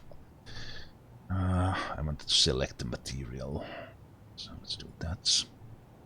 Let's do these of mudstone blocks, and same thing here. Mudstone blocks, there we go. So as I channeled in, these are still considered to be indoors, even that we have the place floored. Do you get more trading XP if you do many smaller trades or versus one big trade? I'm not 100% sure, but I think it is just the overall trade value. But I'm actually not 100% sure on that. I don't think there's a need to kind of do, or there's no benefit in just doing like one item at a time, basically. Okay, that is looking good. Let's do the pond here next.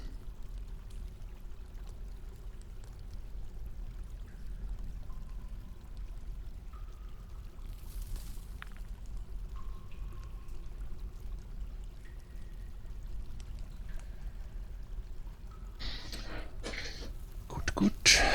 This is done.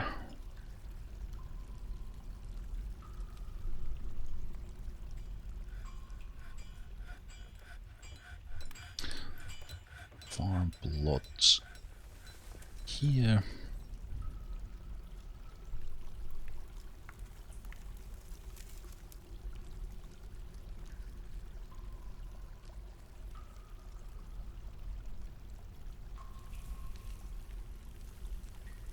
Now that I think about it, I might actually do the kitchen area down here, where it's more expandable than just this one I have here. Then they could bring the foodstuffs. They would have like a stair access. Stair access here, and it would be nicely on the side in one spot. I think I like that.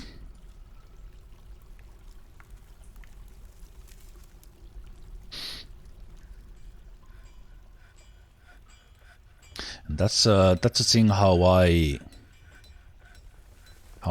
build the forts. I kind of oh, that's too much water already. Like, don't be afraid of relocating things, and also don't be afraid of just building stuff. You can change everything, every location later. Kind of and what I used to do a lot in the when I was playing Dwarf Fortress for the first time, or first times. Oh, actually, You could actually utilize that a little bit and let it flow to this side.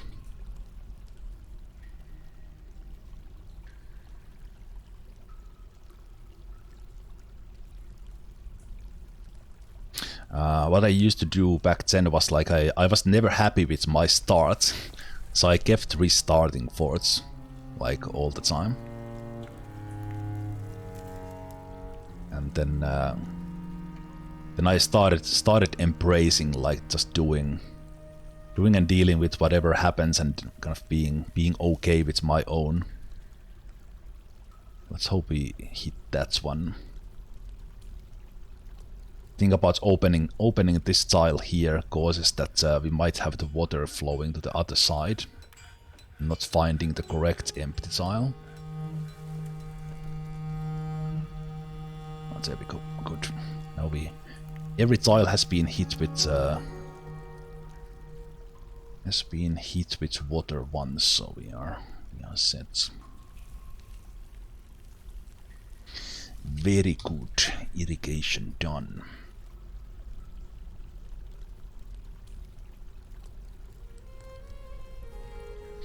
And now actually all these can be removed. We only needed the enclosed space. Only need the enclosed space for this irrigation parts.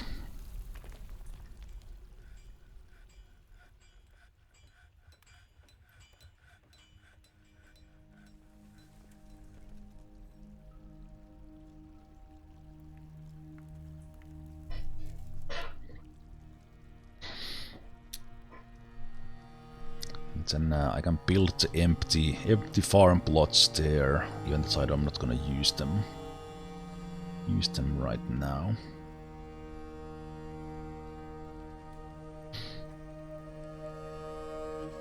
Hey, we get the second migrant wave. Let's see who do we get here now. I think after this I will take a break.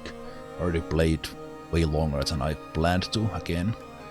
So we get a woodcutter and a cheesemaker. Coming in with a kit. Oh hey! Oh, wait, are we getting this miner as well? I think we are getting this miner. I was thinking that did the wife and a kid of a miner we already had suddenly arrive? Another kid of that. Let's see, how many kids do we have? 2. Okay, so this I think we had a whole family coming in this time. Yeah, we did. We have a miner husband and a woodcutter wife with their 2 kids coming in. This guy's also a butcher and a shearer. They are also coming in with donkey.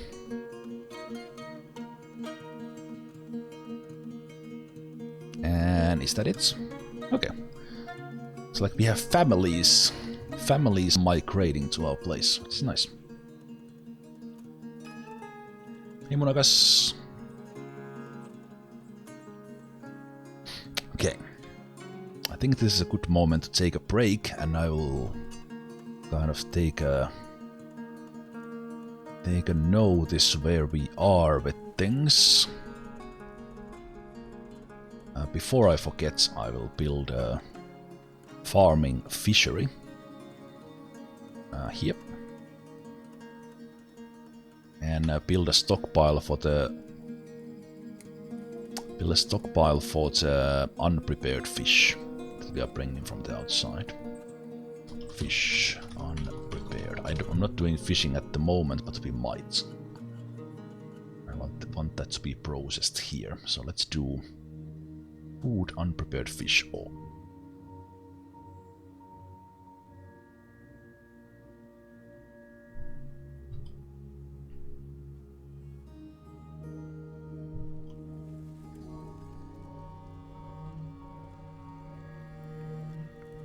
Let's expand this one. This one here, now that it's bigger, I will actually allow it to have all seeds, apart from the things we are farming up on top at the moment. Brickleberry rope and potentially barley. Every other seed here, and when you are changing settings of a stockpile, it resets, at least in the current version. It sadly resets the barrels and bins, so need to be a little careful with that. This is still good, right? Yeah, then I think I will take a break, and we will start thinking what we need to do next. We have a really good initial setup with farming ongoing, food and booze security taken care of. So we have all the important things already, and now we can start going into other things.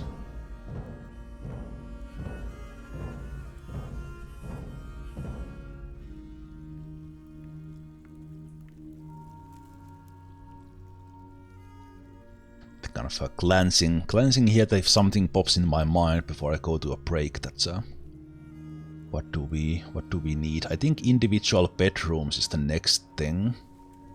Bringing the carpenter inside.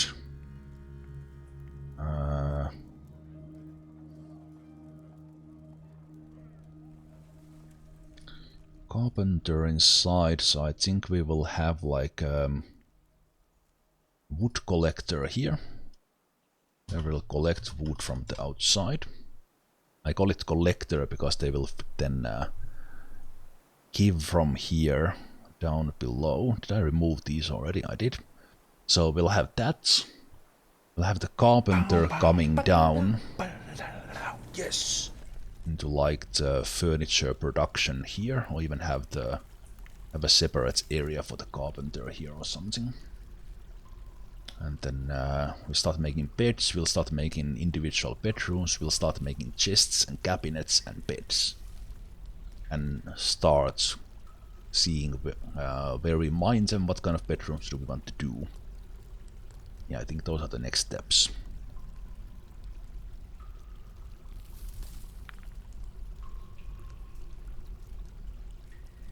Yeah, the carpenter will come in here. Good. Let's take a break here. I'm always saving and quitting from the game because that's the sound keeps on playing in the background, and then start messing up with the clips. If that wasn't happen, I actually wouldn't even quit out of the game. Yeah, let's continue building the forts. I think that was kind of a slow-pacedly way to build the initial fortress that I wanted, and it actually turned out quite well, and it was quite unstressful because there were not any dangers bothering us. But let's take a short break and continue. Long stream today, so I'll be going for, well, several hours after this, but see you guys in a moment.